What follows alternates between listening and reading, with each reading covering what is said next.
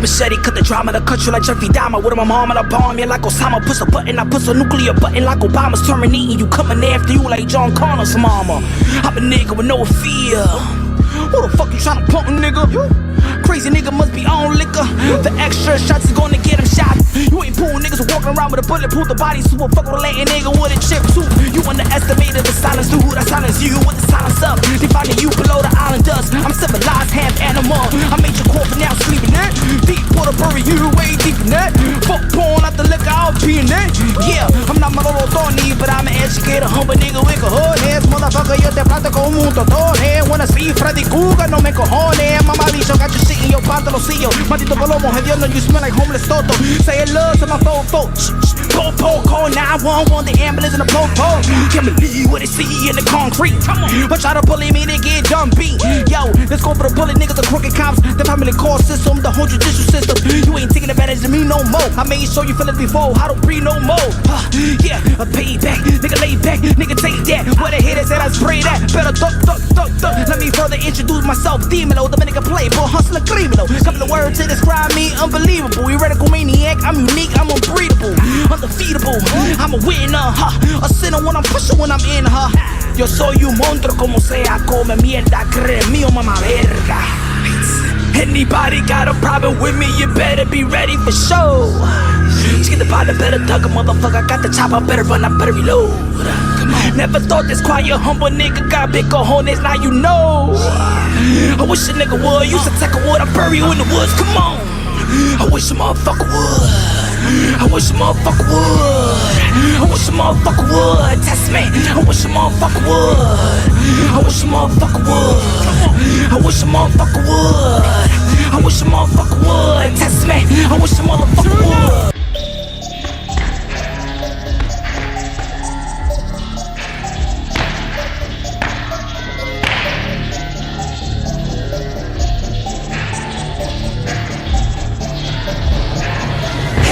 Give me the microphone, about to turn up. I'm a hurdle, a lyrical burner, man, so I can never hurdle. Mr. Bounty, the sex symbols of your mom, sisters, and aunties. I'm good money, no virtues at the PIC. The nigga blood hustler, that my mother for making my mother boss. Look, they say I'm crazy, I'm the greatest. Look, I'm the truth, but I don't got the balls on that hat. Bro, Bruce, come on, sick of world on fruits. Bring through somebody goons. Nowadays, these bitches flying brooms. I'm the one running this world as groomed. I marry grooms. But that's another topic, yeah. Let's talk about making legitimate profits. Motivating your pockets, I'm stacking Benjamins, making out with the ceiling. Niggas jumping out the building, me making money is certain people's feelings. Me making money is certain people's feelings. Me making money is certain people's feelings. I don't give a fuck about a beef or drinking make meals. I don't follow niggas. I'm interested in putting that beef on that bitch grill. I'm that nigga. Me making money is certain people's feelings. Me making money is certain people's feelings. Me making money is certain people's feelings. Me making money is certain people's feelings. Why? I don't know. Me making money is certain people's feelings. Why? Yeah, I know. Me making money is certain people's feelings. You got a problem, you the one that with me, bro. Yo, you got a problem, I shoot you easy like free throws. Palomo, I'm what you call a triple threat. Got talent, got looks, got bread. Still hungry cause I never got fed. I'm always gonna make money even when I'm dead. Mira mama grubby, you think on me enemigo. If you don't got haters, you don't got enough paper. Call me Florida, you hate I made. You can fool or you won't, be a fool or you won't. I do to your face, I boo in your face. Timberlake and boo in your face. But God sakes, it needs more than the first aim. Band-aid, need reconstruction surgery. He tried to murder me. This motherfucker, he tried to murder me. I told you what I do, you keep on hating me. Told you what I do, you keep on hating me. Told you what I do, you keep on hating me. I wasn't in, I was talking with the nigga. Mira maldito mama huevo, yo te mato como quiera. Killing your haters will be easy. Today I declare slap a hater day. Me making money is certain people's feelings. Me making money is certain people's feelings. Me making money is certain people's feelings. Me making money is certain people's feelings. Why? I don't know. Me making money is certain people's feelings. Why? Yeah, I know. Me making money is certain people's feelings. Earn money, that's all I do. I'll never lose. Call me Mayweather. Earn money, that's all I do. I'll never lose. Call me Mayweather. Earn money, that's all I do. I'll never lose. Call me Mayweather. Earn money, that's all I do. I'll never lose. Call me Mayweather. Bet against me, that ain't clever. They might be silent, but they ain't better. Work hard to get easy money. Won't fall in love, so be easy, honey. You count me out, I'm counting honey. I feel good, but I buy me something. Expensive cooch, I'll buy me coming. Kylie, she probably coming. If you open the lanes up, I'm probably ducking. Hit the back ball like Tim Duncan. Let me teach you things, call me Coach Pop. I'm sugar, yeah, it's all blood pop. Let's head to the crib so I can head in the co-op. You ain't putting money in my pocket, no me joda. Whoa. No me joda. If you ain't putting money in my pocket, no me joda. Whoa. No me joda. If you ain't putting money in my pocket, no me joda. Me making money, yeah, we making money. Man, I'm hurting people's feelings, we making money. We making money, yeah, and I'm hurting people's feelings, we making money. We making money, yeah, we hurting people's feelings, we making money. Yeah, we making money, yeah, we hurting people's feelings, yeah.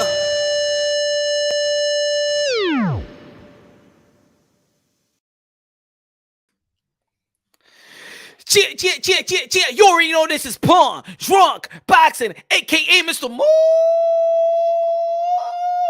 Shine himself, aka El Adobo, aka El Sazón, aka El Maldito Borracho.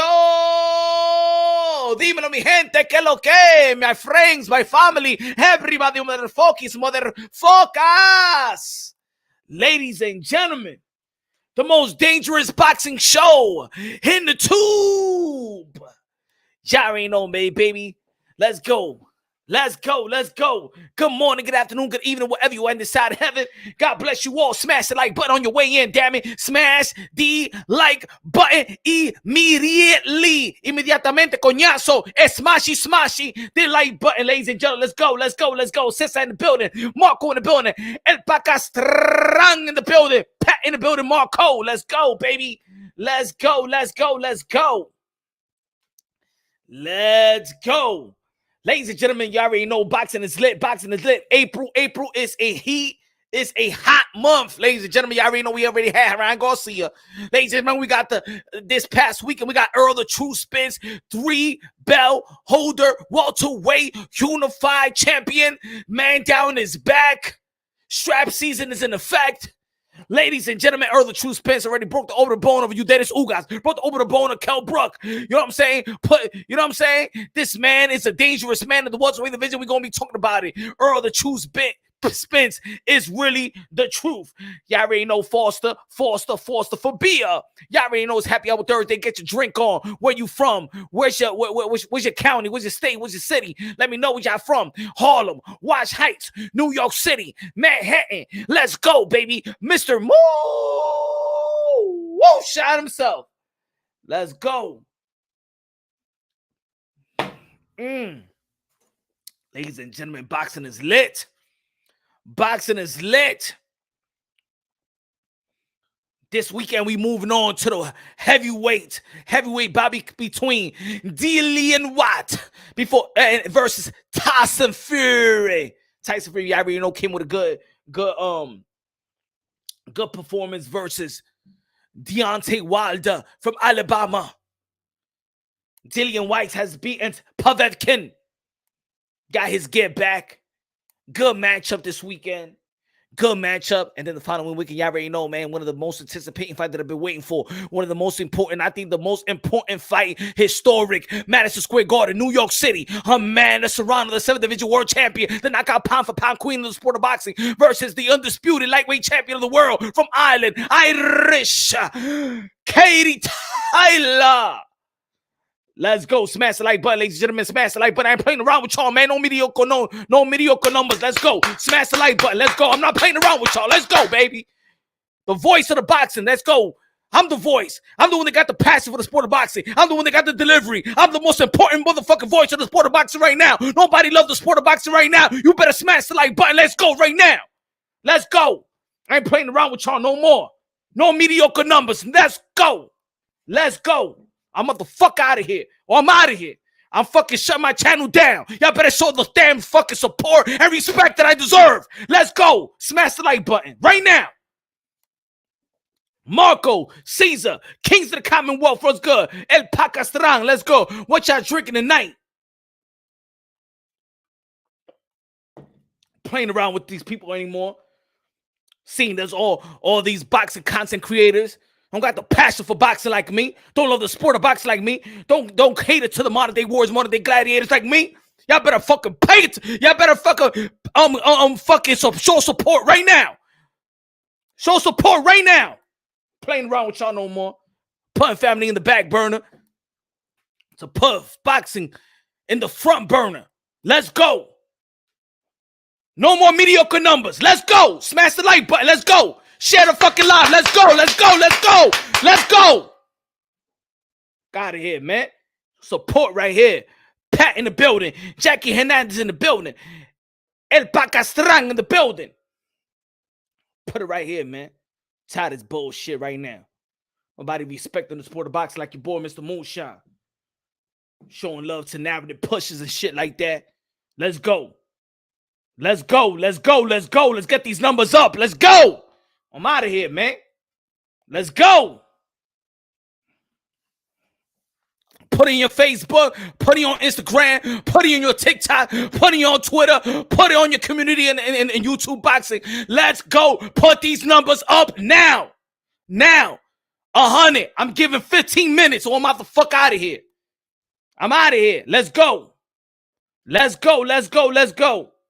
Wasting my fucking time. Let's go.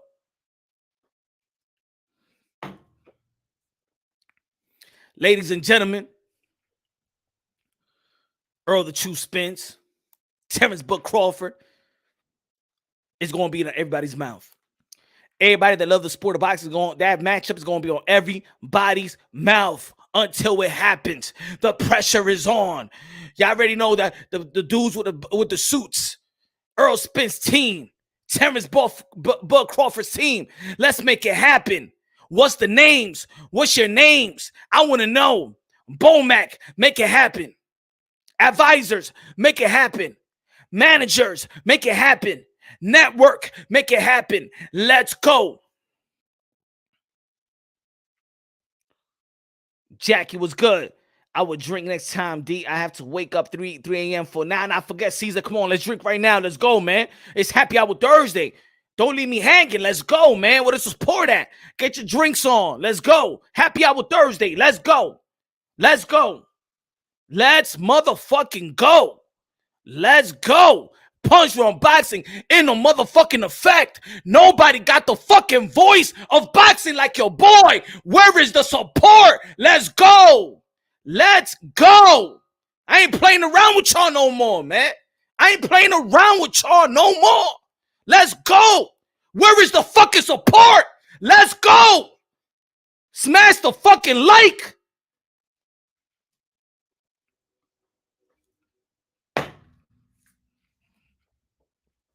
No links right now. No links. It's a one-man army. It's a one-man show. Dickie in the building was good, man. Saludo Punch, the harbor and area of Los Angeles. Let's go, ladies and gentlemen. Your boy, Mr. Shine himself. Ladies and gentlemen, we're going to be talking about the Tyson Fury Dillian White. We're going to be talking about Jermell Charlo versus Brian Castano, the 154 undisputed matchup, the rematch. Y'all already know this past year, San Antonio, one of the best fight of the year. Best fight of the year candidate. Jermell Charlo, Brian Castano had the press conference right now. Show support to the undisputed. Ladies and gentlemen, we're also going to be talking about my pound for pound list, my newly pound for pound list. That's what I'm talking about, Cesar. That's what I'm talking about, Cesar. The support. That's what I'm talking about, Cesar. Let's go. Gracias, mi hermano. Gracias, mi hermano. Appreciate the support, my brother. Let's go. What you drinking, Chino? He said, Chino, we got Australian for beers. Y'all already know Devin Haney going to be fighting George Cambosa out there in the down under. So I got the spirit of the Australian beer. Australian for beer. Let's go, ladies and gentlemen. Let's go. Let's go. Let's go. Let's go. Good looking now. Good looking now, Cesar. Good looking now. Appreciate that. I appreciate that. Appreciate that.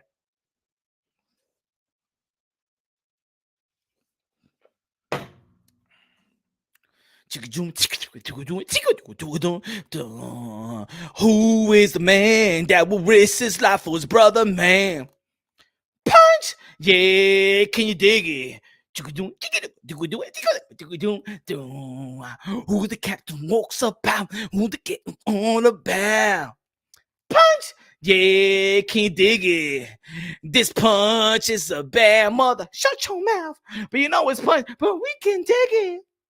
He's a complicated man, but no one understands him but his woman. punch.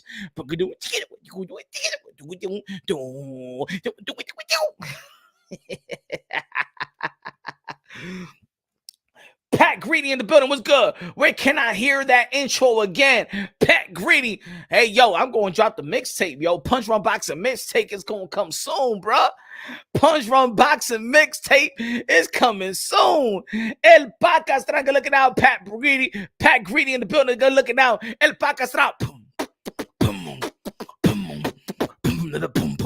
Pakastram, Pakastram, Pakastram, Pakastram, let's go. Punch boxing is so excited. Really great boxing. Let's go. Marco in the building. El Pakastram, gracias de lo mío. Vamos a hablar de boxeo. De boxeo vamos a hablar today. Motherfuckers.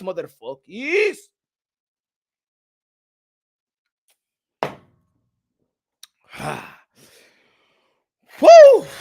Ladies and gentlemen, Canelo Alvarez had an interview recently talking about what these guys should be doing. A lot of people talking about the blueprint. A lot of people talking about the green print. But let's talk about the Canelo print. Let's talk about the legacy print. Y'all already know in the Punch Run Boxing, we always push the legacy reign supreme. Legacy reigns supreme, I say. Legacy reigns supreme. Let's go. Really, legacy reigns supreme. Legacy reigns supreme. Let's go. Legacy reigns supreme. Let's go. Legacy reigns supreme, baby. Legacy reign supreme. And I want the people out there in the sport of boxing, the community, the fans, to really pay homage and pay respects to at least the fighters that's going out there to enhance their legacy. Canelo Alvarez is going to be fighting Cinco de Mayo to enhance his legacy. Jamel Charlo, Brian Castano is going May 14th to enhance the legacy. Amanda Serrano versus Katie Taylor is out there to enhance the legacy. Shakur Stevenson, Oscar Valdez out there to enhance the legacy. Earl the True Spin, Udanis Ugas went out there to enhance the legacy. Nonito Donaire, the Filipino Flash, Naoya Inoue, El Monstro, the Monster is out there to enhance the legacy. Ladies and gentlemen, Dillian White, Tyson Fury out there to enhance the legacy. Smash the like button. Let's go. Let's go. Coño. Que me están quillando la gente aquí. Que no están apoyando como tienen que apoyar. You're not supporting the way you're supposed to support. Let's go. Coño, me tienen quillado la gente aquí.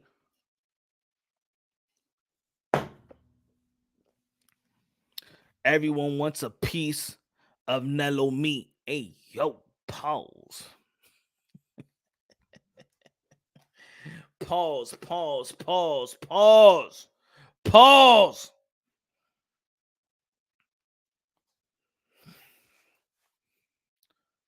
Everyone wants a piece. Where is Tio's dad? Don't worry, coming soon. Teofimo Lopez moving to the 140-pound division. Don't worry, he's going to be taking over again.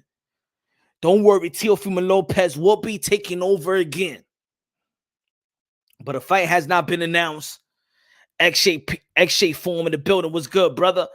I've never seen fans root for boxing events to fall like Fury and White. Don't worry about it. This is the real boxing platform, the real boxing channels. You know what I'm saying? We break things down unbiasedly, logically, and objectively. You know what I'm saying? X-Shape form.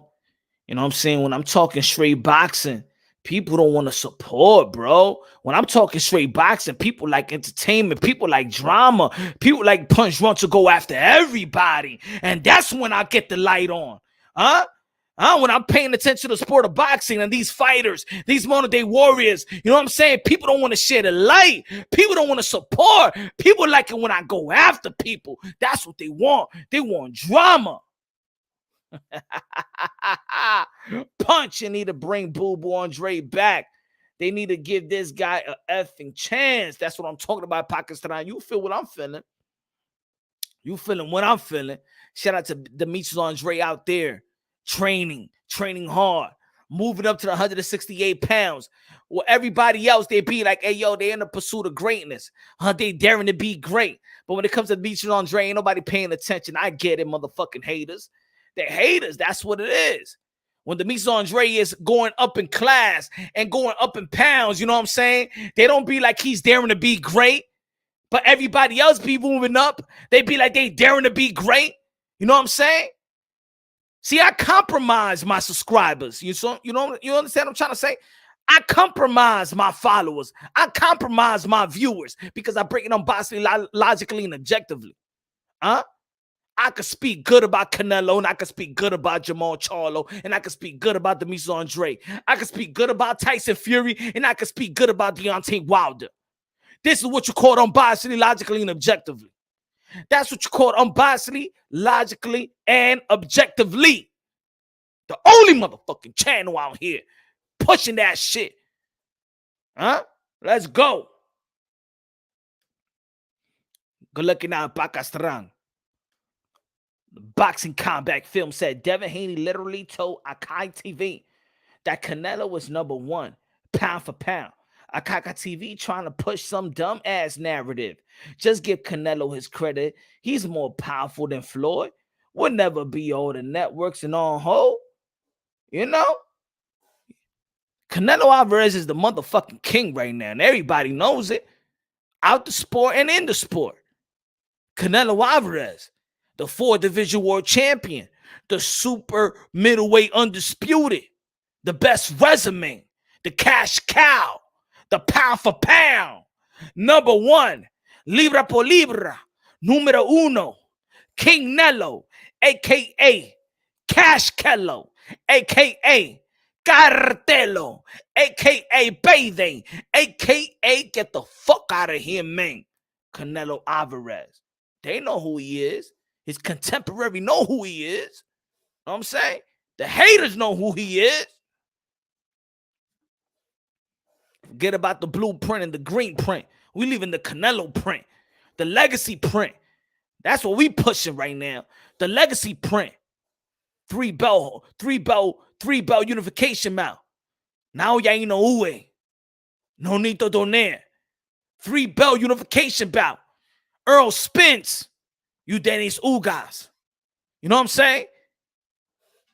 Canelo moving up. Dimitri Bivol. Canelo Alvarez. Joe Smith Jr.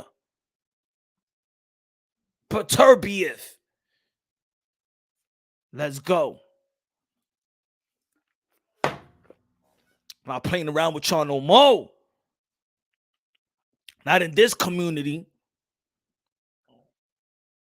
Not in this community. This community want drama. Want narrative pushing. Biased shit. The fucking support to unbiased boxing. Where is the support for biased boxing? At the end of the day, created this channel for the modern day warriors, modern day gladiators. They put their life on the line for a pure entertainment. That's what we do it for. I know y'all like them other channels that like to call fighters bums and pussies and shit like that. Not over here, man. Not over here. It's the reason why Mike Tyson had to whoop some ass in a motherfucking airplane because somebody think he a motherfucking animal in a zoo where you could pet him all fucking day and he ain't gonna bite like a motherfucking lion.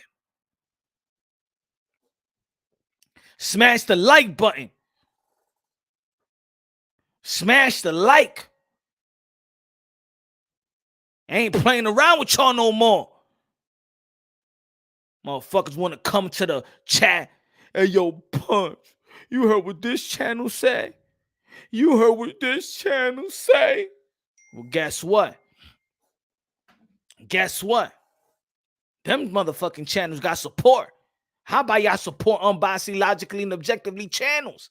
How about we come in numbers? How about you smash the like button? How much you put it in? How about you put it in your community box? How about you put it on your Facebook? How about you share it in your Twitter? How about you share it in your TikTok? How about you share it in your Instagram and stop talking shit about every motherfucking channel coming over here talking shit about another channel because them channels got support? How about you support Punch From Motherfucking Boxing right now? How about that? And then you could go to them channels and talk shit and say, yo, Punch From Boxing is a motherfucking real nigga. How about that? Instead of you coming over here talking about all the motherfucking channels that y'all don't like. How about you go over there and tell them that Punch From Boxing is the motherfucking truth? How about that? Smash the motherfucking like button. I ain't playing around with y'all no more. Dedicate my life to this boxing shit. Nobody dedicate their life to this boxing shit like your boy Mr. Moonshine. Nobody. Nobody. Nobody. Nobody.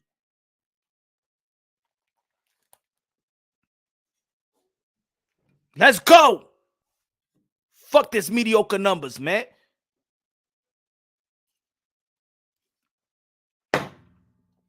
Raps all boxing knowledge in the building. Rider of the storm. Let's go. Dímelo. Salud. Punch, have you done a prediction video for this weekend heavyweight fight? Fury White. I got White up. Ooh, Rider of the storm. I did a prediction already. I got Tyson Fury beating Dillian White, but it ain't going to be that easy. Let me break it down for you, my brother. Rider of the storm. Shout out to Rider of the storm. Good looking out for the support, my brother. Dillian White goes to the body. There hasn't been a boxer out there that wants to implement their approach to go after Tyson Fury to the body. Now Deontay Wilder tried with the jab, with a stiff jab to the body, and I've been saying that since the first fight. My prediction to the first fight of Deontay Wilder and Tyson Fury was, yo, Deontay Wilder needs to go to the body.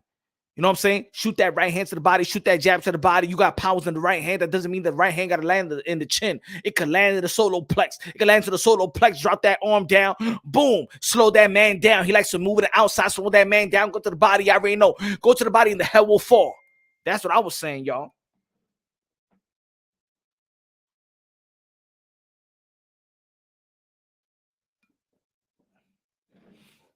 Y'all already know. Dillian White likes to go to the body. Dillian White and Tyson Fury knows each other very, very well. They've been sparring they friends. They know each other very, very well. That's why you see the respect level. That's why you see the respect level. I believe that Dillian White could attack the body, but Tyson Fury just got the ability to, you know what I'm saying? Got the intellect, got the physical ability. He's in his prime right now, in the peak of his prime. He's hungry. He know how to work the outside, know how to work the inside. The only punch that's missing from the repertoire of Tyson Fury is the uppercut. But I believe that Tyson Fury got the ability to adjust. He could fight on the inside. He could bully Dillian White, but I just don't think that he's going to go and bully Dillian White because that's just falling to the strength of Dillian White when he goes to the body shot. Now, you know, there's a lot of great fighters that know how to fight off the clinch. I believe that Dillian White is a massive body shot. He's the body snatcher, and I don't believe that Tyson Fury is going to go in and trying to fight Dillian White's fights. I believe that Tyson Fury is a very, very smart fighter, and I believe that Tyson Fury is going to pop shot him, is going to go and work the jab is going to take you around the world, and I believe that Tyson Fury is going to beat him like he beat Klitschko. That's what I believe. El Pacastrang, punch. Tell Ryan's father that Pitbull Cruz is available. Plus, a lot of respect for Ugas. What a great champion. Even after the fight, he lost and still see. Yeah, we got to give credit to Dennis Ugas for taking his loss like a motherfucking G, like a gangster, like a man, like a warrior. No excuses.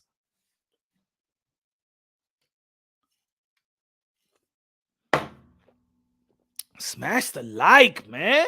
You letting Punch From Boxing down, y'all. Y'all letting Punch From Boxing down, man. These mediocre numbers is fucking suck, bro. It suck, man. Is the fucking respect that I get? Is this the respect that I get? putting hard work and dedication. Y'all crazy right now, bro. Y'all fucking crazy right now. Y'all crazy. Hold on.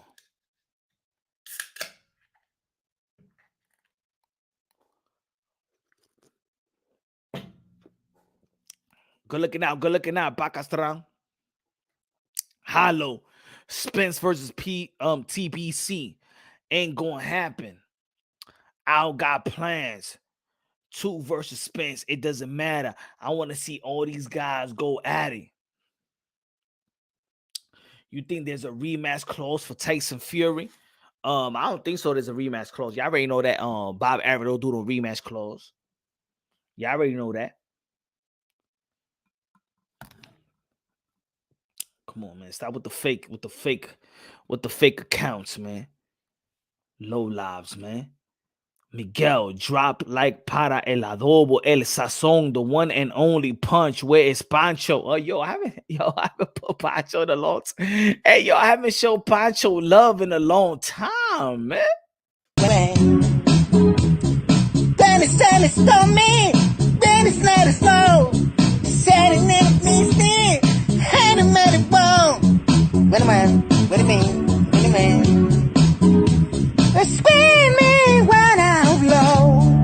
Then it's not a show, man. When it's not a fiend. Pancho! I'm gonna give 15 more minutes. If this shit don't reach 100, I'm out of here. I ain't gonna play around with y'all no more. I ain't gonna take away from my family no more. If this don't reach 100, I'm out of here. Y'all don't want to show respect. Y'all don't want to show love. I'm out of here. I showed you love for the past 3 years out here. I've dedicated all the motherfucking time for the past 3 years out here.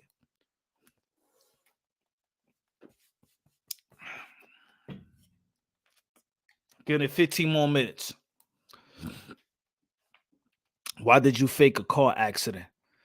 I ain't fake a car accident. The thing what happened was that your mother was in the passenger side. She was sucking my motherfucking dick. And I couldn't let I was cheating on my wife with your mother. So, you know what I'm saying? I had to pull another story up because I was coming in your mom's mouth. That's what happened. You know what I'm saying? So I had to switch the story up. You feel me? That's what happened, Kevin. You know what I'm saying? So I had to switch the story up because your mother was on the passenger side and I was busting a nut in her mouth. So you know what I'm saying? I had to cover my end. You feel me? That's what happened.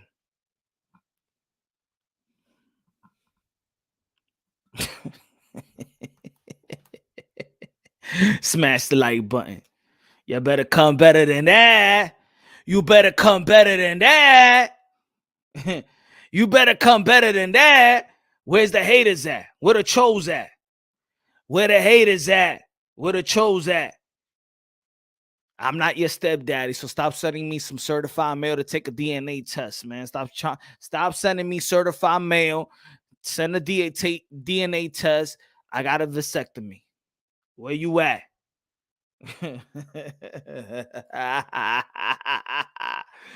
Let's go. Who want this work? Who want it?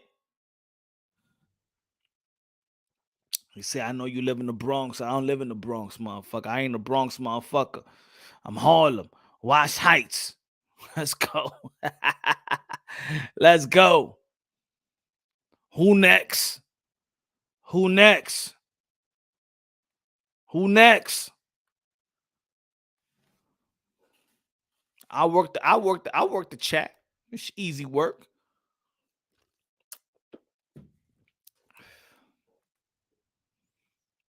Who next? Let me see. That's it. Kevin left. I already blazed his moms. I ain't your stepdaddy. Who next? Let me see. Let me see in the chat. Who want that work? Who want that work?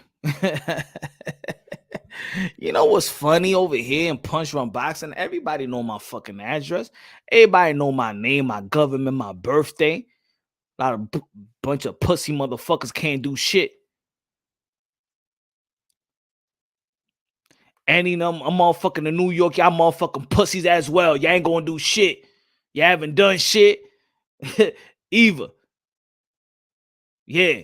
Any motherfucker, especially in New York City. Especially in New York City. Pussy.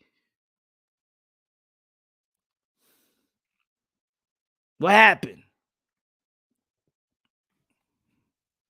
Let's go. It's free smoke over there. I started the motherfucking free smoke. I'm the fucking free smoke king. I'm the free smoke king, motherfucker. I'm a one-man army. I shut shit down. They know I shut shit down. I have everybody's name on it. I have my name on everybody's mouth. I could do that easy. Easy. Easy. Easy. Motherfucker, y'all forgot they said I was the leader of the Latinos. They said I was the other Latinos, man.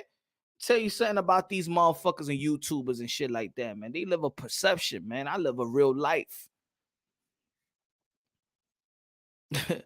They live a perception. I live a real life. You know what I'm saying? That's what it is. They live a perception. I live a real life. They don't know where you from, Punch. You know what I'm saying? Hey, yo. Hey, Dr. Mofongo. Ellos saben lo que yo tiene. Ellos son pendejos. Ellos son malditos palomos. Ellos son palomos, mi hermano. Eso es lo que es. How you get a dude's address, name, everything, y no hacen nada? Esos son palomos, mi hermano. Esos son palomos. Pero cuando yo los cojan todito, yo los voy a coger todito, tú verás, one by one, my friend. Mira, mi hermano, ellos creen que yo soy estúpido. Ellos creen que yo voy a decir los nombres de ellos. Pero cuando yo lo cojo, cuando yo lo cojo a ellos, lo voy a romper a todito. Smash the like button, Punch. Cuando los perros ladran, ¿por qué tienen miedo? Ellos tienen miedo, mi hermano. Esos son malditos palomos. Speak English, speak Spanish, motherfucker. ¿Qué? Rashid Johnson. What happened? This is bilingual channel, my friend. And we speak English and we speak Spanish, okay? You have the Google translator, okay, motherfucker? What happened? ¿De qué? Speak English. Y esa maldita cosa. Yo voy a hablar español voy a hablar yo ahora. Usted te tiene que aprender a hablar español. ¿Qué te dice que speak English? ¿Y quién usted, maldito loco, ¿Y quién usted? Di que speaking English. Aprende el español, mamagüevazo, usted, Aprende español. ¿Qué pasa? ¿Qué le pasa a esta gente diciéndome lo que yo tengo que hacer? Aprende español, mamagüevazo.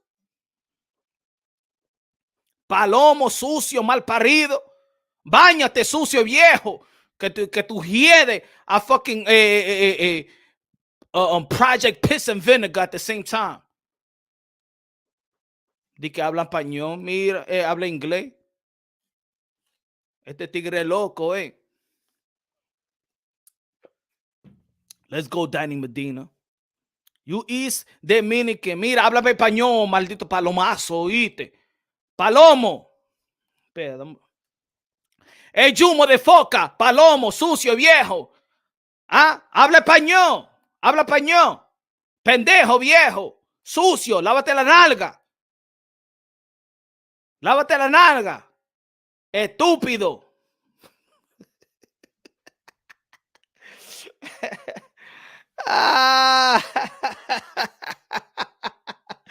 It's Punch Run Boxing, man. It's Punch Run Boxing, baby. It's Happy Hour Thursday, the most dangerous show. Problem here. What happened? Sígame hablando. Rashid Johnson, motherfucker. Problem here.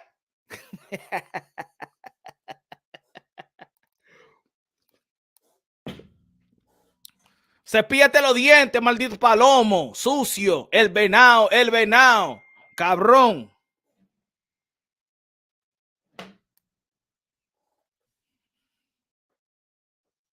No puedo.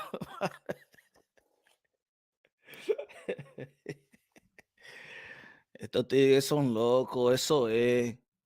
Esos tigres son locos, mal paridos, sucios. ¿Eh?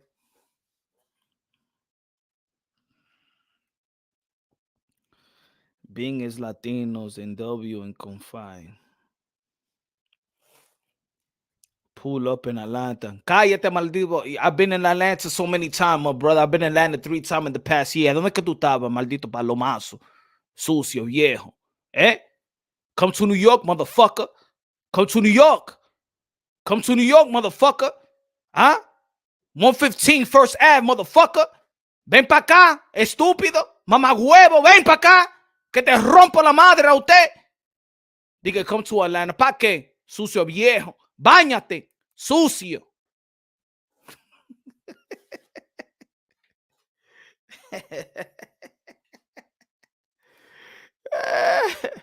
No, Black Dominican, sí, yo soy dominicano. Y problema, motherfucker.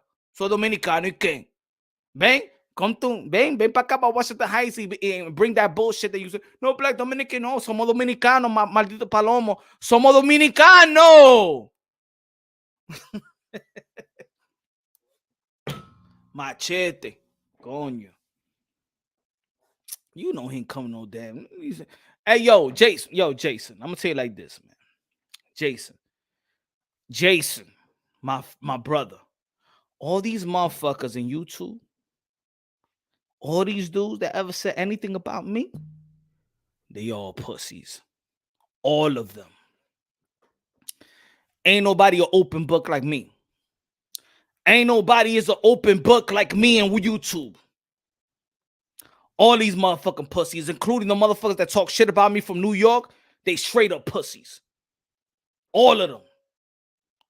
All of them. All of them. No han hecho nada estos malditos palomos. Dime. Yo, Jay, how many times I put my email there? My address where to meet me? Nothing. Palomo. Sucio. They nothing.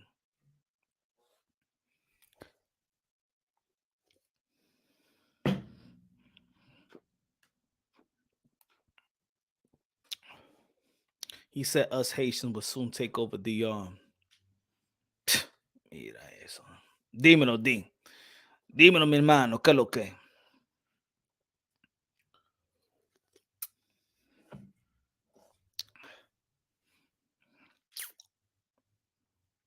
Latino always back each other no matter what. Nah. Yeah, yo.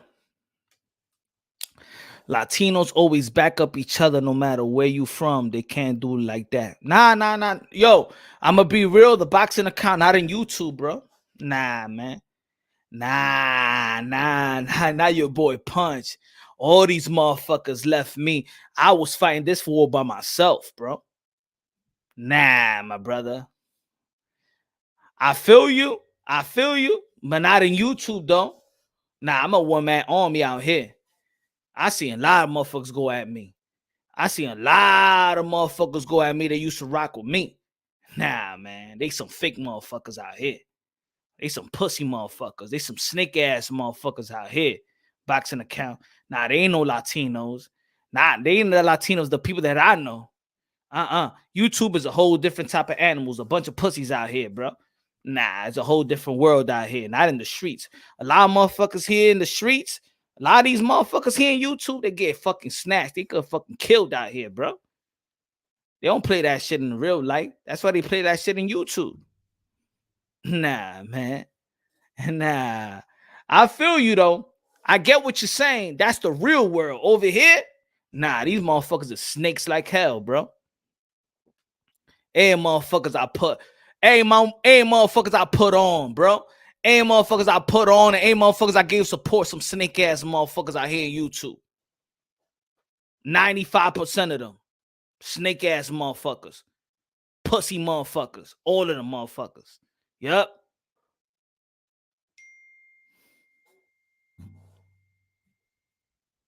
You know, all these motherfuckers. 95% of these motherfuckers, I say, yo, subscribe to their channels. They all pussy motherfuckers. They some snake ass shit. They'll die in these streets, bro. These motherfuckers are snitch. They snitches, bro. That's what they are, bro. They some fake ass gangsters coming on YouTube and shit like that. All these motherfuckers are snitches, bro. Snitches, snakes. They fake ass motherfuckers. I don't fuck with none of them. These motherfuckers. I don't give my information out to these motherfuckers. These fucking snakes. You know Beats, man. You know that Beats. I've been here long enough. I show too much love. See, that's the mistake that I showed out here on YouTube. I show too much love to these motherfuckers. Fake ass motherfuckers out here, bro. They trolls and they suck ass. Nah, they ain't. Hey, yo, Jason, they ain't even trolls, bro. They some fake ass motherfuckers, bro. Snakish ass motherfuckers. Trippy motherfuckers. Behind the scenes conference calls motherfuckers. They fake. Oh, hey, yo, I'm gonna tell you like this. 95%, 98% of the motherfuckers that I say, yo, subscribe to them, they all fake. They all pussies. They all fake, bro. They all fake, man. That was my mistake. My mistake out here on YouTube is to show people love. Nah, man, I'm a one-man army, bro. Fuck, I'm a one-man army. Fuck everybody, bro. Hey, fuck everybody that have. Hey, yo, fuck everybody that don't give a shit about me, and fuck everybody that had this that show love to my motherfucking haters. Straight up like that. Unsubscribe, man. If you subscribe to them, unsubscribe to me. If you subscribe to them, unsubscribe to me. Fuck out of here, man. I don't affiliate with my enemies, man. Don't affiliate with me. Straight up like that. Don't be jumping on my live and then go to their live. You stay on their live, man. You stay on their live. Punch. Yo, Punch, you niggas on the gangster shit for real. Move in certain way. These fake YouTube threats and feminine. Yo, man. Yo, Weird TV, you seen it? All these dudes is fake ass shit. They fake, bro. They fake, man. I'm telling y'all this, man. I'm telling y'all for real. They fake. Y'all being hustled by motherfuckers and shit like that. Why you think? No, I'm gonna tell you like this, man. Pay attention, bro. Pay attention. Y'all could like me or hate me, whatever y'all want. Y'all being hustled up, bro. They don't give a fuck about y'all. They don't give a fuck about boxing. They don't give a fuck about the fighters. I'm keeping it real, bro. I'm keeping it straight up real. They here to lollygag motherfuckers. Name them, man. Come on, man. If you been here, talk. Hey, yo, talk trends. If you been here long enough, you know who I'm talking about. I just said 98% of motherfuckers that I told you to subscribe to them. That's just me being cool. All these motherfuckers is fake out here, bro. All these motherfuckers is users, man. They users. You know why they users? They can't do it like me, man. I'm going to pop my own collar, man. I ain't going to wait for a motherfucker to pop my collar. I'm going to pop my own collar, man. I made it straight out the motherfucking mud. I don't need a group. I needed a group. I needed a co-signer. Punch One Boxing it straight out the motherfucking mud like nobody else has done it out here in YouTube, bro. Straight out the motherfucking mud. Like nobody here in YouTube has done it. My delivery has done the motherfucking work. 6-7 videos a day. All day. I breathe boxing. I live boxing. Nobody do it like me, man. Nobody. Put them in front of me. I'll snipe them out. Put any channel in front of me. I'll snipe them out. I did this off the motherfucking mud. No co-signers. No group. No nothing. Straight off delivery content.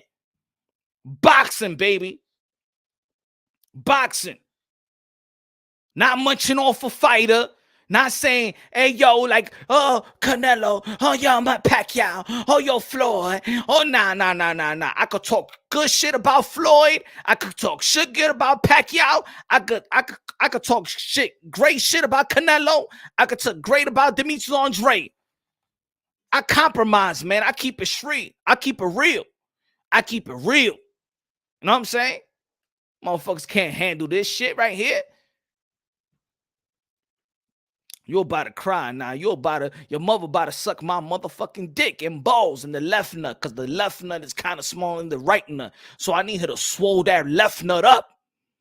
Rashid Johnson with the slave name Johnson. Why you got the Johnson name still? You should be changing your name, pussy.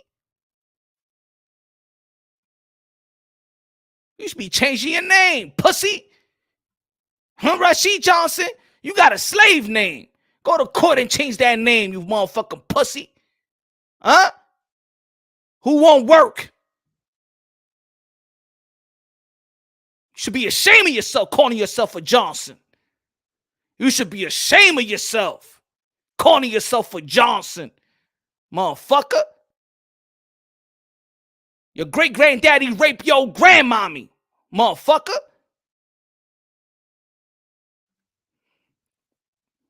Let's go. Who want that work?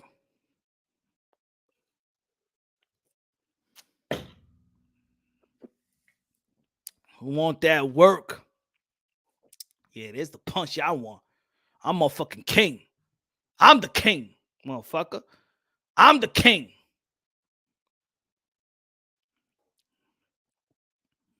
Dude talking about Andre.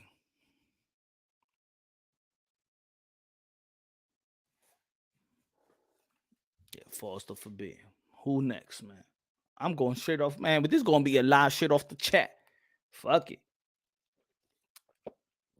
Come on, Punch. Let's talk about boxing. Take it easy. Nah, this is, hey, yo, Mike, I know, but this is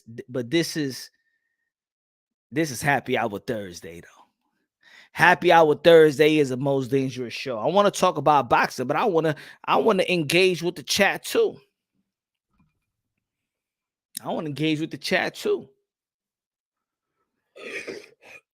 Matter of fact, I'm putting the motherfucking. Hold on, man. Fuck that shit, bro.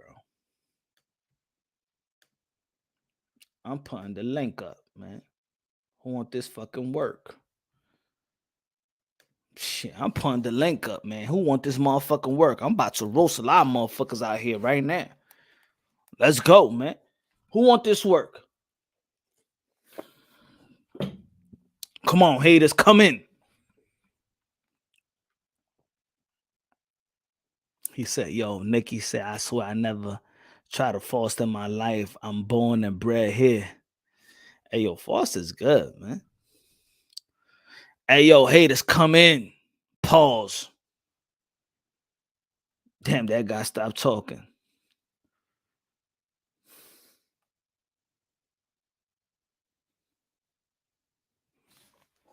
I be waiting. We're going to be talking about boxing right here. This is what they wanted, right? This is what y'all want. Y'all want no fucking boxing. Y'all want action. Y'all want action. Let's go.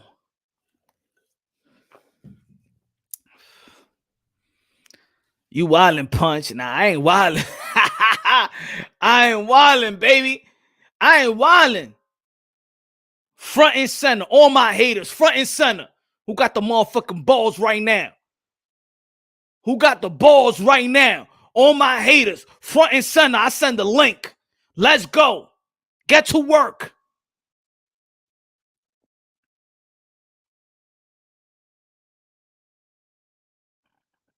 Hey, smash the like button, Johnson. I don't give a fuck if I mute you or not. You gonna get this work. Let's go. Smash the like. Smash the link, motherfucker. Oh, shit. You gonna smash the mute and smash the link then. Yeah.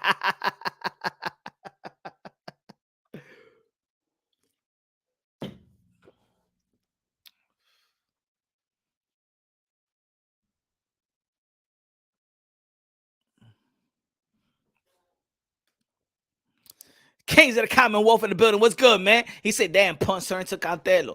Nah, man. You know what it is? Kings of the Commonwealth? These motherfuckers don't want boxing. You know what it is? Kings of the Commonwealth? They don't want boxing. They don't want boxing, man. They don't want boxing. They want drama. This is YouTube. They like drama. They like entertainment. I'm giving them the entertainment. This is Punch Run Boxing. This is the most dangerous show in the tube. Let's go. I send the link already. Let's go. Where y'all at? I want my haters front and center. My haters front and center right now. Smash the link. My haters front and center. I want you to smash the motherfucking link right now. Let's go. Pull up on. Should I send it again? Hold on. Shit. Hold on. Hold on.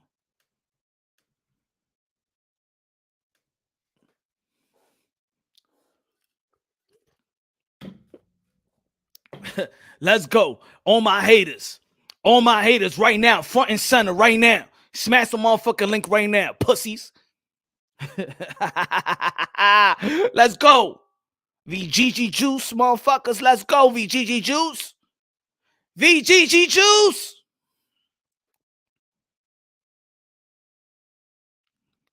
VGG Juice. Smash the like. Smash the link. VGG Juice. Punches the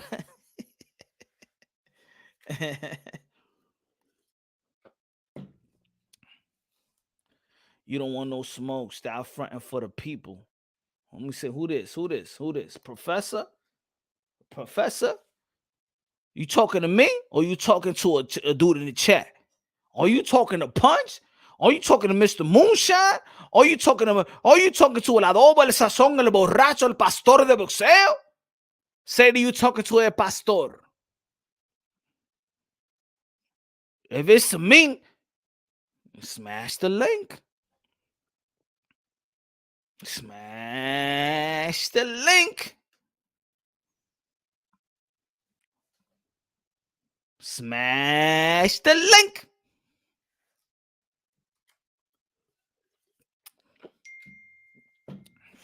Hold on.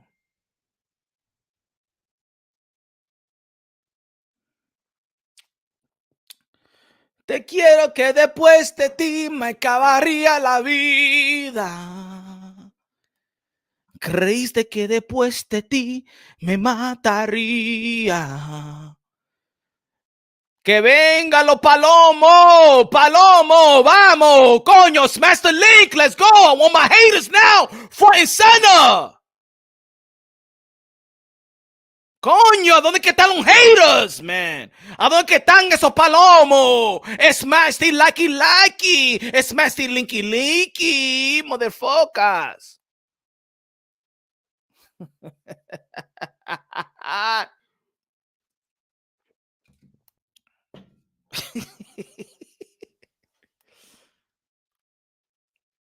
Just click the link.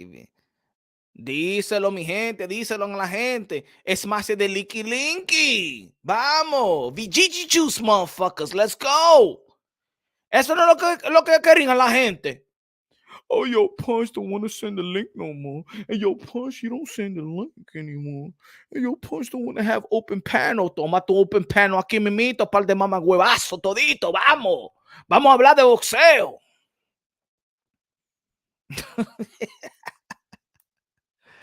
Vamos a hablar de boxeo. That's a Foster right here, bro. Foster forbid. I'm already prepping myself for the Haney versus George Cambosa. Hey, yo, y'all ever checked my video for the hold on. Yeah, leave the site. Oops. Better. Hold on.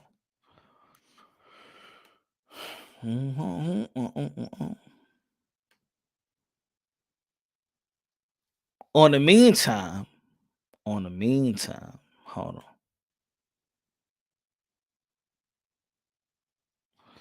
On the meantime, hold on.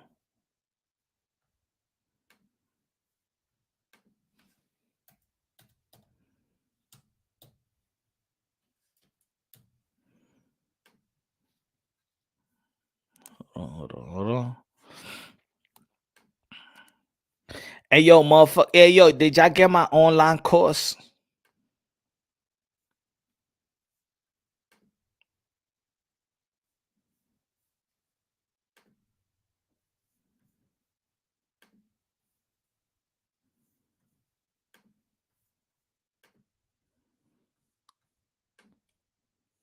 Hold on.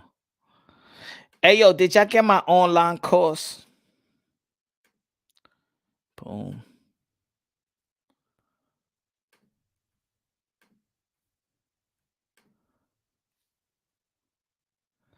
Did y'all get my online course? Hold on. I'm giving you some technique so you can control your knucklehead, badass kids. Now, you see the heavy bag right here, and I know you used to boxers, punching a heavy bag, but I'm giving you some good technique in how to control your badass kids. Here we go. What you're going to need is a belt, some slippers, I know you city people don't have the switch, but in the suburbs in the country, you trying to get the motherfucking switch. Get the motherfucking switch. You're going to need a stick. Now, you like, damn, a stick? I'm going to show you why you're going to need a stick. And some extension cords, Yeah. All right, so let's begin with the belt. Probably you could do 3 sets, how as much as you can. The better they are, the longer you whip their ass, all right? I tell you to do your homework. If they bad, you hit them with this part. Don't you? To shut yeah, do that. Do that for a good 10 minutes. Work the arms out. Wow. Get him. Look, I told you. Haz la tarea. Haz la tarea, mamá huevazo. Haz la tarea. Híncate. Híncate. Híncate. Oh. Now, see, when you out, you might not have a belt. So you just want to hit them with a quick, con la chancleta, okay? Or they don't want to hold your hands when you're trying to cross the street. You hit them right quick, like, show you right quick. Wow. Damn. You know what I'm saying? It's a good technique. Lift your leg up, white guy. Right. All right. It's a good technique. So we're going to do it, you know what I'm saying, on a consistent basis.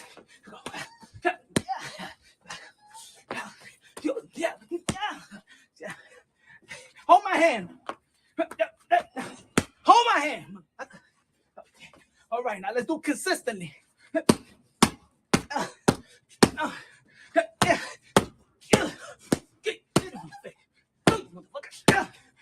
told you not to cheat the cheeks like that. I told you not to moon your brother. Now we take the extension cord. These for the real badass kid. You don't want to kill him. Just want to hurt him enough to be a good kid. Huh? You said what? Don't you ever talk back to your... Don't you ever talk back to your mother. Yeah.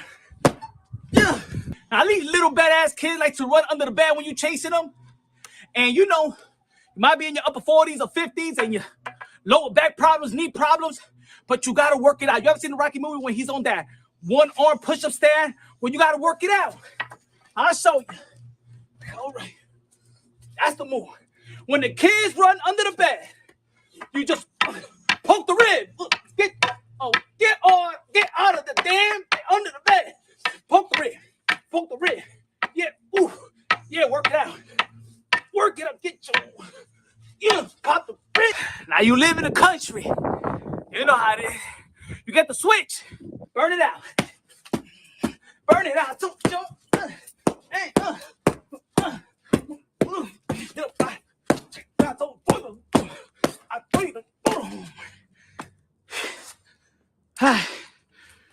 All right. Subscribe to my online class. Show it to your friends. Share it with your friends. We're going to be working on some more moves. But y'all already know. Thank you for the support. For all the single, newly baby mamas with some badass kids, there's your workout. And by the time when you're done with it, cook some good dinner. And don't forget to tell them that you love them.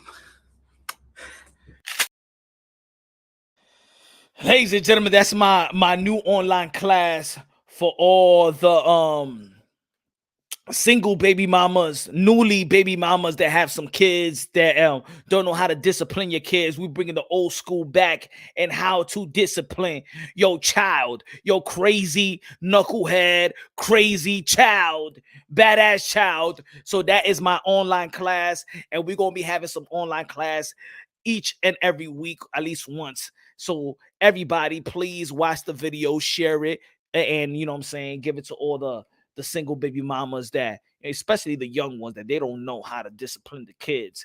I'm teaching them old school, you know what I'm saying, and techniques and how to whoop your kids and discipline your kids. Oh, all right. Jackie Hernandez in the building. Good looking now. Good looking now. Appreciate you. Appreciate you, Jackie Hernandez. Appreciate you. Thank you very much with the super stick. Ah! Thank you, Jack. Hey, bro, I was whooping kids all day long after I seen your video course, bro. I told them I love them at the end.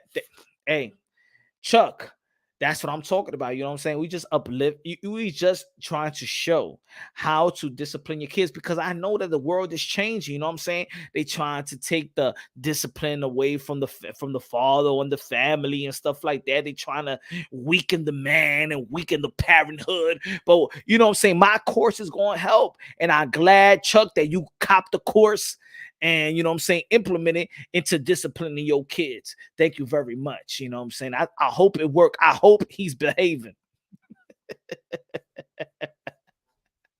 Hey, yo, man, let's talk about boxing. All right, man.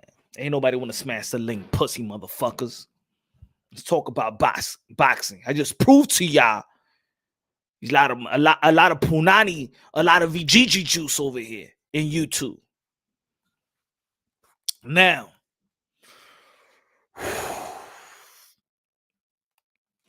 Tyson Fury versus Dillian White. I don't want to talk about too much about that fight, but I want to talk about the thumbnail on the title, right? And I also want to talk about the video that I just dropped, right? And I want to talk about my pound for pound list. I want to talk about the pound for pound list. Let's talk about Canelo Alvarez stated, you know, he have stated that he want these guys to fight if they want to fight him. Jamal Charlo and David Benavidez, even Mike Tyson have stated. Shout out to Mike Tyson for beating that dude in the airplane.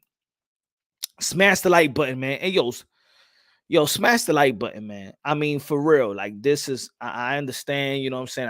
Shout out to all my peoples that's you know, supporting your boy. But right now, where we at right now on Punch Run Boxing, where we at right now is not where we want to be. 66 people looking on right now. That's not what we want to be.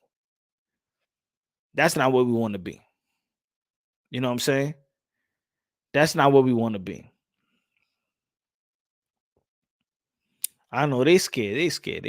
But that's not where we want to be. At this point, we supposed to be way ahead.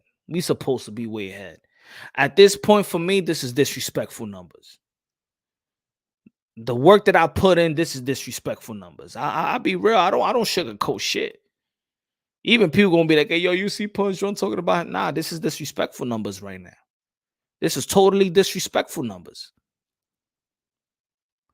But I'm gonna keep on talking, but I'm about to head out in probably, like, 15. I said 15 minutes before, but I give it 15 minutes. This shit don't reach 100. We out of here, man. Because I don't feel the respect. Then I mean I gotta go to another platform where they show me the respect that I deserve, the respect that I put into this boxing. Then I go to some other platform. I do podcasting all day. Now, we got let me see. So Canelo Alvarez stated that Jamal Charlo and David Benavidez should fight if they want a piece of him. And I think that's I think that Jamal Charlo at this stage of his career. Now I know a lot of people out there, like to bitch around Jamal. Hold on. Let me see who's this. Who this? Yes, sir. Mind Sound. Who are you? Mind Sound. Mind Sound.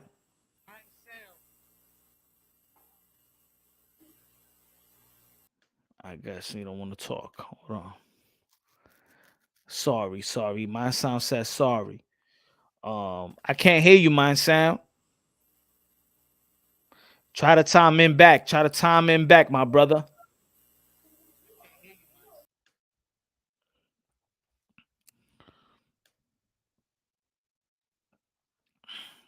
Bud would be Spence. Let's talk. Steelers. We're gonna be talking about that fight right quick. People don't like unbiased channels. I feel you, Jackie. They don't. They disrespect. You know what it is, Jackie? Over here in YouTube, they talk a lot of shit, right? A lot about. And the thing is, you know what I dislike. You know what I now dislike is that people that come to this channel and they talk about other channels. But the other channels that they talk about, they get the support. Let me see. Edward Rodriguez was good. What's good? What's up, Punch? What's good, Edward? What's good? Shit, now just trying to catch up on boxing, man. Talk to me. What you think about the sport of boxing right now? Shit, I'm excited. It looks good. I mean, it's entertaining. It look like good pussy. What the fuck? Hey yo, we talking about boxing. Hey yo, this is the most dangerous show right now, man. You talking about keep it real right now. Is boxing that good? Is like good pussy or is like bad pussy? It's kind of good. It's kind of good. Like you coming? No, I want to see Errol. I want to see Errol. Of course, everybody does. What you think about Errol? Did he? Spence? Yeah. I mean, he's doing what he needs to do. You know what I'm saying? I think that, to be honest, if you follow the channel before, I'm like, I was very critical of Earl, but I got to keep it real because I was a major, like I was a massive Keith Thurman fan. So anybody go after Keith Thurman, you already know the Keith Thurman, Earl Spence. That's like Tupac and Biggie. You feel me? Yeah. Biggie fan. Man, you from New York. You from New York. You from New York. Come on, man. I've been around Dominicans before. So Earl Spence is like, you know, I said this before. Yes, sir. You follow basketball? Nah, not anymore. All right, so but before it used to be like a debate, Allen Iverson, Kobe Bryant, right? I was an Allen Iverson fan. I never thought that Kobe Bryant. Me too. I never thought that Kobe Bryant was like, you know, was going to be as great as what people say, right? I was like, nah, Allen Iverson is the man. What the fuck are you talking about, man? Allen Iverson is way better than Kobe, right? I never thought that Kobe was going to be that guy. That's the same way I feel about Earl. You know what I'm saying? That's the same way I feel about Earl Spence. I feel like, you know, Earl Spence is good. He's fundamentally sound. He's an Olympian. He does everything good, but it's not special, right? He's not the fastest. Fastest. He's not the most hard hitting. He's a break you down fighter, but he's not like this one shot knockout artist, right? So I never looked at Earl Spence like that. But now, just like Kobe did in the NBA for me, Earl Spence has done in boxing for me. He's humbled me. So Earl Spence get my he's a humble man. You can tell right off the rip that he's a humble man. Yeah. And he works his ass off, man. I mean, any man that steps into that ring come on, man. There's a lot of preparation. There's a lot that goes into it. You don't know what that man goes through daily. Nah. I don't know. We fans at the end of the day, so we look at everything from the outside looking in. But to be honest, man, my channel's always preaching fatherhood is prominent in the sport of boxing. I love the way that he's showing off his kid and his fatherhood ship and his father. And I always to be honest, I don't think a lot of channels give props to his father. I always tell the people, yo, Earl Spence Sr. Earl Spence Sr. been calling the shots. He's been in this corner since the amateurs. He's the one that got him to sign with Al Heyman. He's the one that got him to sign for Derrick James to train him, even when Earl Spence didn't want to train him. So a lot of the credit goes to Earl Spence Sr. And I've been saying that for a while. But Earl Spence, he did surprise me and he humbled me, bro. He did humble me. I ain't gonna lie. Earl Spence Jr. has humbled your boy. He came back. He came back, and they thought that Manny Pacquiao, that he was trying to, like, I don't know. The way my perception on that was like they kind of seen that he was trying to like get out of the fight or something, but no. Nah, and nah. he came back. To be honest, see, that's one thing about it. Ed, I look. The way that I came to the sport of boxing, one of my best friend died in the ring in sparring. So when I'm it sorry. comes, so when it comes to people calling fighters pussy bums, I used to fight people. I used to fight people, like literally fight people that call fighters bums and pussies and stuff like that. Well, I needed to actually like not watch boxing with other people that don't respect fighters, right? But That's crazy. you know what I'm saying? Yeah, because come on, man. Anybody Come that on, knows fighters, tell them to get their motherfucking ass punch in the motherfucking face. facts. Anybody that knows boxing and knows boxers know what they go through. They know exactly what they go through. I'm gonna tell you like this for the people out there that's listening right now. 40%, 40. I'm gonna say 40%. I'm going out on a limb saying this. 40% of the professional boxers right now, Yeah. they already got some type of damage in their brain. Some type of damage. I'm being real. I'm not gonna say. I'm not saying you ain't being real. I'm just laughing at the facts. You know, not Riddick Bowe type of all the way damage, but they got some gray areas in their brain. I know that for a fact. You know what the fuck? So what they do for a living, man, for real, was like it's not a game, man. Like you know when we say like, hey yo, we fight for a family, right? We fight for our kids, you know what I'm saying? But these warriors actually do it literally with their bare hands. They feed their kids and their family with their bare hands. Whether people like them or not, whether they're a fan or not, at the end of the day, this is what they do for a living. Now, the dudes in suits, there's a lot of politics involved in it. Can you imagine doing that shit? You gotta prepare, you gotta train, you gotta cut weight, and behind the scenes, ain't nobody seeing that shit. Nobody's seen that shit. Ain't nobody seen that leading up to a fight, after the fight, when the shit is linked. I'm gonna give you an example right now. You Dennis Ugas, Earl Spence broke his orbital bone right now. Who's with you Dennis Ugas in the hospital right now? Who's with him? Wifey, right? Yeah. Ain't nobody. Now you got to go home to baby, and then now. Hey, look at this. Look at that. Ain't nobody talking about you, Dennis Ugas. Everybody talking about Terrence Bud Crawford versus Earl Spence. Nobody give a fuck about Ugas right now. Let's keep it real. Let's keep it honest. The dude might have to have surgery right now. He might have an injury that's life-threatening. The injury that he has is not life-threatening, career. Bro, I just cut my damn finger off working for my wife. Wow. Trying to support my wife. Wow.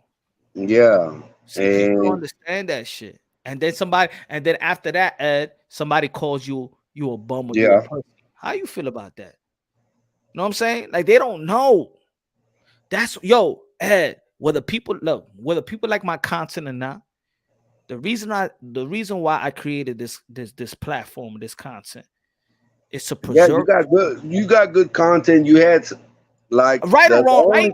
I pray it's right or wrong. It's right or wrong. I'm not always. It's either it's called a medium. Mm-hmm. It's a medium. It's right in the middle. There's gonna be some people that don't agree with you, and there's gonna be people that agree with you. Yeah. And guess what? At the end of the fucking day, you're gonna do what you do, my dude. Hey yo, that's what I'm talking about. So good looking out, but boxing. I heard what you were. Look, I've been released, and I seen content. I'm talking. All I try to do is get watch boxing, right? But I seen a lot of shit on here, and it's mind blowing because I don't know. It's mind blowing because it's all about boxing, bro. It's all about boxing. I just think that there's a lot of fans. I think a lot of fans look at boxing, it's a sport, but they look at boxing like if they're looking at the NBA. It's a whole different type of animal. They probably never got punched in the face. Yeah, you cannot critique a fighter like you critique a ball player.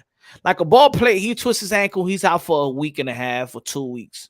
Yes. A fighter, he get opened up, his eye get opened up.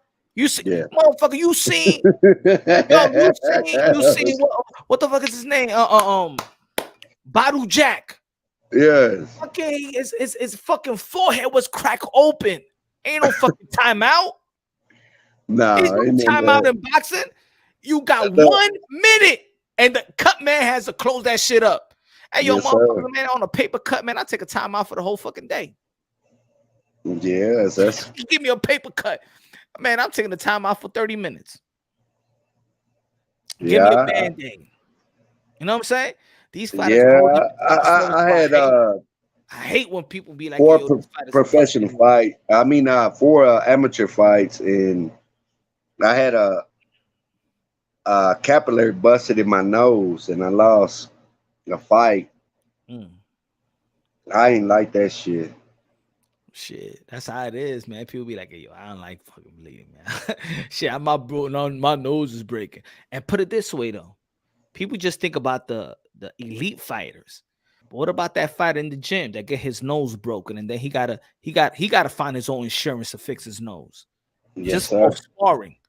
Like people don't know, man. That's what irks me. I kind of understand where you're coming from, because I watched that debate with you and Money. You know, I rock with Money. Yeah. To me, the way I see it, it's no difference. It's like it's shit that don't need to be said, because you talking about which one? The Monty Brown one? Yeah. Oh yeah. Shout out to Money Brown. Where we chopped it up. I think that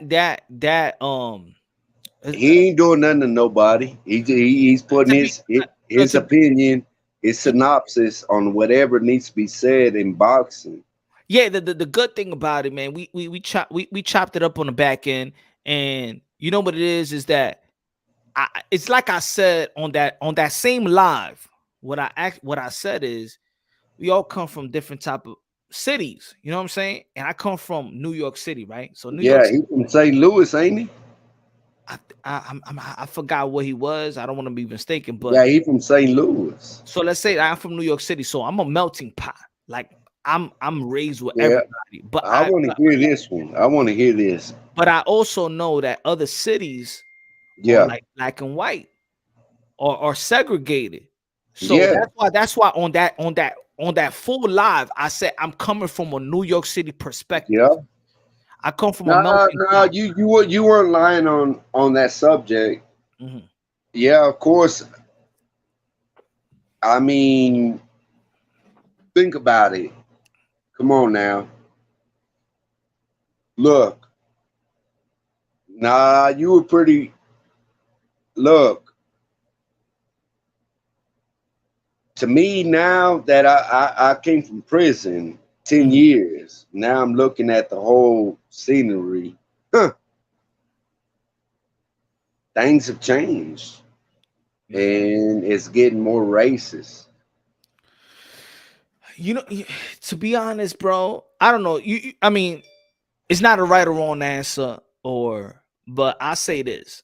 I don't feel like it's more racist. I feel like people know how to. I don't think that's more racist. I just feel like people know how to play the race card. Right. You understand what I'm trying to say? Yeah, hell yeah. Like it's not racist to me, in my opinion. I feel like people just know how to play the race card. Like if I know if I could, all right, if look, I've done it before, and this is what I was saying throughout that whole live show. I've done this before. Yeah. I could use my color.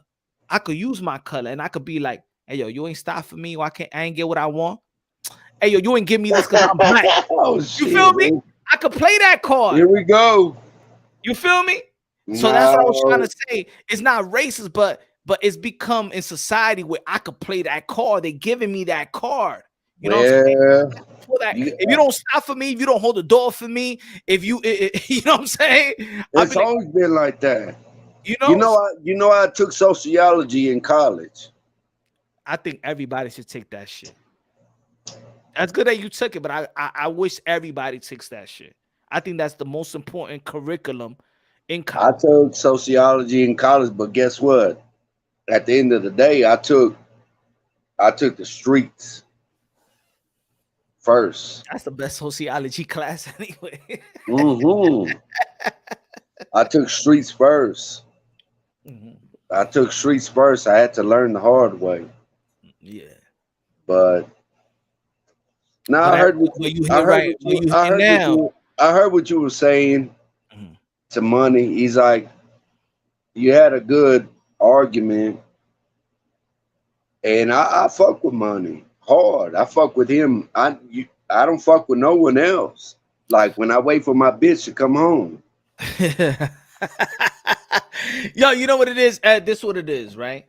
This is what it is to be 100%. You know what I'm saying? Everybody got their perspective, right? And everybody got their experience and where they grew up. You know, everybody got a different type of upbringing. Yeah. Upbringing, but similar at the same time, Mm-hmm. right? Yep. I just feel like, especially in this country, we know the history. Yes. You know what I'm saying? Even the people that's coming from another country, if they're young and they come to the public school, they go and teach them the history of this country, right? And what the African Americans have been through. Right. But what other people in this country really needs to understand Shit. also is We that all immigrants, Punch. exactly. So everybody's an immigrant. So everybody got a story, and Man, look, at the everybody end got of an the day, guess what, Punch? Go ahead. You're you're Mesoamerican. Mhm. What that means is you native. Mm. You from South America. Mm. Am I lying? So Oh, you native to this land. mhm. That's just where it goes. Yeah. So you got the My message, Irish, you got the my Chinese, you got yeah, my message was that just listen, open up. It's not only your struggle. It's yes, not only, no, it's not. and that's what I was saying. Also, like the Asian struggle. Like, come on, I man. heard it, believe me. Asians been they, the culture in Asian American here, they be shut. They've been going through some shit for a lot of years, but their cultures, you know what I'm saying, since Yeah, African Americans they've been been going through so secluded much, for a you long can't. time. If you didn't know, Yeah, so you can't another person be like, oh shit, you know what we've been going through, but everybody got their struggle. You know, Latinos go through this immigrant struggle and they protest and things of that nature. Everybody got their struggle. All I was saying is just listen. yeah, I heard it. Just I listen heard to it. everybody else's struggle, because we do relate if we just listen to our neighbor. Nah, it's about love. It's not about nothing else. It's Exactly. love. Exactly. Sports is sports. Fight is a fight. Mm-hmm. Motherfucker want to tussle, then you can tussle. Exactly. Just like Khan said right here in the chat. The Everybody got a story. Everybody got a story. It's nothing wrong of just sitting back and listening to somebody else's struggle and pain, because we all relate to it. Yeah, yes, sir. Especially in the hood. In the hood in New York City, come on, man. I seen Asian women pick up cans, bro. That's what they do. So Well, there's a struggle they there. hustle. They They gotta hustle. hustle, bro. They hustle. My mama picked up cans always. You know what I'm saying? With cans. So that's what I was trying to tell people, that over here New York is a melting pot. So it's a melting pot of a bunch of people that struggle, Middle Eastern. I can't imagine what it's like over there. Black, African, you know what I'm saying? Like it's is Europeans. Like people think that like oh shit, a Bosnia country was rich. Nah, they got some poor whites too. Everybody got to struggle. Let's just take the time to just sit back and listen to people struggle. Tell them rich folks give a couple of dollars to a motherfucker when they don't have none. Tell them, look, when you see that homeless motherfucker on the street, and you got a pocket full of money, give $5. Yeah, man. But Give that's the good. $5. That's why. That's why, Ed. I think I got critiqued back then because I said, man, I'm not a debater. You know what I'm saying? I'm more like I like dialogues. You know what I'm saying? Because with dialogue, I could learn from you. With debate, I'm just trying to prove you wrong. You understand what I'm trying to say? With a Yeah, I dialogue, understand. it's more of a okay. I'm trying to understand what Edward Rodriguez is talking about. His life, his upbringing, his perspective, where he's at in this city, what he's gone through, what he has to overcome. A debate is even though that I know that you're right, I'm trying to debate you and I'm trying to win a debate. Well, I'm not into Me debating. too. That's why you don't see me in over channel trying to debate boxing. Because I'm trying to uplift the sport of boxing.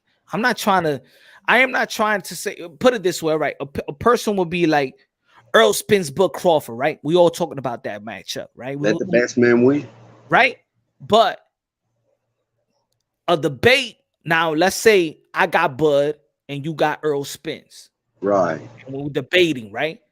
Okay. So I'm trying to make Earl Spence look the lowest compared to my guy Bud, right? That's a debate. Well, he's going easy. But if we have a dialogue, you want to talk about boxing? Okay, well, Crawford's going to switch up on him. He's going to be unorthodox on him. But if we have a dialogue about these fighters, then we really just understanding the fighters and uplifting the fighters, because this matchup right now should not be hated whatsoever. Bud Crawford should be looked upon as great. Earl Spence should be looked upon as great, and we're gonna get this great matchup. We hope that this matchup is gonna be like Hagler and Hearns, the first round. This is the way that we need to promote it. There is no don't shit on Bud. Don't say that in 140 pounds he became undisputed. Oh, yo, he has the weakest. Who's gonna win then? You tell me. That shit is whack. So who's gonna win then? Shit, I got Bud. I don't know. Errol looked good, man. I'm just telling you. He looked great. His last fight, he from my state. Look. Does that make me biased? Yo, Earl looked great. Earl looked great his last fight. Fuck it. He looked great. Yeah, he did. And Bud looked great versus Sean Porter, a guy that I thought that would never get stopped. He came out to Big Tuck. What you mean?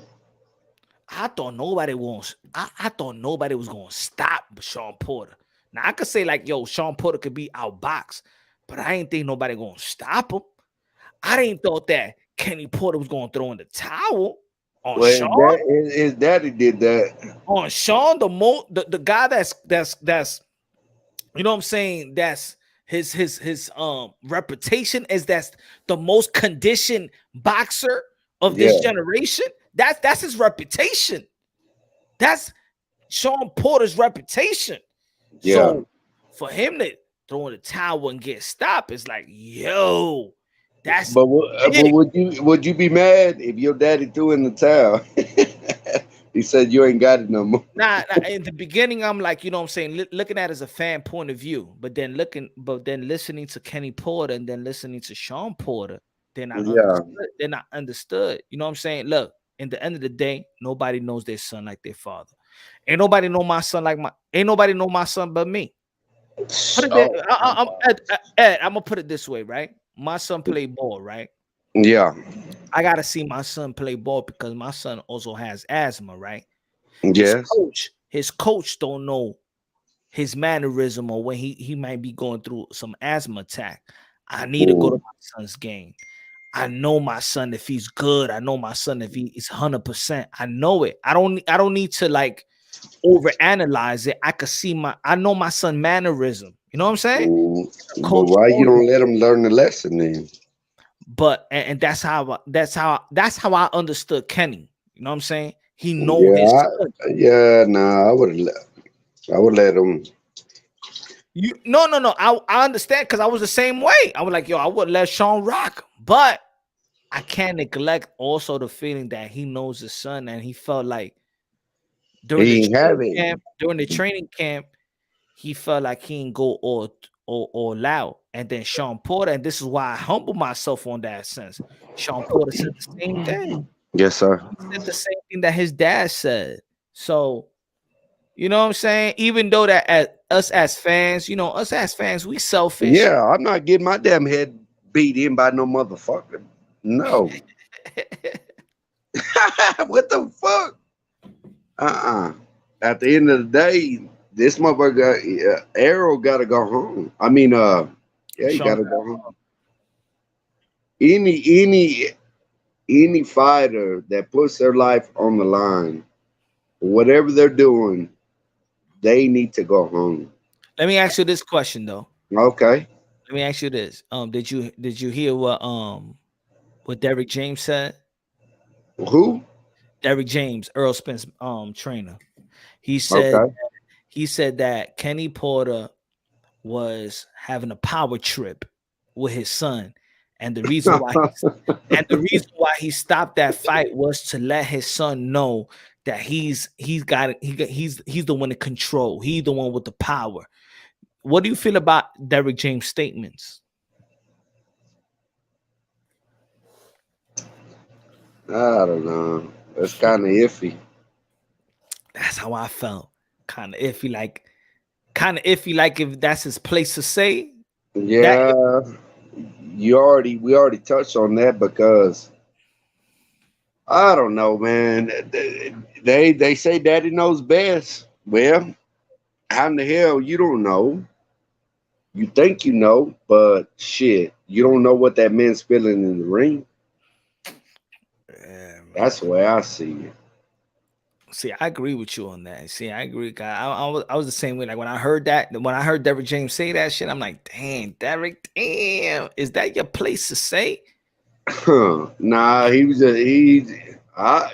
never know what could be involved in that. Who never knows? I mean, and then I was thinking about that. They was going to go blow for blow during the Earl Spence and Sean Porter lead up. Yeah, you remember that video when Kenny Porter was going to almost go after Derrick James? So I was thinking about, okay, maybe Derrick James haven't let that shit go. So what you trying to do? Let me ask you this, man, and I'm glad that you on the panel. You know what I'm saying? Because a lot of they ain't nobody got hard to be on the panel. I was calling people, hey, yo, be on the motherfucking panel. What's good? Nah, I'm just trying to chop it up with you. What do you feel about? I watch your videos and I see both sides of the agendas, and I'll be like, man, this shit is crazy because. What you feel about this fight with Earl Spence and Bud Crawford? Who you got? Who I got? Who you got? He said like you're about to eat like some cuisine, and she said, Who you got, man? Let the people know who you got. Man, I'm from Texas. Nah, forget about the Texas, man. Skills pay the bills. Pay the bills. You know what I'm saying? Real shit. Man, look, Crawford got some badass. Crawford's bad, bro. He got rocked by that Russian motherfucker, but. Which one you talking about? Mean Machine or Postal? Nah, Postal. Yeah. The thing is, Errol looks hungry. Of course, Crawford's hungry. But what's the height difference?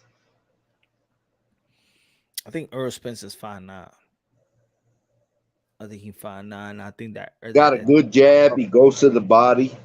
You talking about Earl? Yeah, he goes to the body. Yeah, he go consistently to the body. You right? Shit, he goes to the body real good.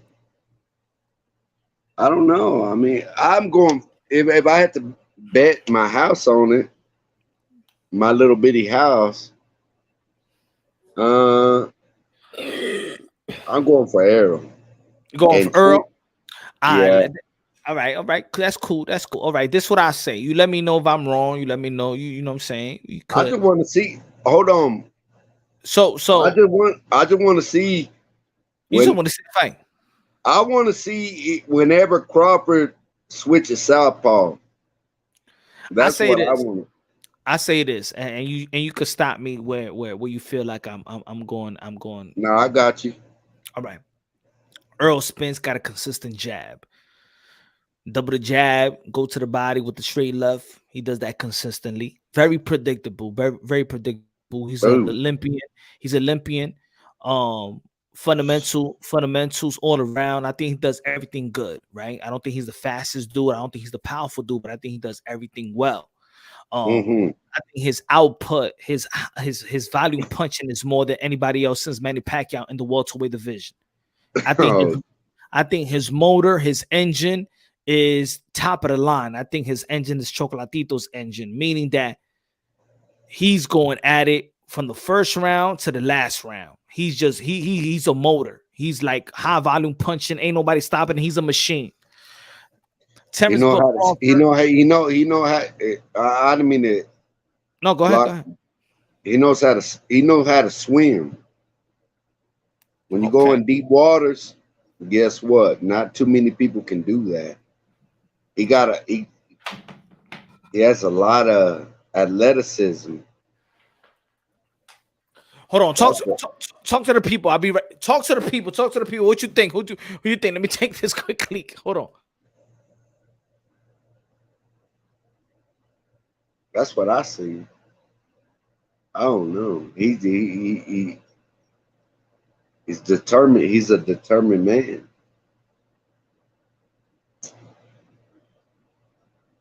Puncher, where the hell you went, man? God dang. Anyway.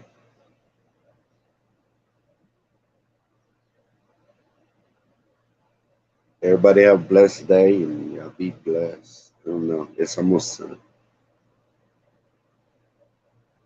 yeah, but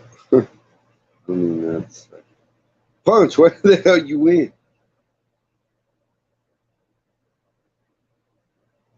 Oh, he had to go take a piss. Oh shit. So do I. Man, I'm gonna call this. Love boxing. It's pretty fun. I don't know. Punch, where you at? God dang, man.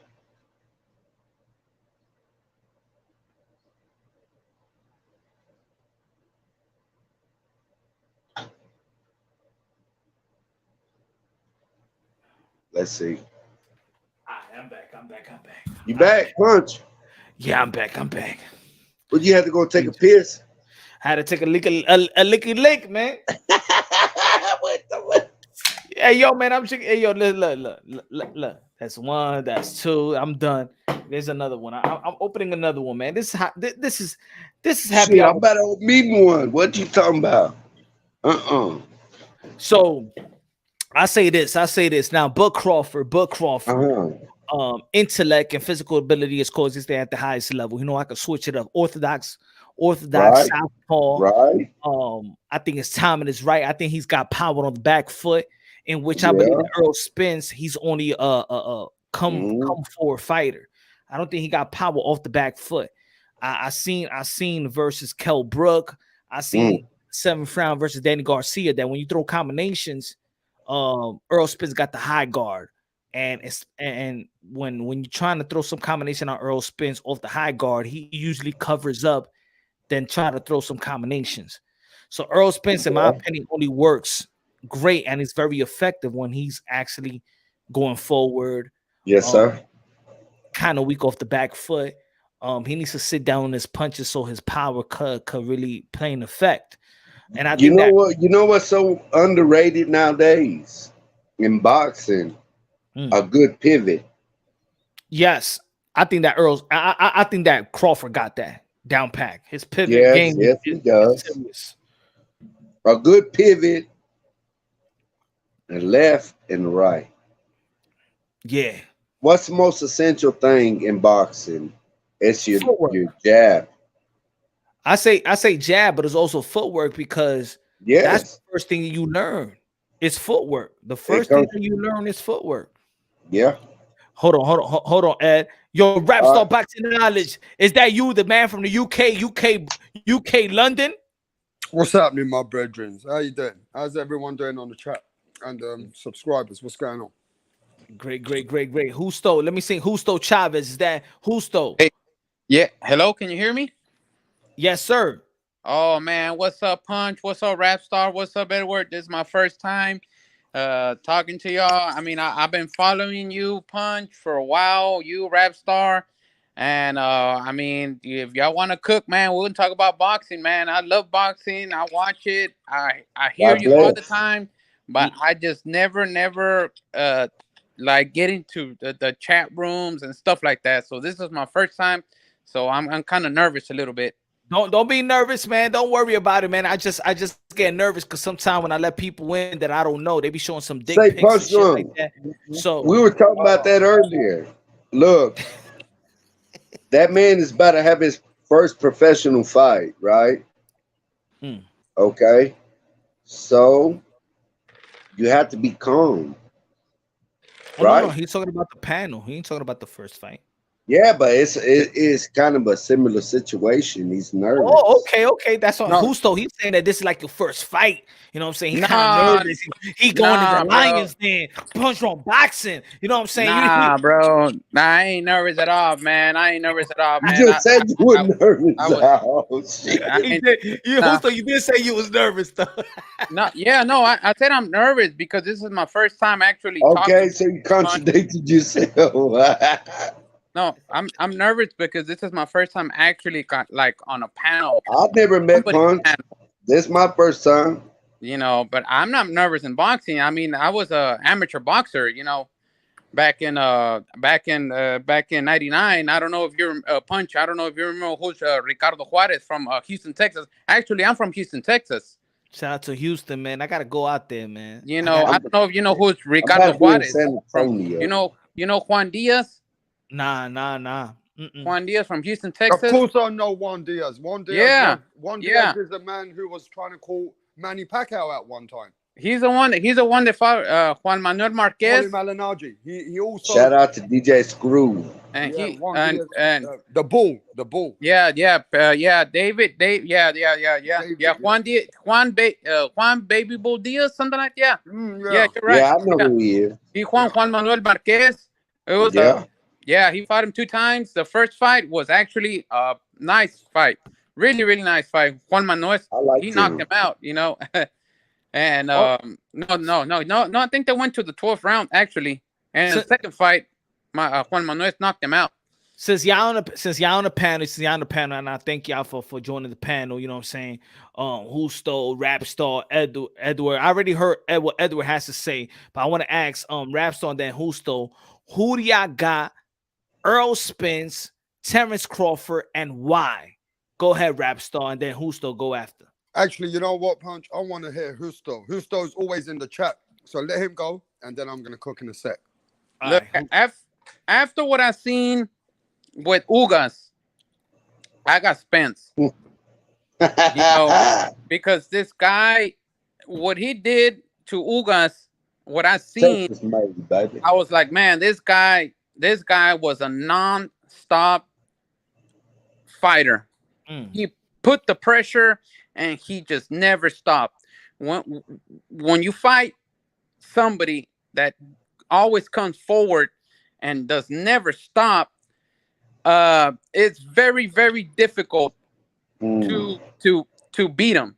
Even though if you have all your, even though if you're a really good fighter, you move a lot, but once you feel that pressure tires you. Yeah, long run. But Terrence Crawford, you got to think about it both ways. Excuse me. Terrence Crawford is gonna. It's a chess game. Wherever they're gonna fill each other out. I don't think it might be a chess game the first couple of rounds. Everything's a chess game. After that, I think Spence. Both of them are gonna throw it out. They're gonna throw that chess game out the window, and they're just gonna throw it out. Spence ain't doing that. Terrence Crawford is not gonna do that. First of all, no. Terrence Crawford is Dímelo, not gonna, Guido, métete aquí, Guido. No te asustes, ven para acá, smash the link, Guido. ¿Qué me dijiste, pendejo? Su pinche madre. No, I was talking about. I was talking to my BX boy. Anyway, love, we're talking about boxing. Love, Terrence is it's gonna be a good fight. Spence is gonna he's gonna put the pressure, like you said, but let's see what Terrence brings to the table. That's all I can think about. All right, let me go now. Go ahead, Raps of Boxing Knowledge. The man from the UK, London, Manchester, Scotland. Anyway, bro. Yes, man, the UK. I am from the UK, the London thing. And I'm going to say this, bro. I think this is a true. When you say 50-50, it depends who comes on the night. It depends who's trained and who's focused and who's ready for who. Yeah. But I will say this. Everything is leading up to the fight. They can't afford even any injuries. If Crawford's a little bit injured, he's going to lose. If Errol Spence gets injured, he's going to lose. It depends on their training and leading up to the fight. Every little detail in this depends for both fighters. But I will gotta say this. Terrence Crawford always starts late. He's a man that was a punch drunk. You had the fight a draw with Sean Porter. Is that correct? Before the stoppage, you had the fight a draw. Yeah. Yep. Leading up to the stoppage. Some people said the other day they had Sean Porter winning. Now, let me say this. Terrence Crawford is a guy who likes to analyze a fighter. He likes to try and, he's doing data. He's the guy like Lomachenko. There you go. Like Lomachenko. What he does, he tries to do that data on you, and then once he's ready and he's comfortable, he's going to start changing his style on you. He can adapt. He can fight in southpaw, orthodox. The man's got a lot of flavors. But I agree with Hostel. Errol Spence does everything good, though. Terrence Crawford does good things as well and great things, but Errol Spence is all round a good fighter. Now, this is my problem. If Terrence Crawford is losing, let's say 5-3, going into the 9th round, and he thinks he's going to do what he does to every other fighter when he comes into the 8th and 9th round and turn up the pace and then try and knock him out or try and hurt him. My problem is this. He might hurt Errol Spence, but he could be losing some in that fight that Errol Spence will actually be able to survive those championship rounds, because I don't think Errol Spence gets stopped by Crawford. Yeah, Crawford stops a lot of fighters, but Punch, for me, I think Errol Spence will be leading in that fight. And if Errol Spence knows how to weather the championship rounds and he stays in the fight in the championship rounds, he can win. So it's a true 50-50. I agree with you on that on that analogy, because I feel like if one thing about Errol Spence is he's a high volume puncher, but more so as a high volume puncher, he's also punch resistance, where in the later rounds his punches still have power. You know what I'm saying? And I would think that Errol Spence, I used to say this, like I've been waiting for Errol Spence to quote unquote is the drain Errol Spence. You know what I'm saying? Is he the drain Errol Spence? He just shown me that Errol Spence is just a different type of enigma. He can make the weight easily, and he still has punch resistance. He's still powerful. He's not a guy that drained himself and doesn't have punch resistance. In the later rounds, we saw versus Kell Brook, he got power. In the later rounds versus Sean Porter, we saw that he got power. And in the later rounds, in the middle rounds, in the late middle rounds, we saw that he got power. So if Buck Crawford, Rapstar was saying, I agree with him.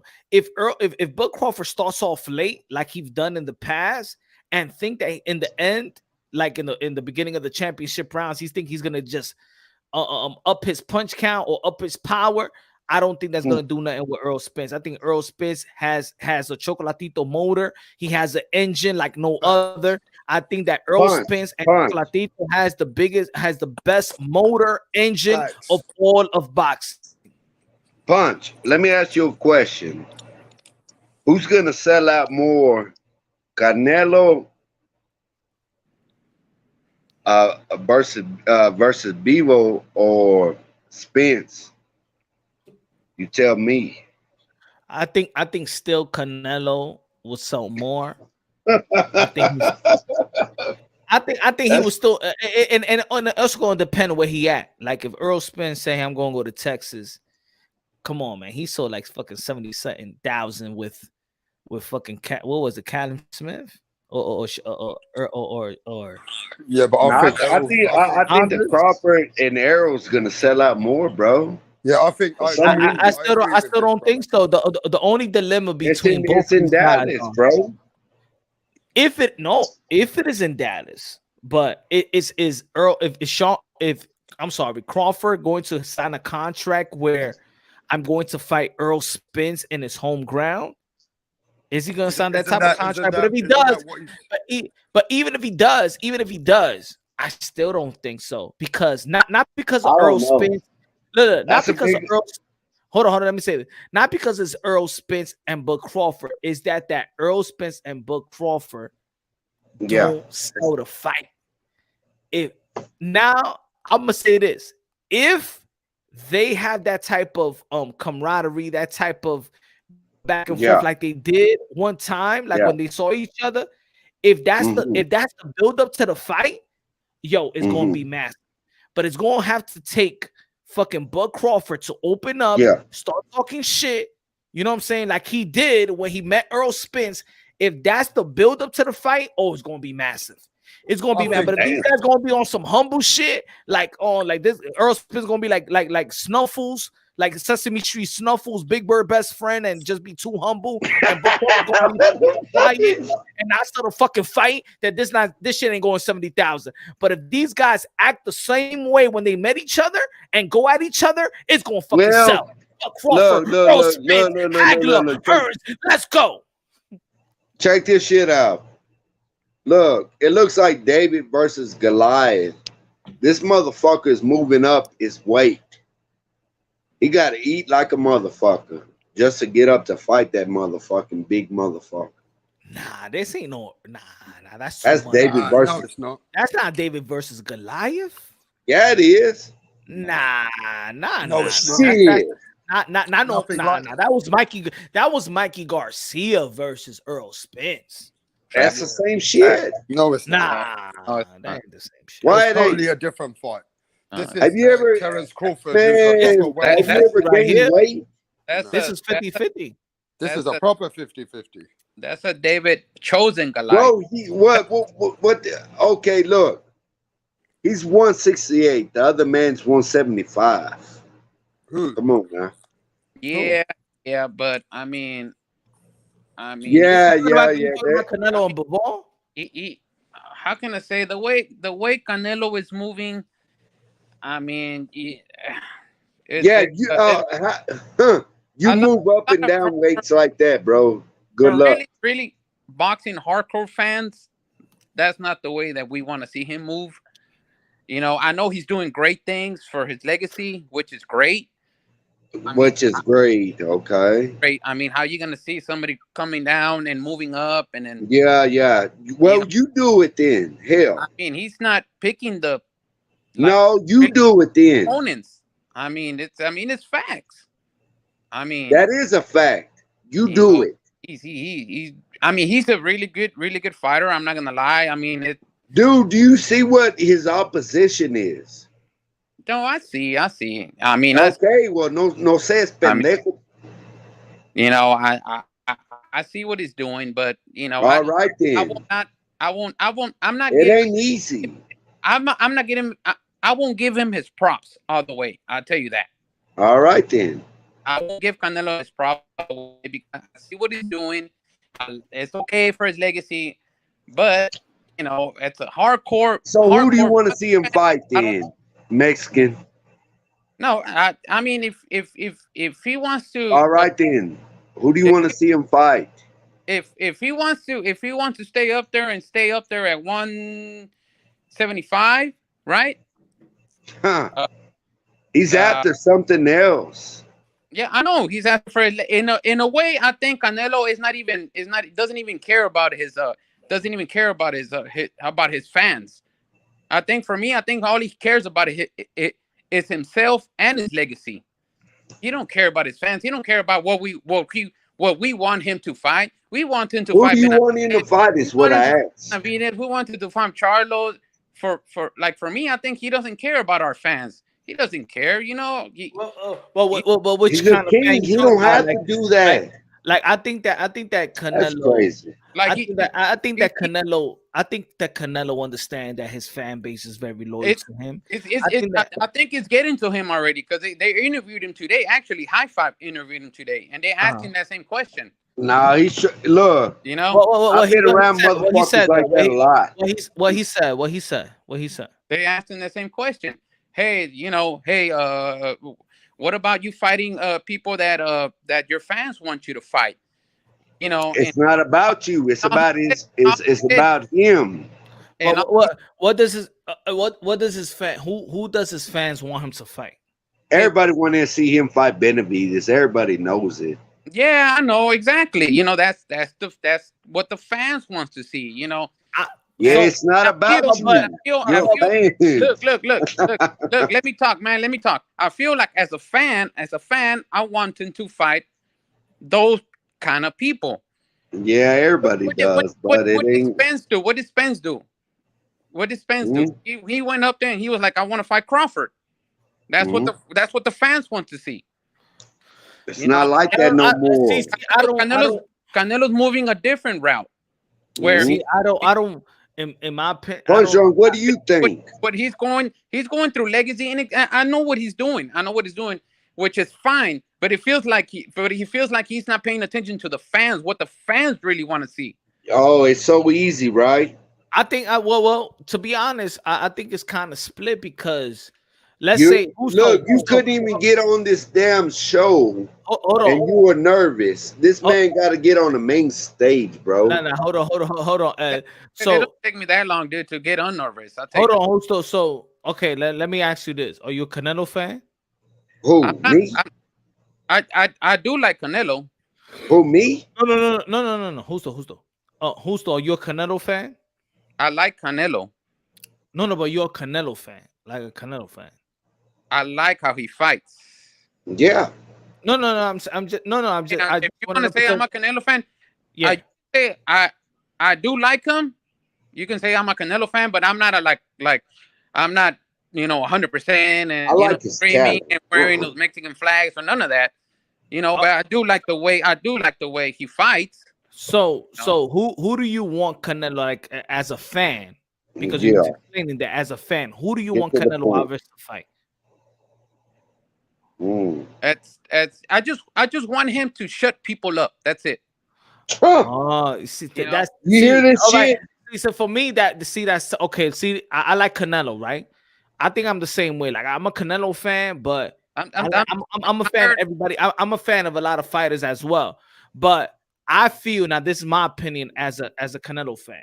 At this point, to be honest, after him being Caleb Plant, I'm not putting no pressure on Canelo Alvarez. Like, to be honest, if Canelo Alvarez wanted to fight Makabu, if Canelo Alvarez wanted to fight anybody that he wanted to fight, I'm all right with it because he already accomplished something great, and that's undisputed.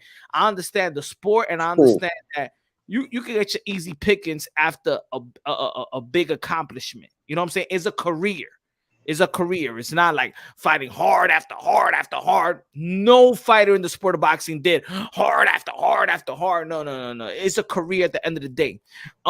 Shit. No. This time around, I didn't expect Canelo Alvarez to fight the hardest opponent that he could fight, right? So I wasn't asking as a Canelo fan. I didn't ask for it. I would have never cared if he fought Canelo Makabu.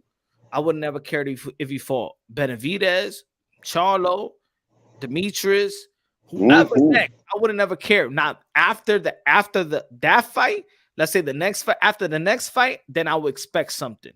But I feel like Canelo Alvarez has been the most consistent elite fighter, has been the most seasoned elite fighter, has been accomplishing the most in a short period of time.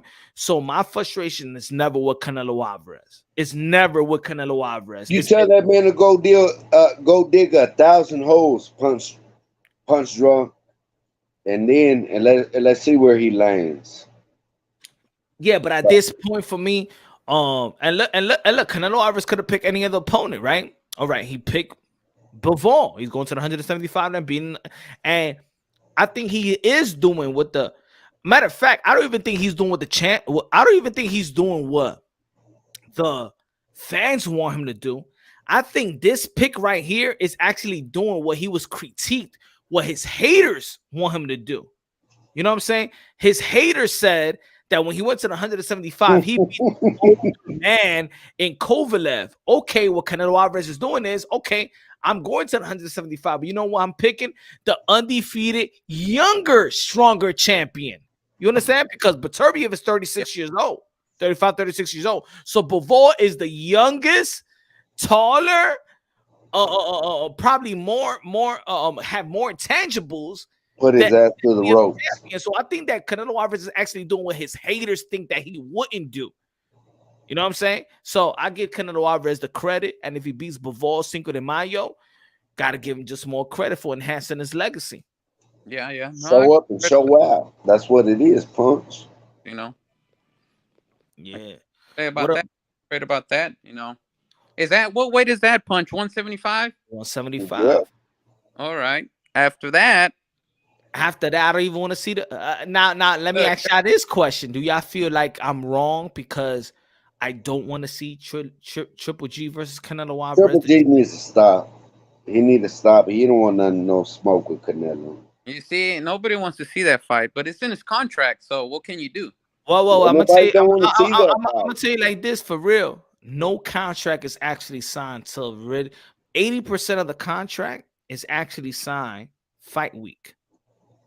So even when Canelo Alvarez saying that, you know, Triple G ain't look good and things of that nature, his contract is not signed.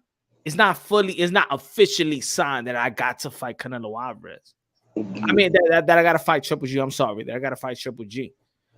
I just feel like fans, you know, there's people that be like, yo, Punch, you wild and Triple G this shit. Nah. Canelo Alvarez beat Bivol. I want to see Canelo Alvarez face the winner of Joe Smith Jr. and Beterbiev have the opportunity to become undisputed in two different divisions in less than 1 year. That's historic. I want to see that. Fuck a fucking trilogy with Triple G. So you think Canelo's taking on Triple G just like for like a little tune-up? I think that's a matter of fact. Yeah, I'm gonna say thank you, Justo. I'm gonna say right here, right now. Triple G is a Canelo tune-up. Yeah, you're probably right. I believe it. Yeah. I know for a fact he's gonna knock his ass out too. The way that Triple G look, Canelo's gonna knock his ass out too. And the thing is, for me, when people talk about, they like to compare. Well, Triple G's 40. Well, you was going for Manny Pacquiao was 40. But the difference between Manny Pacquiao and Triple G is that Manny Pacquiao was a freak of nature. I disagree with all of you there. I disagree because I think Gennady Golovkin, is not a tune-up for anybody. I mean, no. Let me ask you a question. You're right, Rapstar. Not for everybody. You're right. For me, it is. For me, for Canelo. Maybe not a tune-up because not a tune-up for Charlo, but a tune-up for Canelo. Punch, let me just tell you this though, bro. Canelo gonna knock that bitch out, and then let me tell you, bro, you guys have been speaking all this time, man. I've been fucking eating breakfast, everything, bro. Give me a fucking. Well, you shouldn't be eating, man. Ain't nobody eating in the panel. Everybody talking about boxing, Rapstar. Bro, I'm letting you guys cook. Eating? I'm letting you guys cook. Now I'm cooking. Everybody wants to fucking speak. I'm saying, he wasn't in the mix. Well, I'm letting you guys cook, so I'm saying that I disagree because if Canelo takes Gennady Golovkin, right, as a tune-up, he will lose. Who in the fuck is talking? That's weird. Rapstar. Say that again. So you're trying to say? See, I'm saying that Triple G at this time is a tuna for Canelo Alvarez, and you're saying no. Exactly. It's not a tune-up. At this age, I mean, you're going down. There ain't no tune-up. Look at Gamboa. What happened to Gamboa? How did he look when he was younger? Look how he look now when he's at 40 years old. Man, you talking like some basic ass shit. This shit, look, that's basic, bro. It's the same shit, man. Let me ask you. Let me ask you, Rapstar. Rapstar, would you rather see Canelo Alvarez face Triple G, trilogy, or you rather see him face the winner of Joe Smith Jr. and Beterbiev? I'd rather see the undisputed. Okay. Yeah, but I will say this: Triple G is the only man who some Fuck people no. believe he beat Fuck Canelo no. Alvarez after Mayweather. Yeah, he beat Canelo Alvarez. They say that after Mayweather, he's the man who's given him the closest fight. Some people believe that draw was a swing fight, and Gennady Golovkin was a pound for pound man before he lost to Canelo. If he had beaten Canelo Alvarez, man, Edward, shut the fuck up. If he had beaten fucking Canelo Alvarez, yeah, then I'm telling you now, Gennady Golovkin would have been the pound for pound top 3 guy. So yeah, Golovkin is the guy who made Canelo look normal in that fight, bro. And even the second fight was close. Younger. The He was fight young. So you was hearing this close. shit? The Lord fight help was me. close. Now, Edward, go on, bro. No, Golovkin was younger at that time. You know, he looked a He lot ain't no closer. spring chicken no more, bro. Yeah, but Man, he he hasn't have- lost. He he You hasn't have to lost. He's understand not that. losing. He He's looked not bad when he losing. fought He's been, Murata. yeah, but Gusto, he's been winning. He's not He a just beat spring another chicken, baby. champion. Gennady Golovkin ain't a tune-up. Canelo's That's a 31 years old. disrespect. He's in his Yeah, but prime. bro, that's Yeah. a disrespect to Yeah. the Thank you. Kazakhstani. That's a disrespect to Gennady Golovkin, bro. If you No, ask me. he's a badass fighter. Nothing what he has done. You know, He's a badass fighter, but I mean, it's it's time. dangerous. Anybody with eyes can see you Ray Charles to the game. Bro, Gennady Golovkin is more of a threat than Jamal Charlo. Jamal I Charlo's don't think fucking 10 Nah, years I younger don't than think you. so. I Let me don't say think this, so. bro. I don't think Jamal so. Charlo, I don't think so Jamal anymore. Charlo. Yeah, but let me tell you that Jamal Charlo against Montiel, that Huh. Jamal Charlo, what you see him fighting against Paul those Jones, fights and tough fights. better I'm get telling this you man. now. I'm telling you now. Let me get this off. You see, Gennady Golovkin has got more Okay, threat well, let it than be then. Jamal Charlo. Well, that's Jamal your Charlo that's, ain't No. that's your done. perception. You know what it is? You know what it is, What the fuck Edward? has Jamal Charlo done, bro? What the fuck You has know- he done? No, you know what it is, Edward. I understand. See, I understand what Raps are saying. I Yeah. understand because of his performance versus Juan Montiel. Yeah. I understand that, and it all has to do with Jamal Charlo. But I do believe this. That Jamal Charlo, if he goes to the training camp, knowing that he's going to be fighting the likes of Triple G or Canelo Alvarez, is going to be a whole different type of animal. That's Punch. just my opinion. Punch. But he got that's real though, Edward. He just Bro, didn't Triple show. G will still be able to beat Jamal Charlo. And let me tell you why, Punch. Tell this He didn't look man incredible. who He didn't look is incredible versus out Juan of Montiel. Let Triple me tell you G why, in Edward. the Let me tell you trilogy. why. Jamal Why this man's Charlo over here hasn't bumping faced his elite gum? opposition. I Jamal think that Charlo I hasn't think faced I think that elite Jamal opposition. Charlo that Jamal Charlo will fucking knock out Triple G though. I do think so. I do think so that Jamal Charlo will knock out Triple G. That Triple G that we saw versus Juan Montiel, I think he will knock him out. I do too. I think Gennady Golovkin can knock out Jamal Charlo. I think Gennady Golovkin can knock out Jamal Charlo. Jamal Charlo's simple, bro. He's straight up and down. And far as I'm concerned, go on. I think that Triple G that we saw versus Montiel, I think Jamal Charlo will knock him out. Well, I think Jamal Charlo would knock Triple G out. I think Dimitri Andre will stop Triple G. That Marauder fight. Fuck a Triple G. Yeah. Charlo will knock him out. Dimitri Andre will knock him out, and fucking Canelo Alvarez will put him in his fucking grave. Okay, remember these words. Everybody remember this show. When Gennady Golovkin fights Canelo and it goes 12 rounds again and it's close, I want everybody to eat their words. I want everybody here to eat their words that Gennady Golovkin was that great. I want to eat the word with grease and shit like that, with beans and stuff like that with Guandules. But let me just say this. And let me say this. Triple G ain't look. He ain't look unbeatable. Triple G look old already. That Triple G who fought Canelo He look like Alvarez. food for Dimitri Andre. He look like food for David Benavidez. He look like food for Jamal Charlo. He look like straight up food. Okay, but let me say this. There's too many Gennady Golovkin haters out here. But let me just say this. Gennady Golovkin, which fought Canelo Alvarez. Gennady Golovkin that fought Canelo Alvarez, he will beat the fuck out of Demetrius Andre, and he will beat the fuck out of Jamal Charlo. He will beat the fuck out of both of them. He will beat the fuck out of both of those fuckers. You talking about 2018? We're 2022. Gennady Golovkin, who fought Canelo Alvarez, will beat the fuck out of them. Triple G look wrinkled, crusty, slow. No, man, he will. Man, please, man. But that Gennady Golovkin who fought Canelo Alvarez, he will beat the fuck out of Demetrius Andre, and he will beat the fuck out of Jamal Charlo, bro. He will beat the fuck out of both of those guys.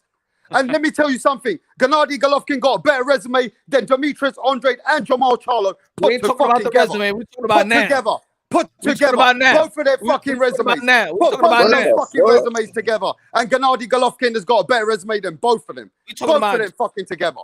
And that's why Triple G don't want no part of Charlo and Demetrius Andre. He picked just like Canelo Alvarez got the criticism for picking the weakest link in the 175. Triple G know why he was picking Murata. He don't want to pick no Charlo. He don't want to pick Demetrius Andre. Demetrius Andre that stepped inside the ring and told them, "You don't got no fucking balls. You don't got no fucking because balls. You can't get that money. You know the business of boxing. You know the business of boxing. You scared. He talked too much. You scared, Triple G. Bro. You scared of you know the business of boxing, bro. You scared. Get that money. Triple G. You scared of money. You want to watch the ticket. You waiting for Canelo Alvarez. You scared of Demetrius Andre, Triple G. You scared of Charlo, Triple G. You want Murata. That's what you wanted. Man, that was fake. I don't agree, bro. Triple G will beat both of them in their He was scared. He was scared. He's a Kazakhstani, bro. He ain't scared of shit. The man comes from Kazakhstan. The man motherfucking come from Kazakhstan. Like he's scared of anybody. He ain't like these fucking divas in America. He ain't like those divas in America. He ain't like those divas in America. Fucking scared to lose their O. Always scared to lose their O. Jamal Charlo's always capping. Jamal Charlo's the biggest capper. Jamal Charlo hiding from Benavidez. Jamal Charlo's only talking when he's drunk. Forget about David Benavidez. Talking when he's drunk. Triple G. Forget about. Hey, yo, put it this way. Jamal Charlo's fake. Jamal Charlo's fake. Jamal Charlo's fake. Let's keep it real. Let's keep it honest. Let's keep it real. Let's keep shit real, bro. Jamal Charlo just capping out here. Let's keep it real. Let's keep it honest. Jamal Charlo's a 160-pound champion. David Benavidez at 168, and he's not a champion. Jamal Charlo now we're boosting that. Hold on, rap star. Hold on. Let's keep it real. Let's keep it honest, because I understand the landscape of YouTube. I understand the hate that Jamal Charlo got. But Jamal Charlo's 160. David Benavidez is at 168. Yep. Who the fuck is supposed to be? David Benavidez. Hold on. Wait. I'm gonna let y'all speak. David Benavidez is huffing and puffing towards a 168 pounder. An 8 pounder, less pounder than David Benavidez. That's a man that's seeking for a little man. Okay, let me just say this. Let me get it out then. Let me get it out, bro. The man fucking calling out. David Benavidez is the only one that's getting credit for calling out a lighter guy. Let me get it out then. Credit for calling out a lighter guy. David Benavidez is supposed to be calling out Canelo Alvarez and looking up. David Benavidez is supposed to be calling out Sudo Ramirez. He's not supposed to be calling out Jamal Charlo. Jamal Charlo is a small dude compared to David Benavidez. Let's keep it real. Let's keep it honest. Y'all can hate Jamal Charlo. He's a bigger man. He's a smaller guy. Nobody gives credit to a bigger guy calling out a smaller guy. Okay, you said that, yeah. But Jamal Charlo shouldn't have started the fire. Jamal Charlo's the one who's been at that weight. He's been at that weight all the fucking time. So he's the one who started that shit with David Benavidez. He's the one who called out David Benavidez first. And when David Benavidez called out his fucking bluff, what did he say? Oh, he's too young.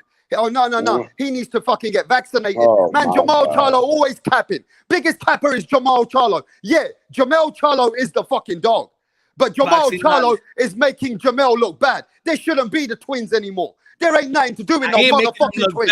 Let me get it off, bro. Let me get it off. There shouldn't be no twins. There ain't no twins, Charlo. There's Jamal Charlo, which is achieving legacy. And there's Jamal Charlo, which is capping. And that Jamal Charlo would get beat by Gennady Golovkin. He ain't fought nobody. He ain't fought nobody. That's a great YouTube. That's a great. That's a great YouTube narrative because everybody hates Jamal Everybody's Charlo. a narrative because they don't believe that Jamal Charlo's the one who called him out. Everybody hates Jamal Charlo because that's a YouTube narrative. Don't call out the smoke and run away. Don't call out the smoke and run away, bro. That's a YouTube narrative, though. Oh man, all right then. That's We're all YouTube YouTubers. narrative. Let's keep it real. Let's keep it honest. Everybody's on Jamal Charlo. Everybody's on Jamal Charlo, just like when we went to Mike Tyson. And was it calling out the Jamal Charlo scared of David Benavidez? Scared. Boxing knowledge, boxing runs boxing. Haters will hate. Let's keep it. Let's keep it real. Let's keep it honest. Nobody give credit for the bigger man calling out the little man. Nobody give credit for the bigger man calling out the little man. I called this shit out a long time ago. But why are you calling the man out? Hold on, Rap Star. Hold on, Rap Star. When he was in Mike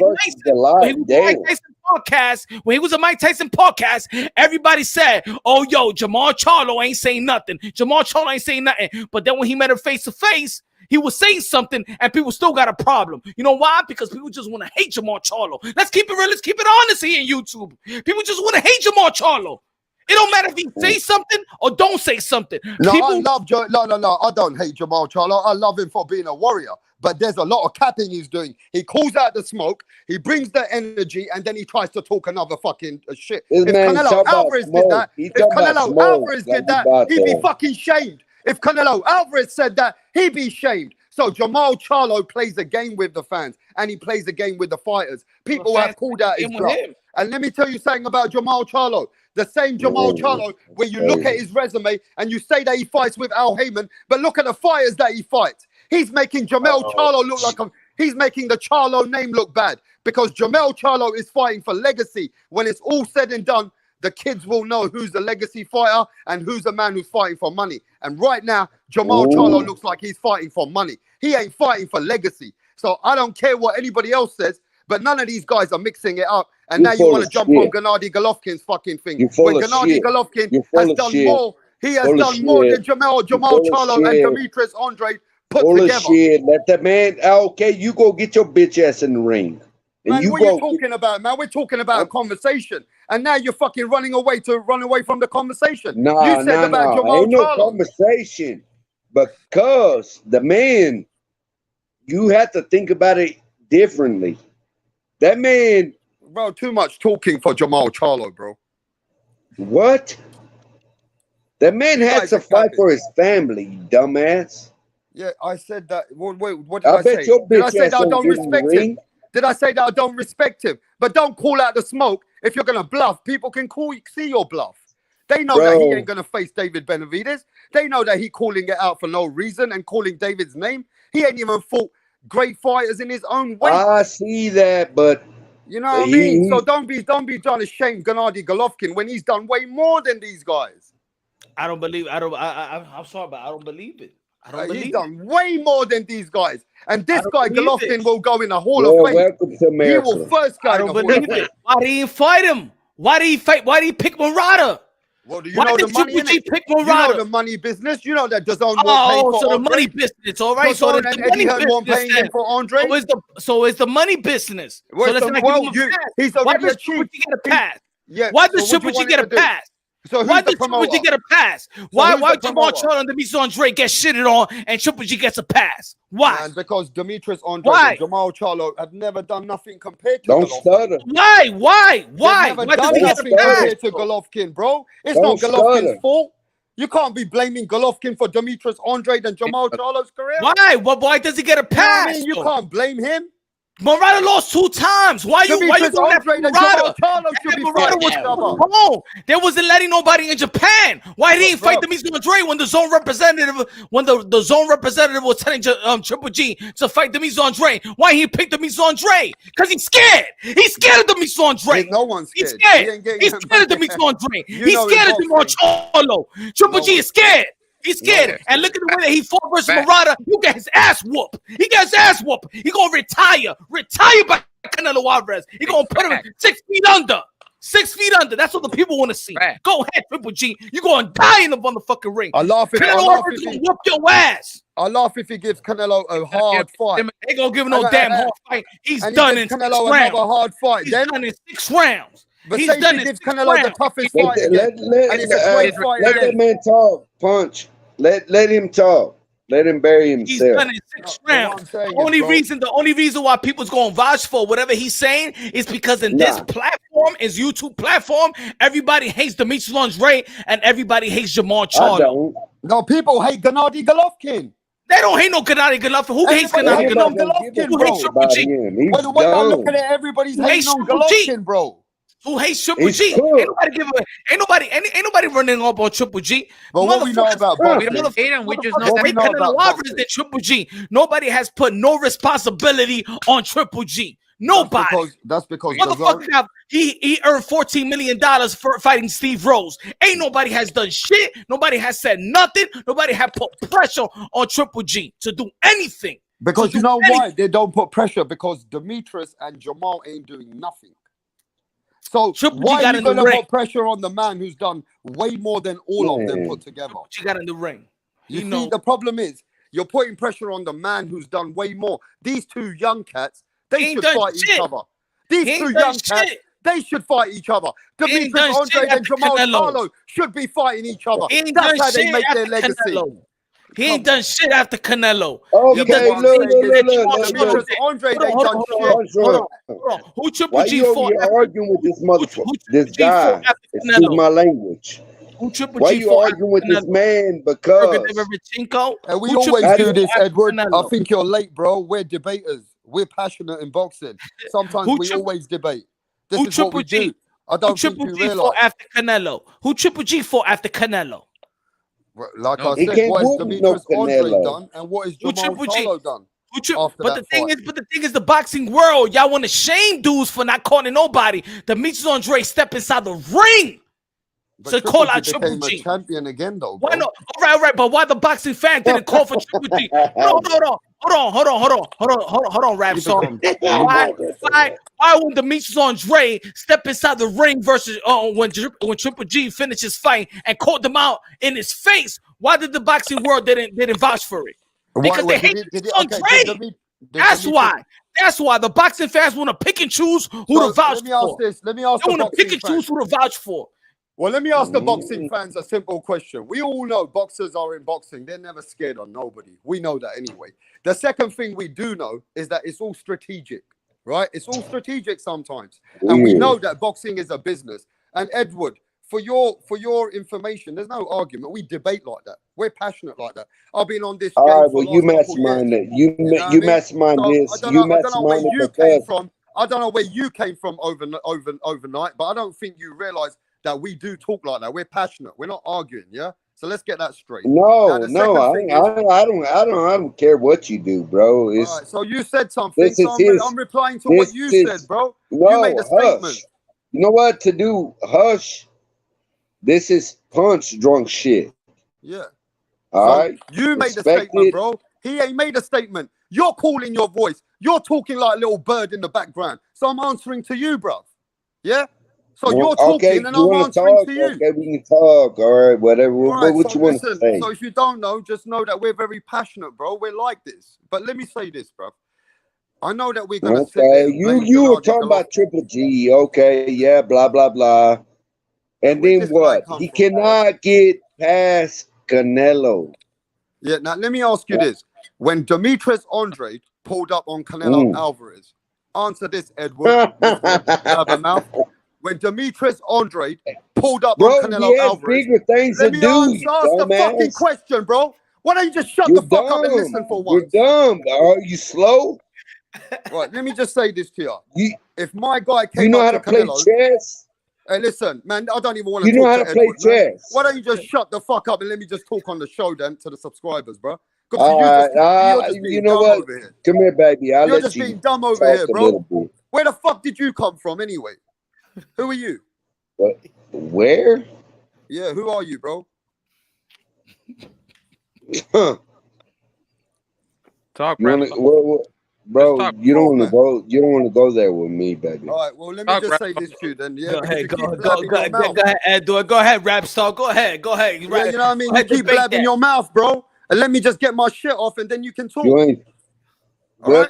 We'll talk, then. All right, then Dumb just bitch. shut the fuck Shut up, the bro. fuck up. Shut the fuck up then, innit? Now, this is what I'm saying. When Canelo got pulled up by Demetrius Andre, and Demetrius Andre pulled up on Canelo Alvarez, Was Canelo scared? Is Yes, Canelo yes. Alvarez scared? Is he scared? Is he scared that he don't fight Demetrius Andre? Why is this guy laughing? What the fuck is your agenda, you dumb motherfucker? You a dumbass bitch. Are you slow? Man, this guy's some fucked up guy, man. I think we got some mental illness man over here. You a dumb motherfucker. Edward, you mental illness fuck. Yeah? I'm talking. Yeah, and you're just yeah. I'm asking you a simple fucking question. When Demetrius Andre pulled up on Canelo, are you too is stupid Canelo to scared? understand? Is Canelo scared that he don't fight Demetrius Andre? You dumb fuck. Is he scared? Punch drunk. You think that man's gonna do that when he got money on the table? But hold on, let me answer that. Hold on. Back to knowledge. Let me get in the combo. Punch drunk. Hit a link. It's Smoke City out here. Smoke City. Punch one box and the more things fuck, bro. You sound like one of those dumb American delusional motherfuckers, bro. Where you come from, bitch? Are you one of those ABC boys? Who the fuck are you, bro? You're talking like some dumb fuck. I can't even roll a conversation with you. I can't even have a debate with you, bro. Oh shit. Man, anyway, is Canelo Alvarez scared? I'm asking this question to Gusto. Is Canelo Alvarez scared that he don't fight Demetrius Andre? Look, think about it. I don't think he's scared at all. Canelo ain't scared of nobody. He's not. Is he scared of Demetrius Andre though? No, he's not scared of Charlo. He's not scared of nobody. They're fighters, man. They're warriors, man. That's what they do for a living. They ain't scared at all, man. If they fight anybody. I think Triple G representative is scared of Demetrius Andre and Jamal Charlo, though. I think representative. I put it this way. I ain't gonna say Triple G. I think his representative is scared of Charlo and Demetrius Andre because they picked. Look. If people want to criticize Canelo Alvarez for picking Kovalev as the weakest champion, then hey yo, keep the same motherfucking energy. Triple G picked Murata. Murata got handed a belt. Murata ain't win shit. But why Triple G ain't pick? Why Triple G ain't picked Demetrius Andre when he was in his face? Triple G is soft like tissue. Why tissue? He's soft like tissue. Triple G didn't want that work. He didn't want Demetrius Andre, the Olympian, the Southpaw, 6'1". He didn't want that work. He saw how he projected quickly. The same man. He didn't want that work. Hey, let me tell you, Triple G would have knocked Liam Williams out, and Liam Williams is from my fuck country. Liam Williams. What are you gonna do to Demetrius Andre? What is he gonna do to Demetrius Andre? What's he gonna do to Demetrius Andre? Fuck Liam Williams. Fuck Liam Williams. What is he gonna do to Demetrius Andre? He made fucking Andre do the stinky leg, man. I mean, fuck come on. Liam Williams. Gennady Golovkin would. Emmanuel Lordy. Fuck that. Emmanuel Lordy made Earl Spence do the stinky leg. What that's supposed to mean? Emmanuel Lordy, shut the fuck up, you drunken bum.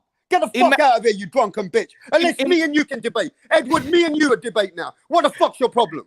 Go ahead, rap star Edward. Go ahead. Come on, Edward, you motherfucker. Come on, Edward, you motherfucker. What you gotta say, you drunken bum? Because I can tell you've been drinking too much vodka, bitch. I can bro, see your look, you need to go lay down somewhere, man. No, man, you're not ready for this energy, bro. You're not ready for this smoke. You come in bro, here with your laid back bullshit. You need to go get you a bitch. Man, that's what shut the fuck up. Put that little faggot on there, Punch. Show him who he is. Edward's that little faggot, bro. That's who he is, bro. That little fucking monster. Bro, I don't spit box, bro. Put that little weirdo. That's who Edward is, bro. He's that little weirdo. Spit box, bro. The drunken bum. You drunken you spit bum. Box, bro. And let me tell you something as well, bro. I think you go to the fuck channels, innit? Fuck your boxing, bro. Your mentality's fucked.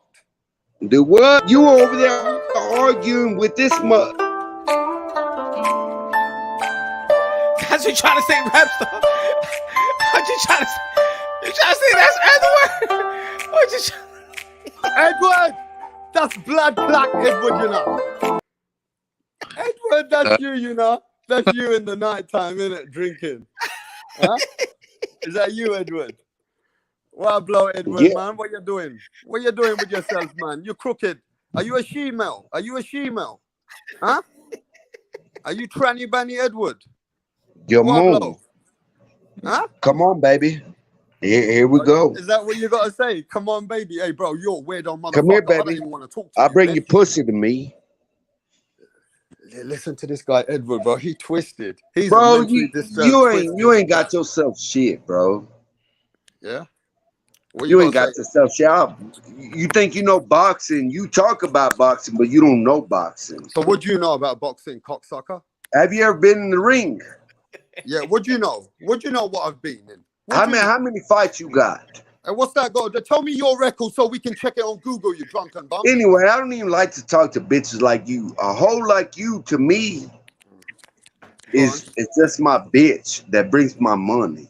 What's the matter? You don't like? What's the matter? You don't like British people? What is it? Since I come on here, bro, you've been biased like a motherfucker. You sound like a bitch. What's the problem with you? You representing? Where you representing? Hey, motherfucker, what state you represent? Motherfucker, tell me what state you represent, bitch. Texas, bitch. Yeah, my ass. You fucking let down in Texas. You a bitch in Texas. You a letdown to Errol Spence. You're a letdown to Errol Spence. Don't talk on the show, honey. Yo, what's up, honey drunk? What's good? Boxing knowledge. What's good? What's good? What's going on? I hear you guys. What's going on? Man, get that bitch off there. Errol Spence don't right need bitches like Edward in Texas. I see it. I see it. Don't need bitches like Edward in Texas. You bitch. You a bitch in Texas, bro. You representing the wrong people. You a tranny. Look at the way you sound. You hear this shit, bro? You represent Texas, Edward. Bitch, I know you can't whoop me. You letting Errol Spence down, bro. You're a man down bitch. I think you're one of those man down bitches. Dang. You man down, aren't you? Bro, I just let these hoes talk, bro. You're one of the man down bitches. That's what you are. Bro, this nigga just bumping his gums. Just bumping.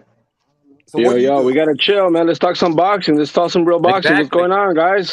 What's good? What's good? Boxing now. Let's just. He ain't talking about no fighting. Let's keep all the way real. I like when people talk to me that way.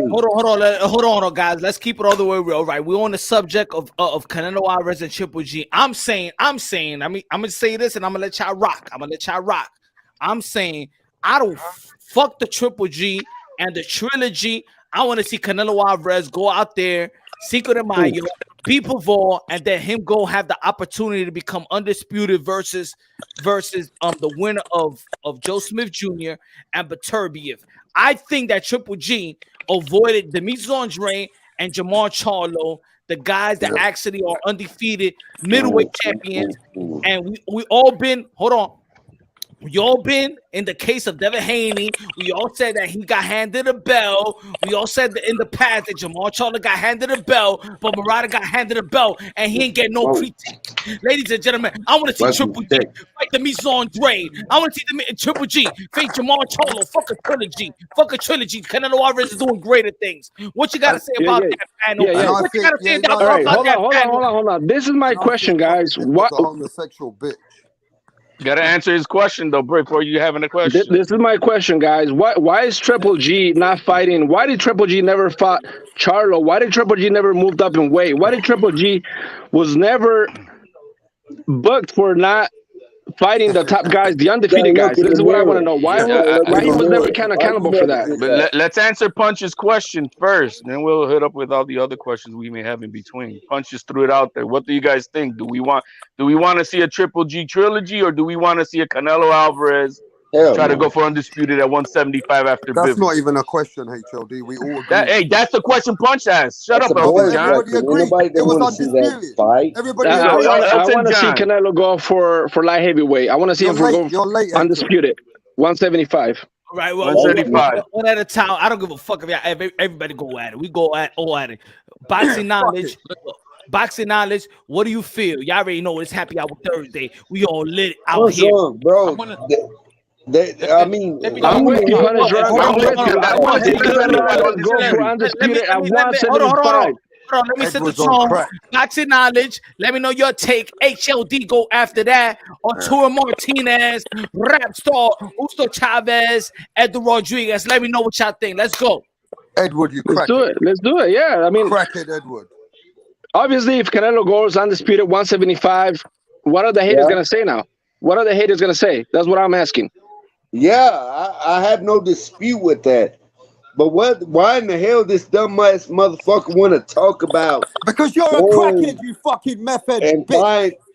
fighting Who the fuck keep asking you to speak, you for the crackhead? third You time. drunken bum. It sounds like everybody on the panel does not want to see that old Triple G bullshit. We want to see Canelo go for undisputed, and the only person who wants to see Triple G trilogy is the Milli Vanilli voice guy on the panel. That's about it. Nobody else Listen, I wants don't give a wants fuck to see about that you, fight. beta male motherfucker. You a beta male motherfucker this anyway. has been shit. You transvestite bitch. Shut the He was fuck up. licking his lips when he saw HOD, that you're midget licking dancing, fucking guys. balls. All Man, you that's do is lick crazy, That fucking guy was bro. licking his fighter lips, balls. guys, man. I ain't got time for That's how you, he you got, bro, fucking when he saw bitch. that Let him video. You another fucking bitch out here anyway. That's why I Skittles fucking on that bitch. demonetized you Hey, bitch. I didn't say rap star, man. I said the guy with the Milli Well, we Vanilli voice. already Why you know that. offended, bro? I'm saying you though. Is it You don't need to you? call me, but I am saying HOD. I am saying you a bitch. Damn. Now listen, HOD. One thing about HOD, you can at least have some conversations. But with this Edward, he's a dumb motherfucker. No, leave Edward alone. He's my guy, man. He's been deep frying you for the past hour, bro. You've been deep fried by Edward for the past hour, He's bro. a bitch. If he representing fucking Texas, bro, I feel sorry for Texas, and Errol Spence should fucking man down this bitch. Man down this bitch. That's what they need to do to this bro. Rapside knows what man down is about. He knows exactly what Man, man we down got is some about. passionate people in here, man. We got some passionate people in here. I love it. I like it. I love it. I love. Yes, Hey, yo, let me get all. Yeah, hold on. Let me get all. Martinez. Let me get Martinez in. Let me see. Let him get a word. Let him get a word. Hey, what's up, Punch? What's good? What we talking about? Yo, we talking about what we talking about right now? We talking about Triple G versus Canelo Alvarez. I'm saying that fuck that trilogy. I want to see Canelo Alvarez go after the win. If he beats Dimitri Bivol, I want to see him. I want to see him go after the winner of Joe Smith Jr. and Beterbiev, and I want to see Triple G have the balls to face Demetrius Andre or Jamar Charlo. Yeah, I'm with you. I'm with you on that. I think Triple G needs to fight somebody more legacy fight, more competitive fight than before he gets the Canelo fight. I think he needs to work his way up and get more legacy fights and you know what I'm saying, step his game up a little bit. And he's a good fighter. He's getting old, but I think he needs to step it up a little bit for sure. I agree. I agree with that. Let me ask the brother. Hey, how about Justo? Justo Chavez. Have you heard from him? Yeah. Let me say my 2 cents. Look, man, that's fine. I'm down for that undisputed with Canelo. I like that. I want to see that. I think he's gonna be the only Mexican in the history to undisputed. I mean, 2 times.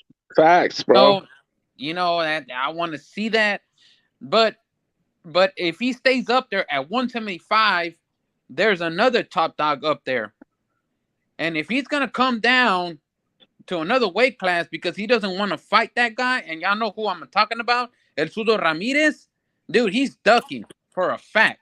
But that's what I'm saying. Yo, that's what I'm... Zurdo Ramirez is another Mugia. Why? Because there's somebody good up there.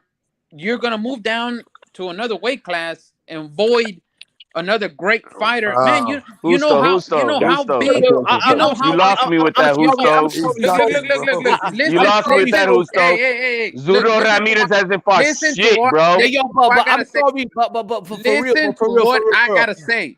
For real. I'm sorry, folks, but this is the first time where in boxing, in my experience, that people shame the little guy to fight David Benavidez. This is the first time in my experience in boxing. See, for me, David Benavidez, who is a big 168 pounder, that's still in his last fight, he fought in the catch weight. I believe there was 169. I believe. 169 punch. He's supposed to be the one that's calling out Zurdo Ramirez and these guys in 175. But people are shaming Charlo to fight David Benavidez when he's the smaller guy. He asked for it. This is the product of YouTube hating on Jamar Charlo. Let's be real. Let's be honest. No, we do not like. Hold on. I think Jamar Charlo's hungry, man. He needs the opportunity. Hold on. I feel like hardcore boxing fans. I don't want to speak for all, but you prove me if I'm wrong. We feel like Jamal Charlo has not exceeded his expectation or matches expectation. We want to see Jamal Charlo face legitimate opposition in 160, right? But Yep, I agree with that. To shame him with a 168 pounder, nah. That shit is weak. I could be fair. I could be on board with that. I agree. With that part, I could agree. Okay, well, can I? I can agree. Now, is he showing lackluster performances at 160? Hold on. Let HLD go ahead, HL. I agree with what you're saying up to that point. There's a lot that I don't like about Jamal Charlo, but when it comes to that, yeah, shaming him to have to go to 168. No, I shame him for not trying to make the other fights at 160 to become undisputed. That shit, I put him on it, fighting the Montiels and bullshit. He needs to go get them straps and stop dicking around. I agree 100%. I agree 100%. If we're going to talk about 160, but shaming him with David Benavidez 168, and let's be honest, we be talking about David Benavidez and 68. I get that. I'm down with that part. That's that YouTube narrative hate on Jamal Charlo when it comes to David Benavidez. But he needs to be calling out Triple G. He should have been in the ring with Andrade. He should have been in the ring with that should have happened already. You know what I mean? He should have then picked up, instead of fighting Montiel, he should have somehow made a fight with Munguia. You know what I mean? And knocked the star off that kid if that he's supposed to be so great. Yeah, didn't want that smoke. So that's the part where I'm not down with Charlo with that. But as far as having to go to 168, let's be real. That's like calling anybody else out from another division and trying to tell me now if you already cleaned 160, then yeah, man, it's time to go up to the next. If you can make the next weight class. But Triple G's been at 160 his entire 110-year career, man. So why nobody bitching about that? So is Charlo. Yeah, but Charlo hasn't been in the game for 100 years like Triple G. But the problem is, though, Rapstar, Charlo came from 154. He didn't just he was just not in 160. That's Triple G. Yeah, but what I would say, yeah, you got to remember this. He's got to take some accountability. He did start shaming David Benavidez. He went online, start shaming him. He started calling his name out. So at the end of the day, the fans are like, if you calling it out, then don't change your energy. Don't start saying that, he's too young now. Or don't start saying he's too big now. Don't start saying, oh, no, he should be a cruiserweight. So everybody said, well, you shouldn't be saying all these things online. And, Jamal Charlo needs to know what energy you give out there, there's a reaction. He gave that energy out there. He's the one who said to the people that he will go up there and beat him. And now people are saying, oh, no. You know what? You shouldn't have said that. Now they're shaming him because they said you shouldn't have said that then, bro. Well, publicly, Samson been exposing himself. Samson, the promoter of David Benavidez, has been exposing himself. He exposed himself with Devin Haney and Javier Fortuna, and he exposed himself with David Benavidez. Punish, I got a question. Hold on. And he exposed himself with David Benavidez and the Mises Andre. I think that maybe not David Benavidez is scared or anything like that. I don't think no fighter is scared, but I think that Samson Promotion is the one that's going to keep that fight from happening because he's the one that's been vocal and publicly saying that he will keep a fight. He said that we will talk to Mises Andre for $7 million. That's how we will start. We will start talking to the Mises Andre after $7 million. If it costs like $7 million, that's some weak ass shit. So I think that David Benavidez better talk to his handlers and things of that nature.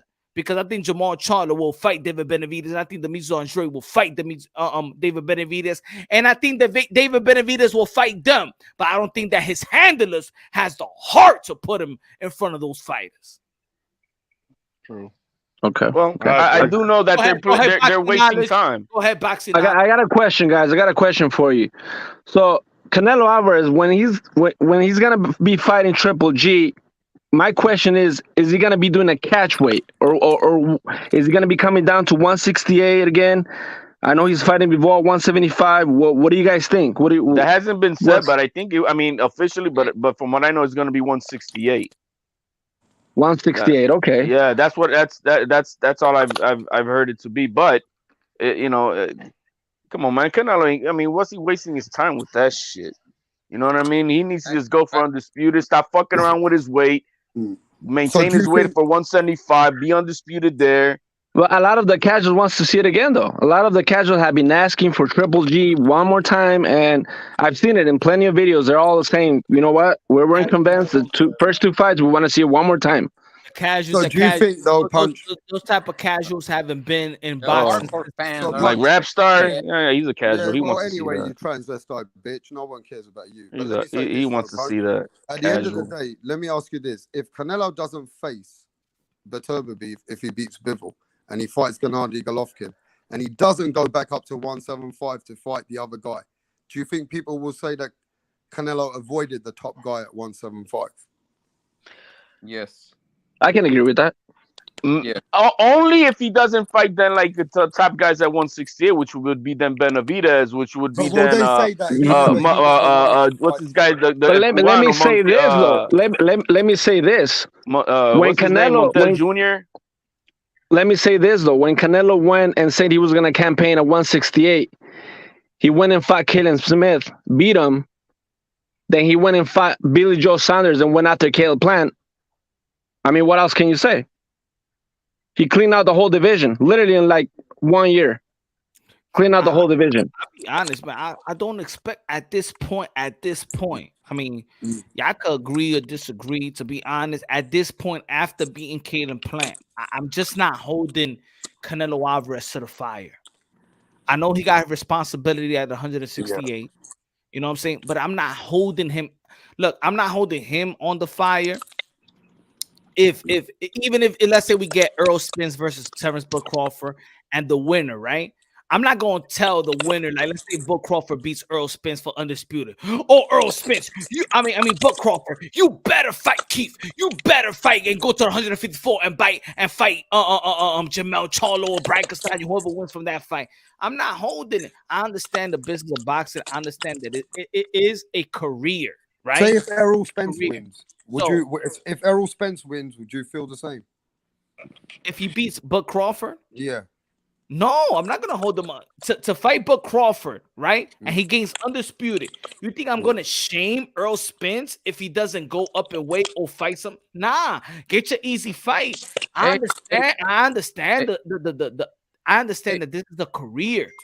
I understand it. Whether people like it or not, it's a career. Get your easy pickings after that. Hey, Punch, let me ask you one question. Is it career right now? What about in the 50s and 60s? You think they thought about a career and money? They thought about just whooping ass and legacy. You know? Nah, but you know what it is? But they didn't pay the dollars that they pay That's nowadays. true. That's true. But what about Mayweather? I mean, he's considered one of the best. And what did he do? He picked him and choose his opponents. Nobody give a crap. No, but that's what I'm saying. Like greatness. Nobody got critics. Nobody. No, really got Mayweather's criticized more in the new era. We're just talking about more in like in the past tense, where Muhammad Ali, Ray Robinson, those guys were fighting just for like they wanted a squab, they wanted to fight. Nah. No, they're fighting for money. The thing is, it wasn't the top dollars that we got nowadays. Nah. To be honest, go look at their resume. People, when we talk about when we trying to shame today's fighters to past fighters, we trying to say, oh, but Hagler fought Hearns and Roberto Duran fought Leonard, and we talk about it like if it was like back to back, like Hearn fought Hagler fought Hearns, Duran fought, and it was like no. It was a lot of in between fights. Yeah, it was spread out within years. It was spread out. But the thing is, people like to talk about it to shame today's fighters. But I see more that today's fighters, they're like more weak. They're like they want to pick their own opponents. It's because they don't want to lose their zero. Nah, that's the they're scared of losing it. To be honest, in my opinion, that's the narrative. That is the same thing. Look. If you do your study just for a little bit, go to BoxRec if you need to BoxRec. And look at their resume. It's the same thing as today. Earl Spence. Let's break down Earl Spence. Earl Spence has fought Ugas a champion, Danny Garcia, one of the elite welterweights, right? A former champion. He fought Mikey Garcia. Hold on. Before that, he fought Sean Porter. Sean Porter to unify. Danny Garcia, ex-world champion, and then Ugas a champion. Keith Thurman fought Porter and Danny Garcia. Earl Spence fought Kell Brook and Pacquiao. Yeah, Ugas fought Pacquiao. Sean Porter fought Danny Garcia and Keith Thurman and Danny Swift Garcia. Yo, today, whether people like it or not, it is like they fought in the past. But the thing is, people do not want to give credit to today's fighters. It is like the past.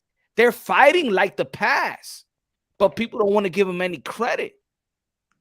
They're fighting like the past. The only problem is that Crawford has not been the one that's been fighting like the rest of the guys in the PBC. But there's this narrative that people like to hate on PBC welterweights for whatever reason. But it's Buck Crawford who has been in the other side. It's been Buck Crawford that's been with Top Rank. But these fighters in PBC been fighting each other. Maybe they haven't been fighting each other at their best of their prime, and that's maybe the comparable difference to the old days. I think a lot of the were more active. The old days were fighting each other way more active, and not to mention they were men that were fighting 15 rounds. It was also a different sport. So it's hard to compare as well because the old days they had it tougher. They did have it tougher, man, and they had more fights to fight. They had it tougher. Consistency. They had it tougher, but they still fighting each other though. Yeah, Earl Spence is still fighting. Earl Spence is still fighting top guys. But this once a year thing is Sean Porter pathetic. been fighting top guys. Facts. And let's remember, let's say Keith Thurman, right? Keith Thurman has been written off, but guess what? He only lost one time, and that was to Manny Pacquiao. It's the fans. The fans want to shit on the fighters for whatever reason. But Punch, at that respect with I think Thurman, the promoters have something to do with it too. bullshit. The promoters. He took 4 years off, almost, or 3 years after the loss. That's bullshit. No. I understand that part. I understand that part of the fans' frustration. But let's not neglect that his loss came from Manny Pacquiao. That's his only. Okay, but still, get back in the ring in 6 months. Like we need to see our guys fight twice a year. No. I understand all of that, but let's be the hardcore boxing fans and let's understand where these fighters are at on that respective time. Like we want to see like, oh, this guy needs to fight. This guy needs to fight. But let's be real. The man had fucking elbow surgery. The guy had hand surgery.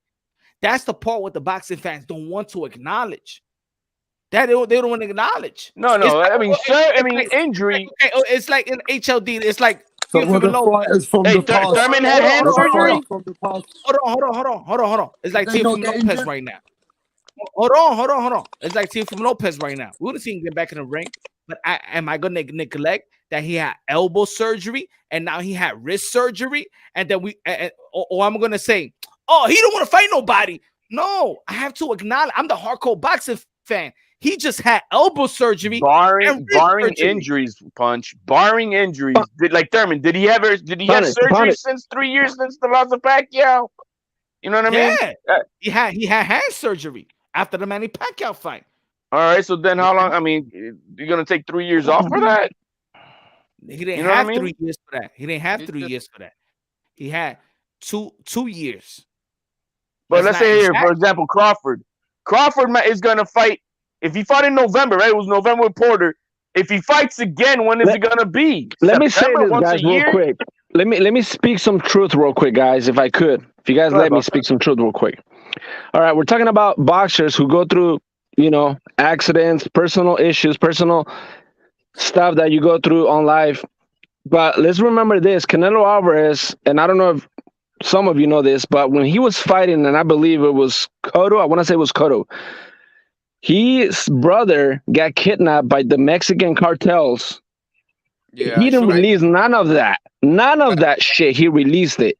He went through the fight. He figured that shit out in the background. Nobody even knew about it. Yeah, you're And right. I mean, come on, guys. Like, we're really gonna give we know excuses about these no, boxers? no, you're right. You're right. But that's what I'm saying is that the hardcore boxing fans, we knew about it. We knew about it. Right. But what we do like to do is to shame others acting like we don't know that they're going through this shit.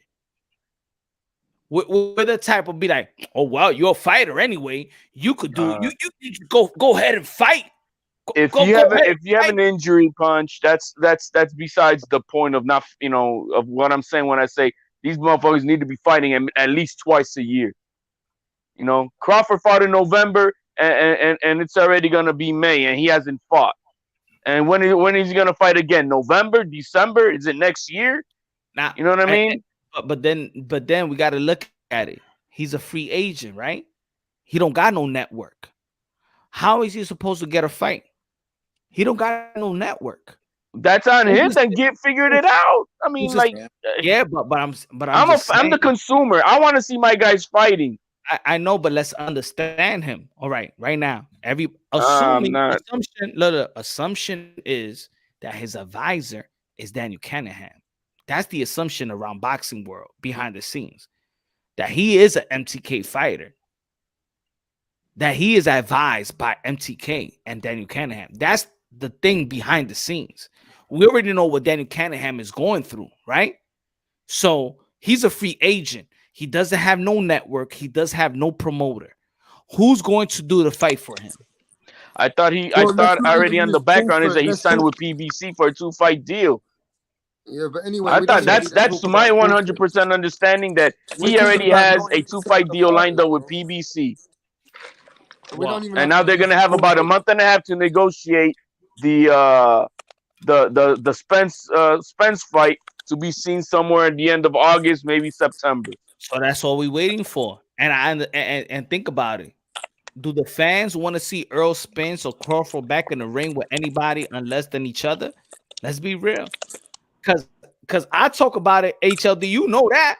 I'd be like, hey, yo, Keith Thurman versus Bud, Keith Thurman versus Earl Spence, and everybody tells me, 90% of the people tells me, no. So people are willing to wait for Bud Crawford to get in the ring with Earl Spence. They don't want to see. No, I'm not willing to wait. I want to see that already this year. Like, I'm not. Let's do it. Let's do it. But if it doesn't happen, guys, I'm off that whole shit. I don't give a fuck about either one of them fighters. They don't fight this next fight. This is not between them two. I don't give a fuck about their next fight. I don't give a fuck who they fight. I ain't gonna watch it. I ain't bother with it. I'm tired of the hoopla. Either get it done or shut the fuck up. That's it. Right. Yeah, I agree with that. Spence wants it. Spence wants it. He called it out when he beat Ugas. He wants it. He went back. He's training again. He went back the next day, training again. He called him out. So it's up to Crawford. We'll see what he says. But I think Spence wants it, and we'll see what. I'll be honest. I don't think it's gonna happen. If you saw the purse that they got for this fight, Ugas and Spence, yo man, I think Spence got 1.5 and Ugas got $1 million with the back end on pay-per-views. For no way is Crawford gonna accept a bullshit deal like that. He's gonna want his money up front, like he's been getting with Top Rank. So he's gonna want that $8 million up front, and is PBC gonna do that? Yeah, that's the thing right there. And this is why I always bring up the guy that nobody wants me to bring up. That's why I bring up Keith Thurman. Because in reality, Earl Spence could still make way more money that he made with Ugas with Earl Spence. I mean, with Keith Thurman. Earl Spence is due to make way more money with Keith Thurman than he's ever made. This is business. I understand. I want to see Bud Crawford versus Earl Spence, but I'm not going to neglect the business of boxing. They're going to age Crawford out, and they can shove that shit all the way down the toilet. As a boxer, I've been cheated so many times. I thought these fights supposed to happen. I thought Jamel Charlo and her was supposed to happen. I thought that Wilder and Anthony Joshua was supposed to happen. I thought that Tyson Fury and Anthony Joshua was supposed to happen. There's a lot, man. This Yeah, is but I'm fucking- not gonna condone it. I'm gonna say fuck them handlers, fuck PBC, fuck Crawford's people, and everybody else in between who ain't gonna Fuck make the Top fucking fight Rank happen. for not putting the and fights. end of the day, and the end of the day, I get it, HLD. Fuck them, fuck them. I ain't Guess gonna what? watch it. I promise you this. But If guess Crawford what? is fighting anybody else but Spence, I don't want him to give a fuck about the fight. And if Spence fights somebody else other than Crawford, fuck him too. And I don't want to see none of his other That's fights. the difference. I'm watching Earl. I'm watching. I ain't Earl watching none of that. I'm watching Thurman and Earl Spence. I'm watching Thurman. Nah, and I'm not watching it. I'm You done gonna with this narrative, man. We've been wanting to see this fight. And if they want to push us some garbage, I don't care for it, man. I don't. I don't want to see it. The man of the hour. The trainer of the year. Who's that? Is that Junior? Is that Tio? Let me see. Yeah, ese. ¿Tú estás seguro? Who? You gotta jump back. You gotta jump. ¿Pero quién es ese? Is that jump back on? Hey, is that you? What's Is going that- on, is that bro? Zorro? The man of the hour. What? The man of the hour came to devour, baby. That's how we do it. You know what's Let's up? do it. Let's esa do it. Let's gorrita, do it. hombre? Shit. Yo. You know, Going. boxing is missing the real motherfucking champ.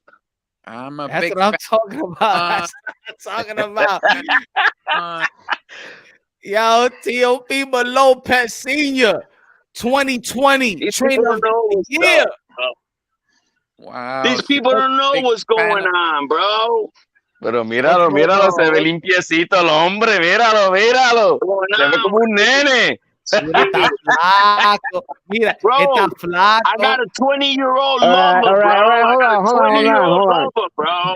What She club can't you handle this going, man? ¿Por qué no motherfucker. invitas? ¿Por qué no How do invitas? we feel about Ryan Garcia last performance? Did you guys think he actually delivered, or does he look like a little bit more? It was a tune-up How do you fight, guys feel about it? Nothing to measure. It's just a measuring stick fight after 13-month Listen layoff. to me. He You gotta sucks. bring excitement to the ballpark, man. Exactly. You know what I'm saying? Exactly. You gotta bring He excitement. You don't got that shit, you ain't got nothing. You know? True. Fact. We got a big surprise for the peoples, bro. They're gonna fucking hate, bro. They dying right now. They're like, oh, Senior's gone. We shut him down. Senior's not coming back. You know. But you know, we had to take care of my son's situation, his health, more important than anything before boxing or whatever it is. Make sure that Yo, he I was like good. Yo, I You like know, that but hat, yo. I like bro, that this hat. shit is bad. Yo, Mira I la just bought this gorrita, shit, te- bro. te- Listen, I just bought this shit, bro, and then it got that little hoodie in the back. You know, with Yo, the man, sun. is that a landscaper hat?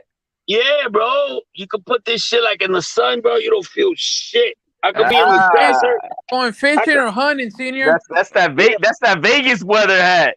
Yeah, Yo, bro. you I in the could go and desert. walk in the desert, bro. I will not get fucking hot. Are you I going fucking- fishing or hunting, I Senior? fucking love it, motherfuckers. Love it. First, yo, Hey, first Mr. Tio. Mr. Tio, how's your son doing, sir? How's your son doing? Oh, fucking amazing. Amazing.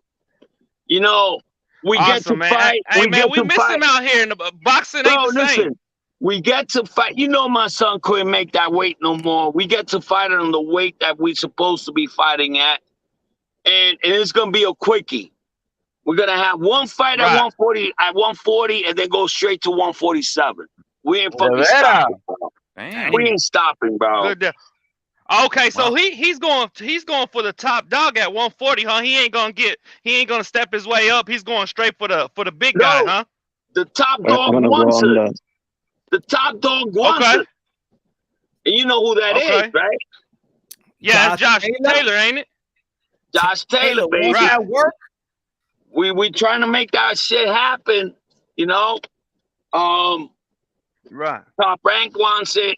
A lot of people want it. Let's see what happens. You know what I'm saying? I'm not promising Right. anything to nobody right now, but that's a fight I can't say no to. Hey, Junior, at the moment, when do you think Teal's rehab is completed, where he can start going full time with the mitts and Well, stuff like that? actually, today yesterday we went to see the doctor. They told him he got to rest that hand at least 6 weeks to 8 weeks. So I see him fighting maybe end of June, beginning of July with Josh Taylor. That's the fight I want. You know what I'm saying? It could happen. There's no mandatories with him right now. That's what we're trying to talk with people about.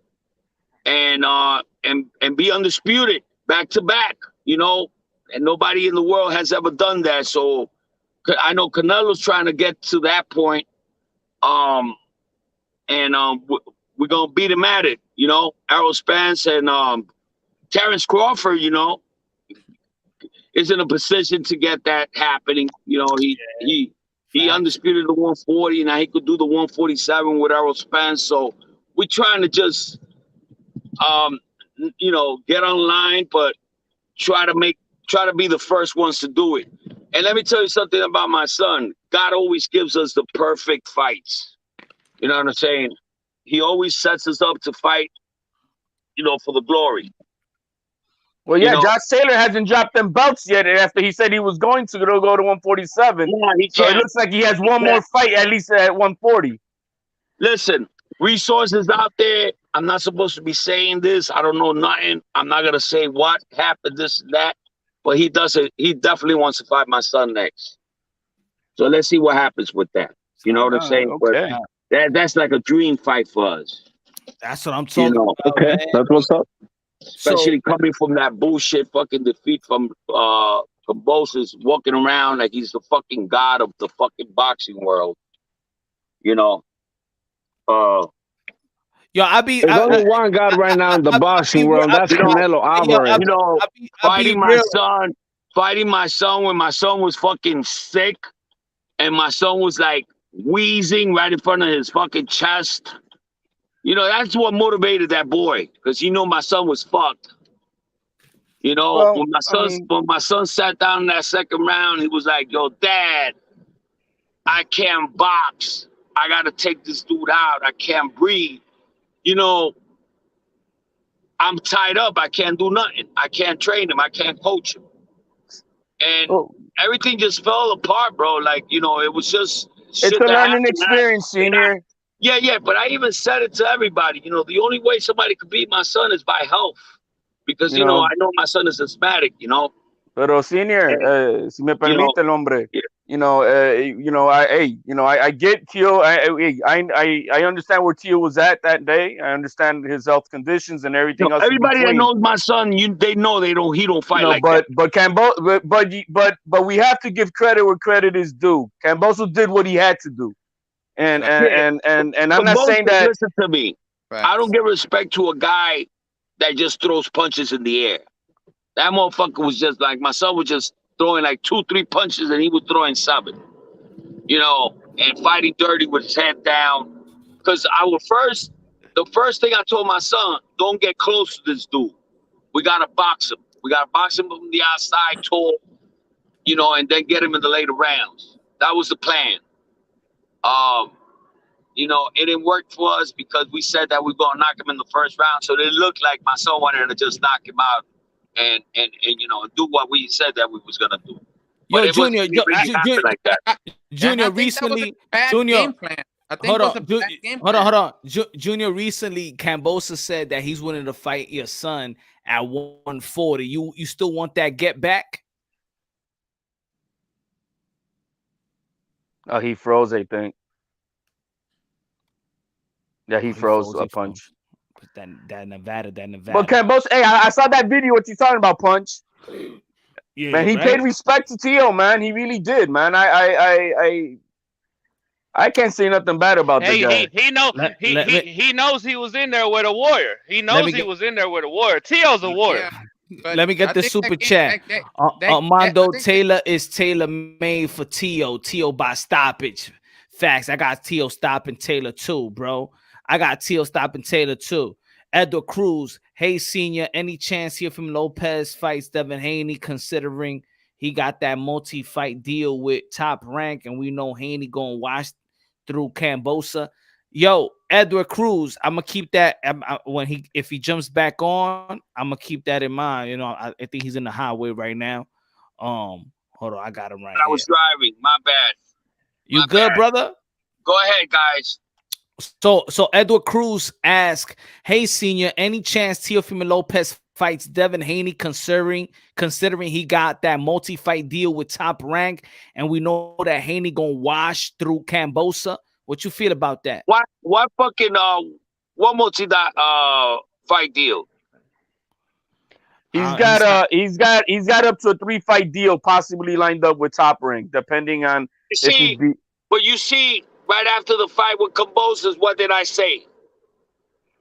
That boy did not beat us to get all the world titles, bro. You got to beat the champ to be the champ. He didn't beat us. We had him in the championship rounds. We almost took him out. And my son, sick as a motherfucker, did that to him. You know, Devin Haney, all he got to do is outbox the shit out of him. That's how you beat Cambosa. You just got to box him, you know, and get him when he coming in the inside.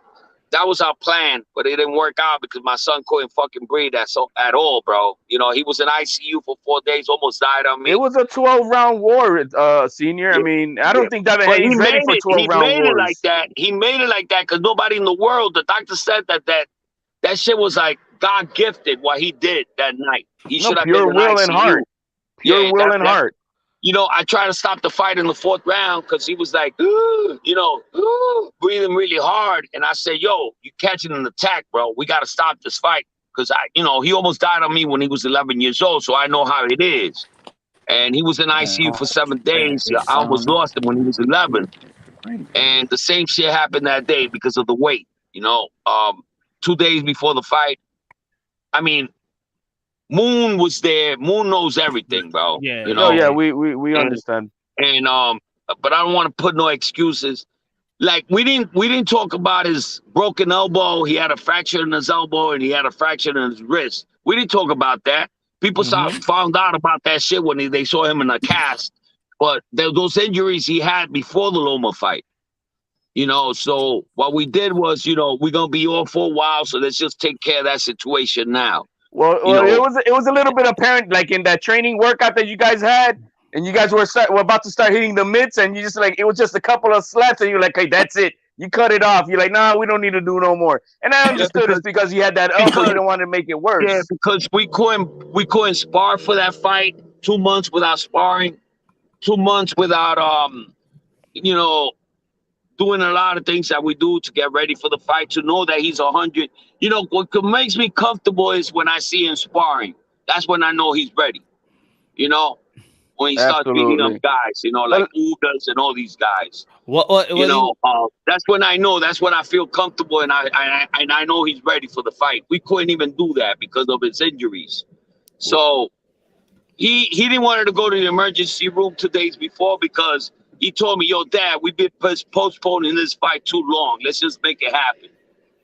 Hey, yo, Junior, I don't go fuck what anybody say. I was fucking there on Friday when Mama Lopez came down and we was in the lobby and she's like, yo, we got to go to the hospital. And he don't want to go to the hospital.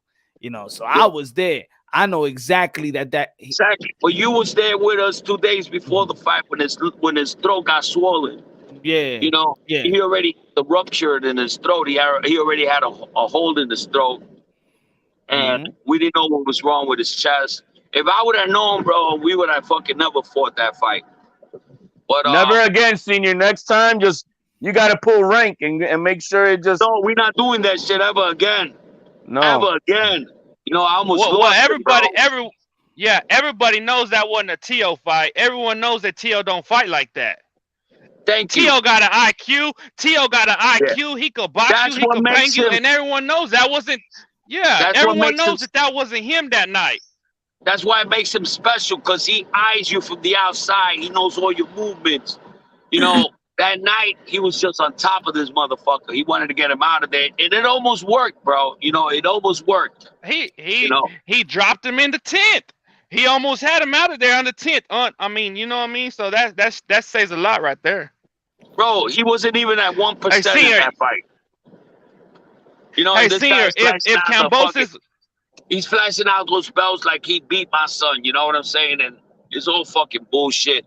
Eddie Hearn wanted that fight with him and Cambosis with Devin Haney. And you know what happened? Fucking Eddie Hearn got fucked up because Top Rank took him. So his plan didn't work out. You know, because if my son would have beat him, all the belts would have been spread around because we were going to let go of them. So there was no chances of Devin Haney becoming undisputed. So You so know? moving forward, Senior, I know that Josh Taylor's getting married in June, so he ain't gonna be around till like August No, or so. trust me, bro. Trust me. We be fighting that motherfucker in July. That's the fight I want. You know, and I know if somebody's gonna make it happen, it's gonna be Top Rank. You know, I'm not saying that's gonna happen, but I'm saying it's in the works. I You know say, what I'm I say, look. I think it's Look, look, look. it's First of all, Josh Taylor can't move up to 147. He cannot get that fight with Crawford. What the fuck There's is no gonna do? money up there Sit for him right down? now. Like sit down? Who the fuck he gonna fight? He can't fight Jose Ramirez. Nobody want to see that shit. He can't fight Brooke Grace because nobody want to see that shit. You know, so he knows the big fight to be made is my son. Because you know, everybody knows. The doctor said it. There was a big documentary on it on ESPN. The situation and how my son fought that fight that night, which was like a fucking miracle because the doctors can't believe he went 12 rounds with this dude. You know, and even in the middle of the round, my son was cursing him out. Check out the fight. My son was cursing him out, saying, "You motherfucker, you piece of shit. You know I'm fucking fucked up." You know, like, you know, because you never, like, I would never put my son to fight a fight with a dog in there. You know what I'm saying? Because this guy Cambosis fights dirty, bro. He fights with his head down and he just keeps on throwing punches. Like he doesn't even know what the fuck he's doing. He just goes in there strong and just throws a lot of punches. You know, and when you commit to this motherfucker, he gonna headbutt the shit out of your ass. I say, so that's one thing. One thing that's one thing that I was scared of, and I told my son, listen, we're not fighting this dude in the inside. We stay in the outside. Use that jab. Look at the first minute of the fight. That was my son. He was controlling the whole pace. You know, fighting tall, just slapping that jab, catching him, and as soon as he got dropped, that's when I knew that something was wrong. That was the first time my son ever got dropped, ever. Not even in the amateurs, he got dropped. He didn't even get hit hard. Like, you know, my son said he didn't even feel it. He was just all balanced. He had no legs. I say the money fight for Top Rank in 140 is Josh Taylor and Teofimo Lopez. Of course. I don't think that I don't now that Bud Crawford has jumped ship. He left. I don't think that's, you know what I'm saying? I think that's the biggest money fight for Josh Taylor before he moves up to 147. Bro, I think and that's you know a great what? fight. That's the fight I think if that's going to show the whole a lot world. of people. Listen, that's the fight that. And Josh Taylor was with MTK, wasn't he? So now what's he gonna do about that? He's gonna have to stick with Top Ring or whatever they tell him to do to make that money. Yeah, but the thing is that Josh Taylor, listen, there was a source. I'm not gonna say no names or whatever, but there was a source up in England right now that they're up there. You know, because all the Top Rank, everybody from Top Rank is down there in England. You know, where Tyson Fury's gonna fight. We know. And there was a source that said that the only reason why Josh Taylor would stay at 140 is to fight my son. That's the fight he wants. And we want it too. Especially, you know, his last fight wasn't that great. And he's a one-dimensional fighter. He did say that too before the Catterall fight, Senior. He did say that if you know, it needs to be a fight that's worthy to him. And the name that he mentioned was Tio for him to stick around. But we'll see what happens, he says. You know, if you notice the fight, well, I heard that fight did over like 4 million or 5 million viewers on the Zone. You know, I'm not sure about that number, but all I know is you had to be vaccinated twice to get into the arena. bro, there was people that didn't even have seats, bro. Everybody was standing up in that fucking arena. You know, even though it was a hula theater, which is not a lot of people, but to pack up the hula theater the way we did, it's like we packed up a 20,000 people arena, you know, because you got to think about how many people get vaccinated twice. So when I saw that, I knew that, you know, everybody want to see the way, because my son fights different from everybody else. You know, he's just very crafty in there. He looks nice doing it. You know what I'm saying? Like I said to myself, I said, like, Errol Spence is a great fighter because he figures you out and he goes to the body a lot. He throws a lot of punches, never stops. But his style is not unique. His style is not nice to watch. You know what I'm saying? Type of shit. He was getting hit. He was getting hit with that over right hand from Ugas the whole fucking night. Let's be real. When your son fought Richard Comey on the undercard of Crawford and Mean Machine, a lot of people was there for your son, and that was open market. A lot of people felt that your son should have been the main event. A lot of people was there for your son. Because we stole the show. We stole the show. Why? How we was fighting with Lomachenko? How did we fight Colby? How did we fight Nakatani? We never fucking commit. We always stay in the outside. Smart. He starts calculating. He starts watching you with those hawk eyes that he has. You know, that's what makes it special. You know, like ramming into a dude, he did it because he couldn't breathe. He said, yo, every time I try to box that, it gets worse. Winded. So I can't. It gets winded. So he told me the second round because I saw that something was wrong. And I told him, why you fucking... I mean, you could hear me, bro. It's right there in the fight. I said, what are you doing? Why are you jumping on this dude? You know, that's the first thing that we said we wasn't going to do. And he says, Dad, I have to do it because I can't breathe. I got to get him out of there. You know, but and Senior, you told the world that you were going to knock him out in the first few rounds. You did. That's what makes it look bad. That's what makes it look bad. But like the plan was to fight it like we fought Loma, like we fought Comey. You know, stay out of range, and let him work towards us to use.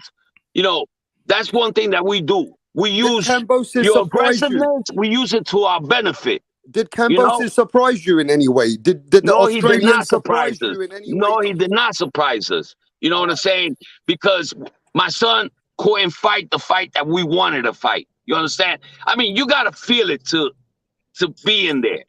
You know, imagine like somebody shoots you twice. The first reaction you're going to take is you're going to try to jump on that motherfucker, try to take him out of there before but what he about shoots when again. Your son dropped him? Your son dropped Cambosis in the 10th round. He would have finished him if he would have been 20% at least. He would have finished him. But how did he drop him then? How did he drop him in the 10th round if he was still not in the fight? Yeah, but if you see the way he knocked him down, he was going. You know, my son carries a pop when he pops you from the outside. You know what I'm saying? And you leaning in. That was our plan. He was willing to die in there. Can I just say this? A lot of the fans around the world, they believe that Tio still lost fair and square, even though that he was not himself.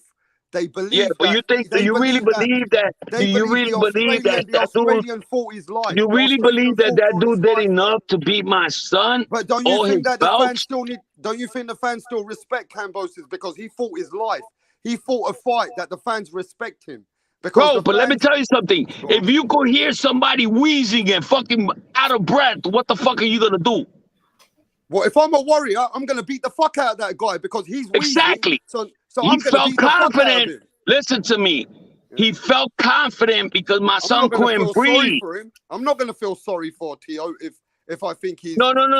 I understand that it's a fight game, bro. It's a fight game. I'm gonna beat the fuck out of him. It's the fight game, bro. And it doesn't even fucking matter if you don't even have your heart in there. If they took your heart out, you know, whatever happened, it happened. But I'm not gonna fucking put no excuses. I don't want to put no excuses. But you know, that's right. The only excuse I'm gonna put is, but listen to me. The only excuse I'm gonna put is My son, they have no fucking lungs in there. He had a hole in his fucking lung. Every time he will breathe, will go into his brain. But that's your You know fault. what I'm You saying? should be pulling him out then. You're his trainer. Why Senior, did but you that's pull him out? Tried, but he didn't let me. You gonna Senior. hear me, bro? Did you see the fight? Yeah, of course Senior. I did. But you should be Did accountable. you hear me tell him? Because you're Did his you hear trainer. me tell him in the You fourth shouldn't be round? sending your son in In there the if you fourth knew round, I about said, that I'm going to though. stop the fight. I'm going to stop But the people fight. are And asking he these said no. legitimate questions, Mr. Senior. They're asking these legitimate questions. I know You're the you trainer. fucking happy that shit You're the happened, trainer. bro. You're the I know Senior. you happy that shit happened, bro. But you Senior. know man. what? See, you got to Let's see answer the who's questions. around. We're just having Let's a see who normal the fuck is conversation. around You 5 need years to from take now. accountability for the Let's loss. see who's around 5 You years need to from take now. accountability for the loss. You, because you're Listen the to me. trainer, not He Teofimo didn't Lopez. beat. You He got didn't to take beat my son. accountability. You He got to take didn't beat my accountability. son. He did not Well, beat my son. Yeah, All but right. you got to take let's ask the accountability chat for the room. loss. Senior. Hey, The way I Hey, see Mr. it, Senior. he Hey, beat the Mr. weakest Senior. version Hey, of Punch, Tio that Punch. night. Well, Tio he found showed the- heart like Let a me just warrior say like this no then. other. guys Let are me breaking say up. this then. He found the weakest version of the trainer. Stop blaming Punch. Teofimo Lopez. You're the trainer. He found the weakest version of you. That's another thing that you don't Punch. take into accountability. Punch. That was you was weak. You Listen, fucking shouldn't have sent him If you in there. got a fighter that tells you that he's okay, that he will keep on going, you're not gonna stop the fight. But you gotta blame the All right? trainer too. You can't just blame Tio. Yeah. You gotta Punch. blame the It- trainer. Bro, listen. My son was in ICU for 4 days. He almost died. They gave him 50-50 chances of dying. He had a hole in his throat and his fucking chest. The doctor said that. It wasn't me. Yeah, but you shouldn't have You sent him know, in the the ring. doctor said. You shouldn't The have sent him doctor in the said. ring. Listen to me. The doctor said that my son fought this dude like he had 300 pounds of weight on his chest and in his throat. Remember, the doctor said that. That Yeah, wasn't but me. what I'm saying is, Son. He fought with a fucking he fought with a fractured fucking elbow and a fractured wrist. Tio pulled You know what I'm rank on his father. Tio pulled rank. They wanted to yeah, take him but to the the truth hospital, is the truth, and he yeah? pulled rank on them. But the truth is, sometimes Bro, you gotta yo, take accountability. Moon was there. Moon was Teofimo there that Senior. week with us, bro. Ask Moon. Yeah, but why When would When he you got even his, send your when his son in the fucking ring throat then? got swollen, and I was telling him, let's go to the emergency room, and he said, no, they're gonna cancel the fight if I go to the emergency room. But It then wasn't my you fault. shouldn't. You should take. He You're wanted his it like manager. that, bro. You're his manager and his trainer. My son aren't is you? a grown ass man, bro. I can't tell him what to do. Well, then that sounds like Deontay Wilder. Everyone's a yes man. But So it's- that means but whatever at the end Tio of the wants day- to die, at Tio the wants end to of the die, day, and you're gonna let him listen, die. I don't get At that. the man. end I of the don't day, get it. that shit's not gonna happen no more. It's never gonna happen again. Yeah, but You know what I'm Senior, saying? Senior, that We was had wrong. a good talk. That's We had a wrong. good talk with Bob Arum. Bob Arum told me we're not putting him in there to fight anymore until we get the records that he's good. All right? Lopez, And this is hey, Bob saying it. Hey, Lopez. Hey, Senior. Will you let him fight a rematch again with your son? Fuck yeah. We want that motherfucker, but we can't fight him because he's at 135. Nah, he said That's why recently. we could have taken the rematch. We could have taken the rematch, but my son can't make 135 no more, bro. He was 9 years at that weight. No, You he know what I'm said saying? he said Name me one fighter that has ever done that. he said couple of days ago. He said that at 140 he'll go fight Tio. What you feel about that? Yeah, he's saying that shit because he knows that he got to fight Devin Haney again if he loses, or Devin Haney got to fight him if he loses. So that shit is not anywhere near from us fighting him right now. That fight is maybe a year from now. Of course, But he did we will also fight him. speak with And you know why? respect towards You know Tio, why though. he's saying that? You know why he's saying that? Because he believes they're gonna lose to Devin. All Devin got to do is stay in the outside, and you'll fuck him up. That dude don't know how to box. That dude is a dirty fighter. He can't box, bro. All you got to do is box him. That's the plan that we had. But we couldn't commit to that plan because when you can't breathe and you have a hole in your chest and in your throat, and everybody knows about it. Moon was there when he needed you. Yeah, but the fans know, my don't son care was about quite that. moved. I don't think you realize the fans look at you guys making a mistake. They blame you. They also blame Of course. you. The But fans listen to blame me. you But for listen being to a me. trainer. Yeah, You're but the listen to trainer. me. You need to take some blame. Listen to me. The Listen fans- to me. fans At blame the end you of the too. day, we didn't lose our sponsors. We didn't lose Bud Light. We didn't lose Essentia. We didn't lose Oxox. We didn't lose all our 7 fucking sponsors. We didn't lose none of them. Because you know why? Because they know what happened that night. And even Bob called me the next day and told me, yo, everything's good. We still got the 2 pay-per-views and 1 ESPN fight next year. I mean, this year. But you know? So, listen, we're going to come back and fight for all the belts again. Yeah, but it just seems... Who the fuck does that shit after losing?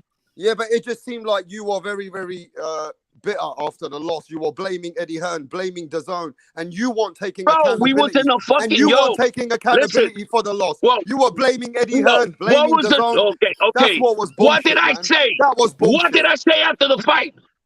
Yeah, but you were acting delusional when you was doing What did I say after the fight?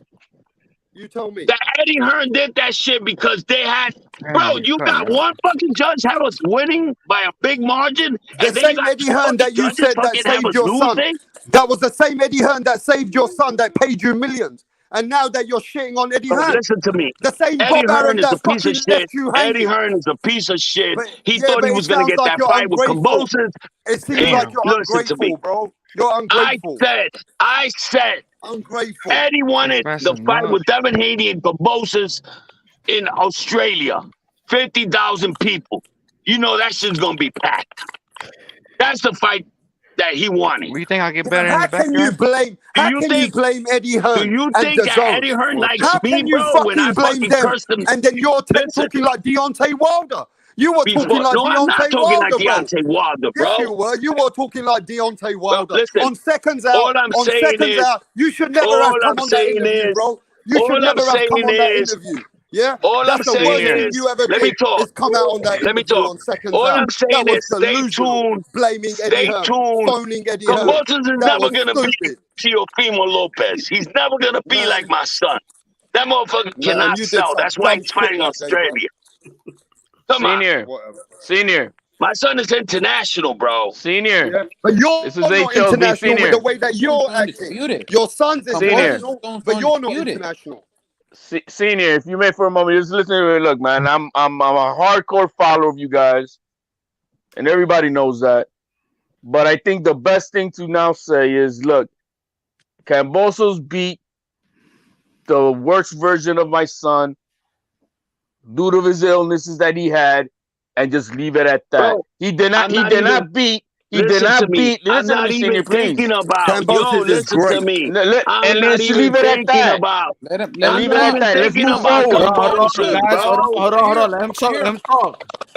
Cambosis is a one fucking punch wonder, bro. That nigga, that motherfucker's gonna be gone. That's fine, but he won that night. We're moving forward. He beat the worst version of my son. My son was maybe 30% of himself, if that. We all know that. I'm saying it because I know that. But we got to leave that to the side now. Cambosos won, and now we're moving forward. Who the fuck? Let me ask you a question. Who the fuck looked like they was ready to fucking go to sleep? Oh, we know that Cambosos was badly hurt in that 10th. We know that. But hey, we got to leave it behind. My son was never hurt. You got to respect my son that was came never back. hurt in that fight. And he came back. He fought and he without beat your no son in the fucking lungs, 11th and 12th motherfucker. round. Take off your fucking lungs. Take your fucking lungs off. Australian his respect. You can't play basketball. You can't play soccer. You can't play football without no lungs. You fucking moron. You stupid moron. You can't do nothing without no lungs, bro. We know that. You blame yourself. That motherfucker is a fucking god with what he did. You need to blame yourself. That's what you need to do. And wake up. Hey, senior, I just want to say this. Your son is a dog. Everyone loves him in boxing. Everyone appreciates him boxing. Yeah. He's exciting and he's a dog. Your son was willing to die in there. That's all I got to say. Exactly. He's the only boxer in boxing. Senior don't agree with me. And he said the talking about Devin Haney. Listen to me. He's the only boxer in boxing. Listen to me. He's the only boxer in boxing that fights beautiful, like a fucking movie. Rap star, let him talk. My son is the only boxer in boxing that fights like fucking a movie. All right, and don't tell me no. And you know that. When he fights in there, he fights beautiful, bro.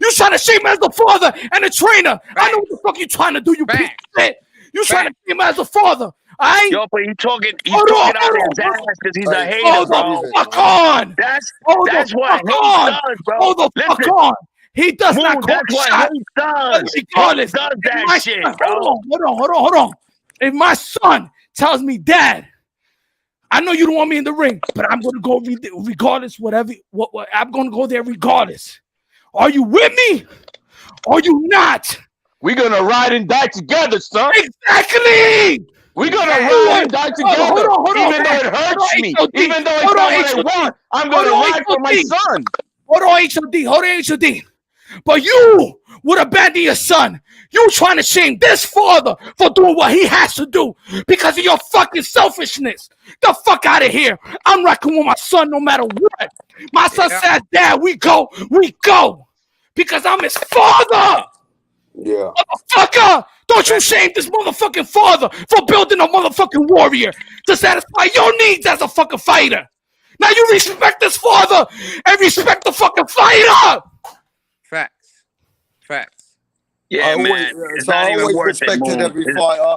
I don't know not why. even worth it. It's not even worth it. It ain't gonna work over here in punch and boxing. You're doing it for clout. Don't you shame. Hold on. Motherfucker! Listen to me. Listen to me. Moon. Ain't nobody gonna hold on. Ain't nobody gonna shame this wonderful father that's been there for his son since day one, putting it through amateurs, putting through Olympics, 15 fights, putting him as the champion, undisputed lightweight champion. Who the fuck are you to shame on Teofimo Lopez Sr.? Who the fuck are you, Rapstar? Who the fuck are you? I don't know why it went there, bro. Who the fuck are you? I don't know why it went like that with don't you ever shame that motherfucking man. No, the thing is that you talk out of hate, bro. You talk out of hate. Everybody, bro. You talk out of hate, bro. You talk out of hate. Happened with Senior. I don't know why everyone's mad. You talk about hate, bro. You hate. You hate on us. You've been hating on us. You know, you've been hating on us forever, bro. This channel, hold on. This is my fucking channel. I've built this channel to preserve the sport of boxing and to preserve the fighter. You want to shit on that fighter, on that father? Fatherhood is prominent in the sport of boxing. Don't you shit on fighters? Don't you shit on fathers on my panel? You got it twisted. Yeah, but that's not me. Yo, anyway. Watch when we put a number on fucking Josh Taylor. He ain't gonna fucking say shit. Yeah, that's not me anyway. So I'm not that guy. Watch when we put a fucking number. Watch when we put a number on Josh Taylor. I want to hear you. We had worse debates with Bill Haney. We're not talking. Don't do the triangle shit. It's what you did here tonight. It's what you did here tonight. Disrespecting a father. It's what you did here tonight. What do you mean you ain't disrespecting me, bro? You said it was my fault, nigga. No, I said you said it was my fault. You gotta take accountability. Yeah, I did. I ain't taking no accountability, bro. I have to be there for my son no matter what the fuck the situation is. Understand, Raptor, what he's saying? Listen, Raptor. Listen, listen. I was telling my son, I'm gonna pull you out. Listen, Rapstar. He has to be there for his son, no matter what. That's his job. Facts. Yeah, but this motherfucker don't understand that because he got so much hate in his heart, bro. You know what I'm saying? Hey, I got He's just a hater. Bro. I got no. You've been a hater all your life about my son, bro. Look, you must have been so happy that night. You must have been the happiest motherfucker that night. Channel, bro. Does he have? I don't hey, want Rapstar, do you have kids? This is Punch's channel. I'm not here to get no one upset. But thousands of people are saying. Now Rapstar talks with his tail between his legs. You got your voice, but I got mine after. I'm not here to get Punch mad and all that. This is. Oh, you're not getting me mad. I'm gonna set you. I'm gonna set it straight. Yeah. You gotta understand what's his position. His position is as a trainer, and his son is saying, "I'm going out there." I was fucking there, Rapstar. I was there. I don't give a fuck what anybody in the chat thinks. I was there fight week. I was there with his father, and his mother was telling him, "Let's go to the fucking hospital. You can't fight." And Teofimo Lopez said, "I'm going there to fight no matter what." What is you gonna do, Rapstar? I don't know. I find it hard as well. I find that hard. I find that very. I find that very hard. Are you gonna abandon him? You know what? Well, you He know doesn't what? believe If it. Lopez Now- Sr. now- He doesn't you know fucking what? believe If it, Lopez- bro. You know what? Yo, Hey, he's bro, a he hater, said he's bro. still finding it hard. Hold on. He said He's you're a bullshitting hater. them. Hold on. Teofimo Lopez Sr. was not going to abandon his son, whether he likes it or not. Kenny Porter was not going to abandon Sean Porter, whether he likes it or not. Angel Garcia was not going to abandon Danny Garcia, whether you like it or not. All right? Do you understand? Earl Spence Sr. was not going to abandon his son, no matter you like it or not. Do you understand? Do you understand? As a father, I may not have liked it, but I am not going to abandon my son. As a father, I may have had a difference of an opinion of what should have happened, but if my son tells me you know this is what what? we're going to do, and When he's you're a man, dealing with a he's a man. when you're dealing with a kid that won a world title in 15 fights, he's a warrior. He's a champion. He doesn't believe he could lose. You know what I'm saying? And when he tells me, and Moon was there when his neck got swollen 2 days before the fight, and I told him, let's go to the emergency room. Let's go to the emergency room. He said, no, I can't push him. Those things. Yo, my son is the boss. I'm not the boss. Senior, You know, you want to blame it on me? are all Fuck it, I'll legit. take the blame for it. Hey, I don't give a fuck. Senior, Teal's mental health and his physical health are legitimate reasons why I didn't see the best Teofimo Lopez that I know. Bro, everybody knows that was I in my know son that that part. night. Now That wasn't in my. Even Shakur Stevenson said it. That was in my son fighting that night. and you know, and there, no need to. We know that. Now the only thing that I may Ain't nobody in this disagree. planet. Ain't nobody in this planet could beat my son boxing. Nobody. Pero, Senior, the only thing that, look, I agree with that. Everything we're talking to you as a father, you're going to ride and die for your son. And I understand that. There's no fucking questions about it. I back you 110% on that. Now, the stuff that was said after the fight and who, you know, I'm not on board with a lot of the things that were said. I believe that Teo lost that fight that night, but Teo lost because of X, Y, and Z. But he did lose that fight fair and square. Yeah. As far as me, what I don't happened. think he lost because you got to beat the champ to be the champ. And Well, that nigga looked like he was but losing. it is what it is, you know. We won the fucking championship rounds, bro. You know that. Hey, yo, this is what it is. This is what it is for me. For me, this is what it is. That dude was getting ready to go. Hold on. This is what it is for me. I was fucking there. And sick. That's why I didn't make the prediction. Now, the son has a choice that his father cannot control. What he has two choices. Either I'm going to be there for my son, regardless how health-wise he is. My son suffers from asthmatic. My son. But you know what? I go to every fucking game. Do you know why? Rap Star? I go to every fucking game that my son plays. Because his coach don't understand what I understand about his health. That when he's suffering from asthma, fuck it. Listen to me. All in his feelings, though. His coach don't understand what I see. I understand every fucking breath that my son takes. So even if I don't want my son to play ball, or even if I don't want my son to play football, or even if I don't want my son to play fight boxing, but he wants to do what he does, I'm still going to be beside him just to watch him to save his motherfucking life, because his coaches don't know what the fuck I am watching. Right. It's like all of us are. Hold on. You trying to use this platform to shame on a father for no apparent reason. I'm telling you that he does. After 1.5 years, bro. Shut the fuck up. Okay, here we shut go. The fuck up. You shut the fuck up. I'm talking. I am talking. It's my fucking show. It's my fucking show. Not yours. You gotta fucking respect the fucking father. Do you understand what the fuck I'm saying?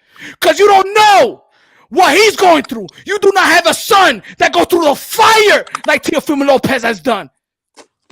Yeah. Fuck here. What you gonna do? You don't know what you're gonna do. Because a real father is gonna be there from sickness, through health, through death, to us part. Motherfucker! Why are you coming at me like that, Punch? Don't you disrespect any father out here. That Yeah, put so this how come there. me I and don't Bill give a Henry went fuck. together, bro? You try to use this to shame the fucking father. I don't use nothing. I don't come. You use try to nothing. use it. Take I don't use accountability. nothing. Everybody You know me takes better than that. accountability. You know me But better I'm than telling that. you, he keeps on telling you, and you keep on trying to overpowering him. It's not his choice, rap star. It is All not right, his bro, choice. you said that, but you said that very clearly. It's But not we had his the same battle. choice. It is not Yeah, his Punch. choice. So he got two Punch, the choices. same rap star. Fuck you. It is not his choice. He got two choices. Whether be there for his son or whether saca pie. You don't know what saca pie means in Spanish. That means you get the fuck out. And guess what? He's there by himself with a fucking cut man. Nah, it didn't. The conversation. Fuck up the boxing fans. Here's the motherfucking middle finger. You can hate all you want, but none of you motherfuckers in the chat, none of you motherfuckers got your son in the level of fucking Teofimo Lopez. Teofimo Lopez Sr. is the fucking trainer of the year. And I'm gonna do it. I'm gonna do it in 22. And I'm gonna do it in 22 when we beat the shit out of Josh Taylor, and we taking that fight next. That's a true fucking warrior and a champion. All right, but you know what? You and I said can't that about wait. Josh I Taylor. can't Say wait to what you hear your want. fucking mouth. I can't wait to hear your And I will fucking mouth flame when we beat the shit out of anybody. Josh Taylor. This ain't about T.O. This is about the modern day wars, modern day gladiators. This is about fatherhood. It's prominent in the sport of boxing. I keep the same energy. Y'all motherfucker think this is new? Anybody that has followed me since day one, fatherhood is prominent in the sport of boxing. I preserve the fighters. I have to preserve the sport. And fuck you if you want to unsubscribe. Fuck you. I'm not here for you. I'm here for the fighters. Motherfucker. Now go ahead, disrespect, or we'll flame your ass to the fucking ground.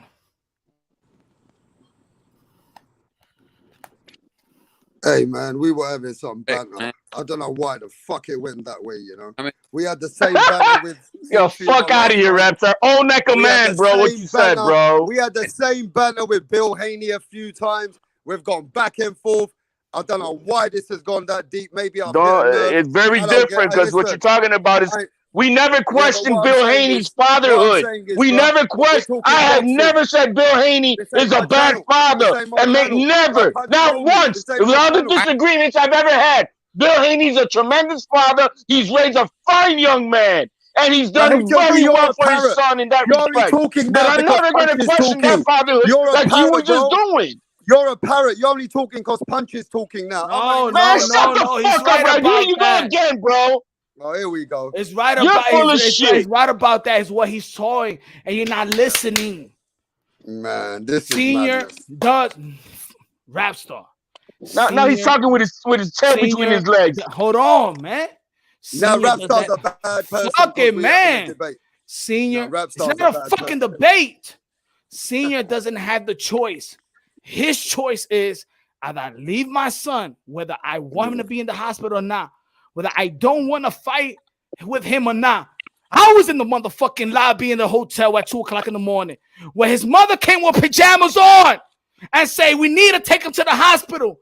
And it was T.O. that says, no, I'm going to fight. Now you got a choice to make, rap star, as a father. Yeah. Well, you're not going to send your son. You don't have the muscle to pull the plug. But that's not good, is it? That's not good. That's what I'm arguing about. That's not a good situation that they're in. All right, but at the end of the day, as a father, you're gonna be there, rap star. And the end of the day, if your son says, yo, dad, yo, fuck it, I'm fucked up, but I'm going there to fight. I'm a fucking warrior, and I will die in the motherfucking ring if I have to. I think it's mixed emotions, bro. Yeah. You know what you signed up for?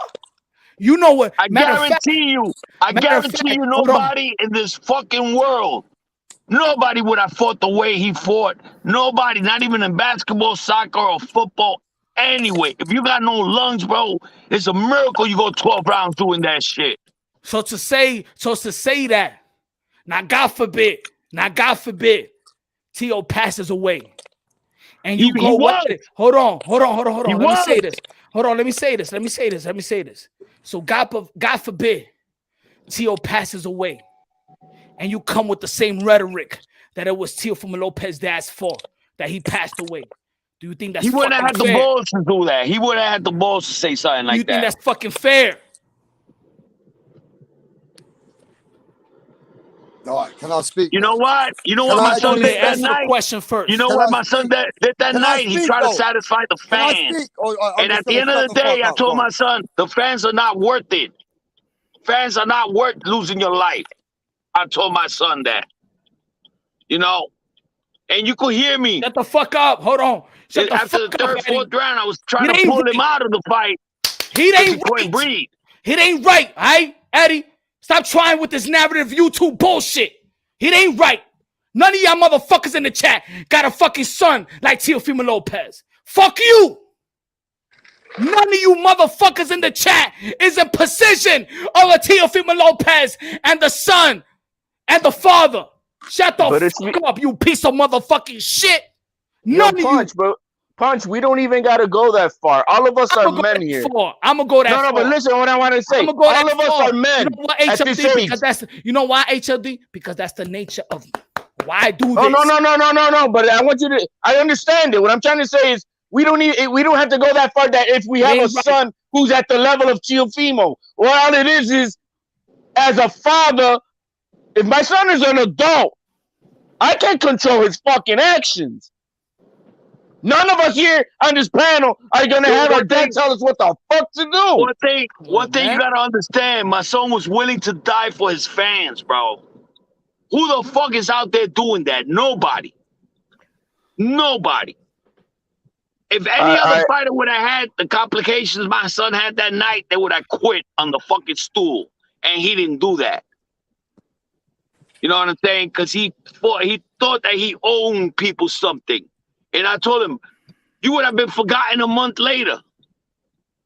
You know?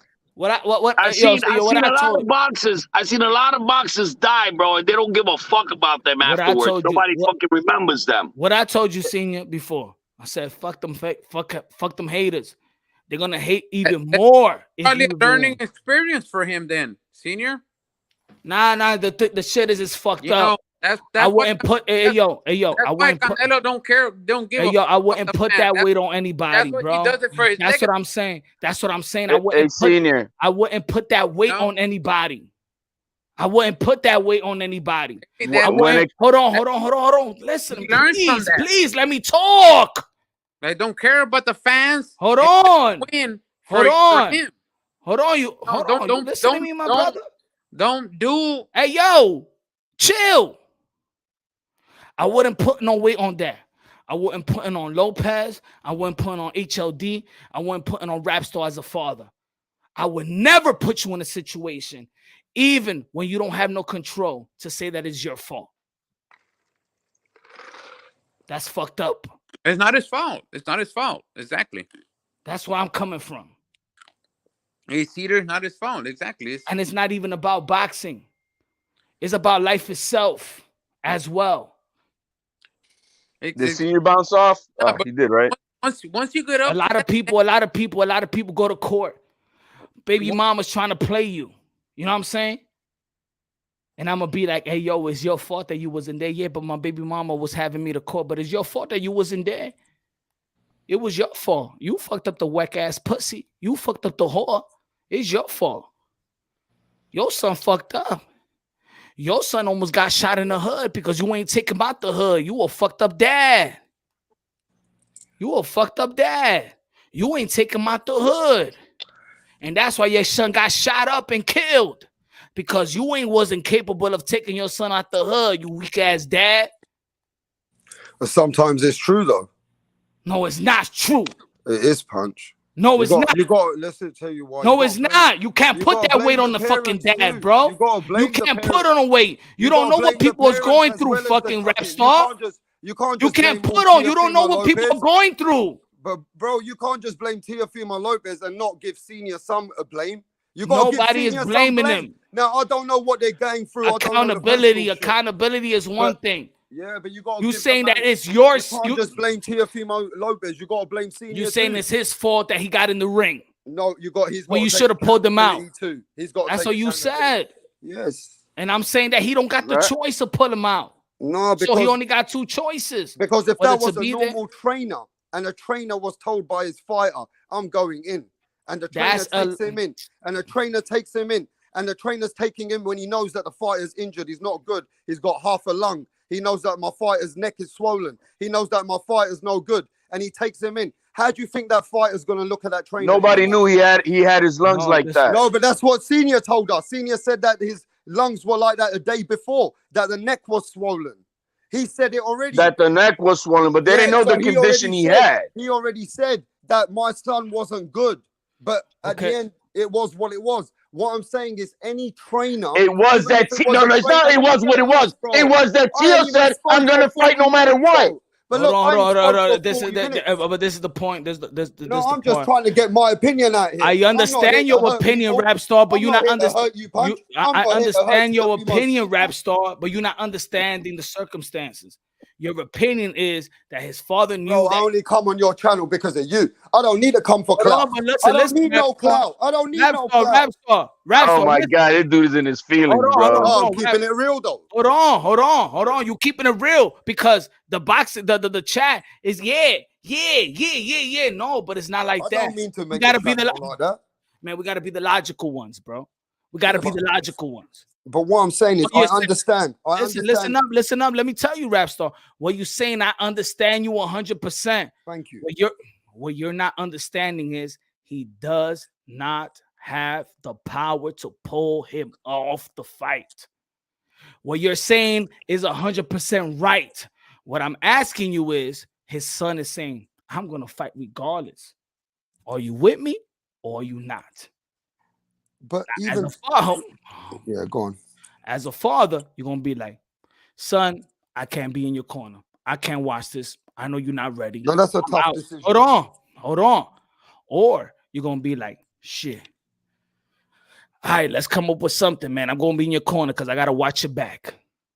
Okay, I hear that, yeah. But we didn't just say that. We said that Senior, what thousands of people have said. And it was about time he knows that fans think he shouldn't have said those things on the interview, blaming Eddie Hearn, blaming DAZN. So people. Oh, that is different than the topic that we were just arguing about. I know HLD. At the end of the day, I'm talking to you. Everybody knows. Be a little bodyguard. You're always trying to be a bodyguard. Shut the fuck up. You're talking nonsense, listen to me. Oh, man. ESPN picked up the story. The doctors came and said how he fought. Just and you're not gonna believe the fucking doctors. So who the fuck are you? And we dropped this fucking fool with my son being like 0% in that fight. But Campos and he still dropped him. And he still dropped him. But Campos did great as well. Campos did really well. He came back in the that motherfucker's a bum, bro. No, man. He's a one fucking punch wonder. Listen to me. If Devin Haney boxes him, he's gonna beat the shit out of him. And safety beats Devin Haney. And I want Devin Haney to win that fight. I want Devin Haney to win that fight. To show the world that Kambosos is garbage. Yeah, but that means that your son got outboxed by Kambosos that night. No, he did not outbox us, bro. We fought his fight. We fought his fight, bro. You don't see it? Yeah, but you gotta give my son went in the inside when he wasn't supposed to go in inside. When he had no lungs, no legs. No power. I won't neglect. Up to that part right there, Senior, I agree. That's why Tia was not at his best. Man, I guess as a fan of yours, we need to. At the end of the day, that shit don't matter because we didn't lose nothing. We're still on the top. No, you we didn't lose our sponsors. We Listen to me. We didn't lose our sponsors. My son is the hot ticket out there.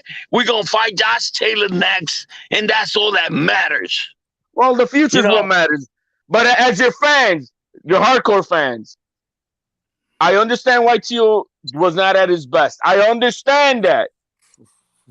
But in competition, there's graciousness. Bro, You don't realize something in boxing. You don't realize something in boxing. People don't like the way I talk. There's a lot of people who don't like the way I talk, especially haters like this fucking guy. I just try to have my opinion. So Like, now I've got an especially like opinion. this I'm a guy. hater. You So don't now think? I've got an You opinion. don't I'm a think? hater. Yeah. You don't think the judges got some I'm a fucking big supporter of your son. atrocity? No, you don't I'm a think the big judges supporter got of some your kind son. of? You You don't don't know think the rap judges star. got some kind of fucking hate towards me? Want to I ain't shut me got the no fuck hate. down? I ain't They got thought no they hate. killed me with this fight. They thought they were gonna get rid of my fucking mouth. You know what I'm saying? Because I'm a true believer of my son. Senior, con todo respeto, I'm not, you know, I respect your opinion, but I don't agree with all that part. I do agree that Teal was not at his best. I do know that he went and he fought like a warrior, the best he could with all his abilities. We had Miguel Diaz in our fucking corner as a cut man. By the time he went to work on my son's eye, the bell was ringing. Yeah, I know that. I was saying that too. He's like a 90-year-old man. He's done. He's out. He's out. I don't want him in there no more. You know what I'm saying? That was a big factor of the fight. That big ass cut that he had. Oh no, I agree with that. I was saying that too. That big cut was from a headshot, from a headbutt, and it made it a fight look like he was losing because his face was all cut up. He didn't ice him. He didn't do shit right. I know that. A big part of him losing because they could take it from us. Did he win the fight? Senior, I do not believe. son, right? Look Senior, at the fucking fight. Look at the Senior. fight. My son was catching all those left hooks with his right hand. Yeah, but Senior, You know, you told most your of the son, fucking. right? Most that of the he won punches 10 that rounds. Cambosos was listen. Most of the punches that Cambosos was throwing, my son was catching them. All But right, bro, there's no way listen, brother, you Cambosos told would your have son won that that he won fight. 10 rounds. If we would have said been that with he won Top 10 Rank, rounds. there's no way Cambosos would have won that fight. Did you believe know you what I'm won saying? 10 rounds? Do you believe you won 10 No, rounds? we had one judge scoring it like 3 rounds ahead of fucking Cambosos, and then you got 2 fucking judges that probably don't like my mouth, want to shut me down. You know, I'm not blaming fucking I'm not blaming Eddie Hearn or whatever it is, but everybody wanted this shit to happen. He was making it too big too early. You know what I'm saying? And I told my son, if this shit goes the distance, they're gonna try to take it from us. You know, so I told my son, we gotta take this dude out. You know, and I never tell my son to be aggressive, never, because our game plan is to touch, and let them fucking use their aggressiveness to our fucking. Bro, did he look like the way he fought Loma? No, that's why we're saying this, Senior. You're gonna tell me that Cambosos is better than Loma? So you still don't believe? You're gonna tell me that Cambosos is better than Loma? It's what it is. But it you don't still matter. don't believe Cambosos? It don't matter. Are It you don't gonna matter. tell me Cambosos is better than Loma? All right, Hell you still no. believe that Cambosos Nobody's should gonna have say that. No. To me, nobody could beat Loma. Nobody. All they was saying though, all they was saying is George Cambosa took advantage of what he needed. Thank you. That's exactly what happened. And you know what my son told me in the corner? You know what my son told me in the corner? Dad, he knows that I can't breathe. He could hear me. So what's he supposed to do? Put a red He's carpet supposed out? to do what? What's he supposed to do? What he He's a did. fighter. If he's a I don't take fighter, nothing away from he's him. not going to No, make it he easy did what- on your son, is he? He's not going to make it Listen, easy on him. He prayed on my son because he knew he was hurt. So do you still not believe in And my your son heart? told me, my son told me I can't hide it because I'm breathing hard. He could hear me. Dad, he goes, Dad, he could hear me breathing hard, and I hate it because he knows I'm hurt. He knows it. This all the real. This is all the way real. He took advantage when he needed to take advantage. That's number one. The fans, whether they want to admit it, whether they want to admit it or not, they know the truth. It's the reason why nobody on the panel, ESPN, or any other real or valid opinion in the sport of boxing have Cambosa pound for pound. You know why? Because you know and I know nobody thought that he really beat the Teofimo Lopez that we know that he is. That's why he's not pound for pound.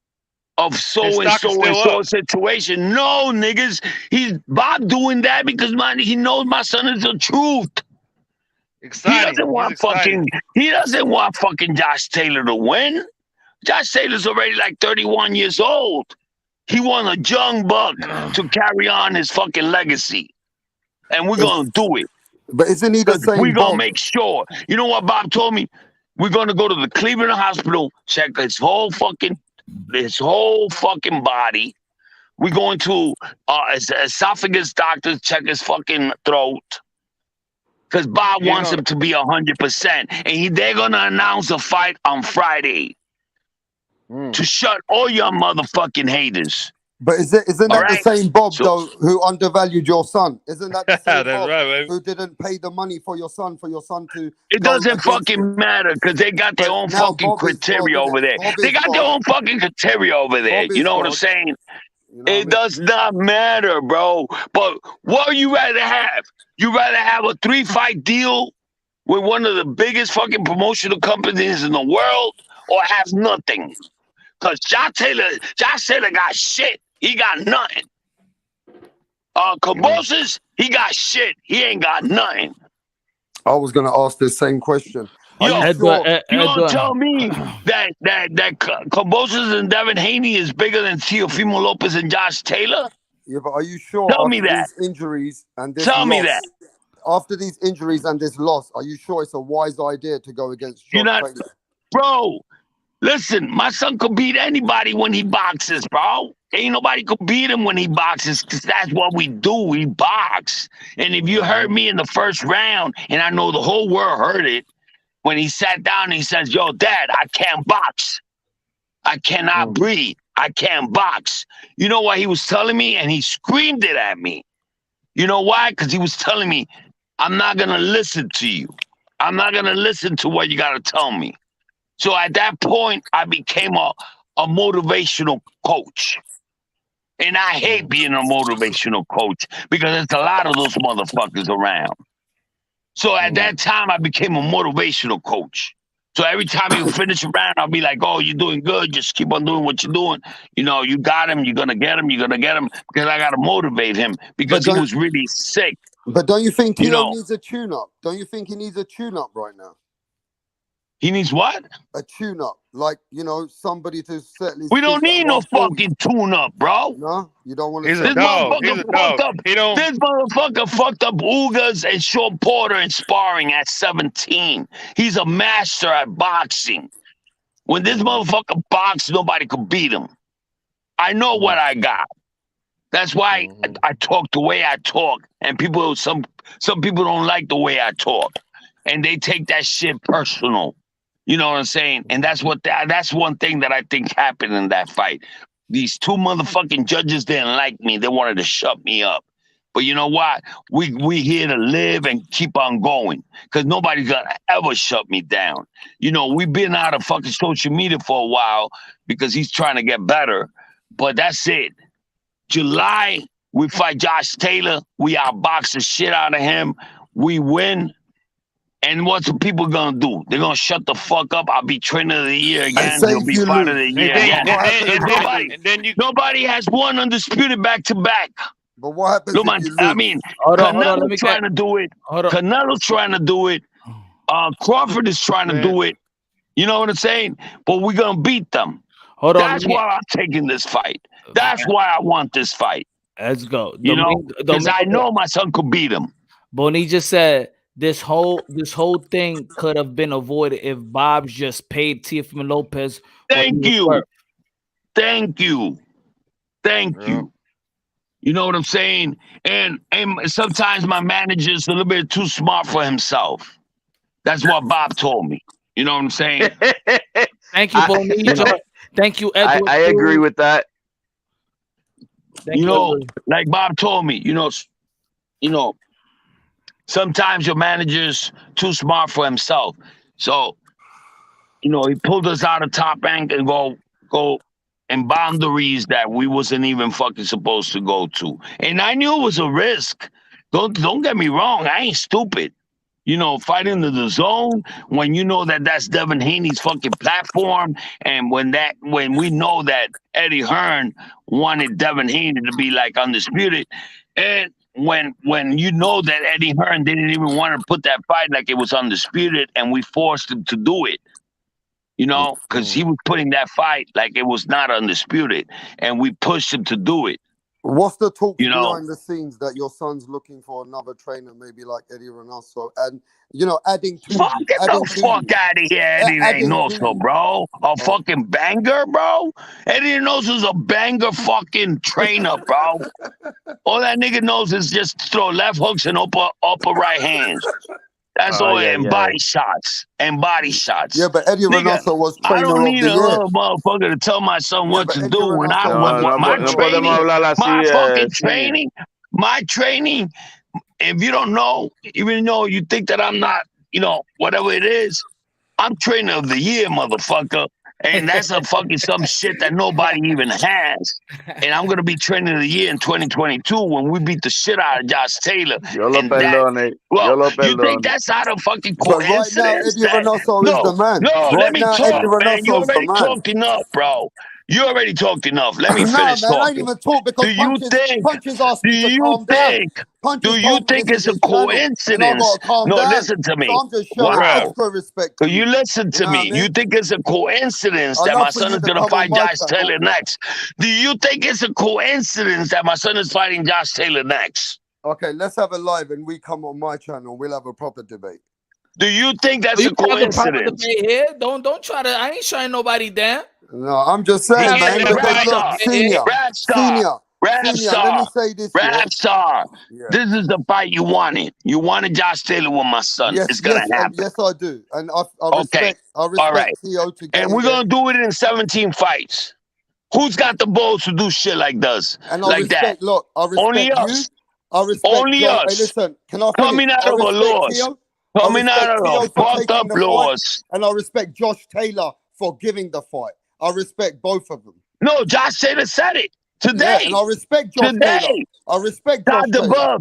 Todd DeBuff, the president for the listen to me. Todd DeBuff, the president of Top Rank, talked to him. This is off the record. He asked Josh Taylor, would you like to fight Teofimo Lopez? He said 100%. That's the guy that I want. Okay? We're good. I'm not saying anything right now that we're gonna fight him, but that's in the works right now. Yeah, but don't you? And I believe it's gonna happen. Let me just say this. Everybody's interested in it. That's what we're saying. You asked me a question from a wrist injury, from an elbow injury, from coming from a life and death injury. Do you really not think that that's a wise move as from a trainer? Are you? I don't give a fuck because we here to take care of anybody that's around, bro. You think, bro, my son was undisputed world champion of the world. You think we're gonna choose and pick who the fuck we fighting next? Are you crazy? Yeah, but why not Jose Zepeda or someone a bit? To me, the scariest fight was fighting Lomachenko, and we took that fucking fight. Yeah. Nobody in the world would have taken that fight. What did Errol Spence say about tune-up fights, bro? He came out of a car accident. He had eye surgery. What did he say about tune-ups, bro? He ain't here for no tune-ups. Yeah, but he's here to fight the big dog. Yeah, but bro, that's you see, because you got a different mentality. Yo, you have a different mentality, brother. You don't have the mentality of a champion. My son believes he's the best, and you can't stop him. And we crash, bro. But we're going for it. Okay. That's one thing about my son. We never said no to any fight. Well, I can't say nothing. That's why, bro, in the history of boxing, he's the only boxer in the world to become undisputed in 16 fights. And I said it 8 fights before that. Hey, what do you think about that he was going to be undisputed? Yeah, but I said that we was going. I want to ask you this question. Though. I said my son will be world champion. Listen to me. There's a video out there when I said my son was going to be world champion in 15 fights and he was going to take Lomachenko and all his belt in 16 fights. It happened exactly like I said it. And look at what We are ESPN God and Bob Arum gifted. are doing We now, are though. God gifted. We are God gifted, bro. And you're gonna think that we're gonna be like, oh no, we don't want to fight Josh Taylor right now. We gotta get a tuna fight. Are you out of your fucking mind? Yeah, but what do you think about That's Bob not the way Arum? my son thinks. What do you think about Bob Arum, ESPN, promoting Kambosos Devin Haney as the ultimate undisputed? Well, he has to now. I'm asking Tio Senior. Listen, Somebody's come. Is that I at don't the know? Is end of that the or day, is Senior at the cutting end off of the back day, and forth? I don't give a fuck what Bob does. All I know is I got a call from Bob last night, and he told me, "Will you guys fight Josh Taylor?" And I told him 100%. Wow, this is Like, exclusive. you know why? This You is know why? exclusive news. Because I don't want to fucking go through fucking 2 years of fucking trying to get all the belts. And I was told that Todd DeBuff talked to Josh Taylor. Josh Taylor said, I will stay at 140 if I fight Teofimo Lopez. Because he knows, bro. We sell, bro. We sell. That's a legacy fight. That's a legacy fight. Yo, we sell, bro. You think Kambosos and Josh Taylor? No. Why? Because Kambosos is nobody. Nobody gives a fuck about Kambosos. That's why they're throwing that fight in Australia. You know? But he doesn't have an international crowd like my son has. Everybody in the world watches my son. When my son fights, everybody watches him. You think Bob would be wasting his time with us, knowing that we just lost? He'll be like, yo, we're going to put you in the back. No. Bob called me up and says, you want the fight? I said, yes. Okay, Josh wants it too. Let's make it happen in July. He'll be healthy. One thing is, we got to go in there 100%. No excuses. He'll have a No nutritionist, excuses. won't he? He'll go back to a nutritionist. It's not about the nutritionist, bro. When you're 9 years fighting at 135, bro, come on, bro. Come on, man. Nobody in the world has ever done that. 9 years at 135. I mean, we fought Loma. We wasn't even supposed to fight Loma at 135. He already had gone above his weight. When he fought Loma, he felt light. He didn't feel good. You know, and we beat him. We beat the best fighter in the world because I don't see nobody beating fucking Loma. Nobody could beat Loma. Loma would do a number of Kambosos that you wouldn't even fucking imagine.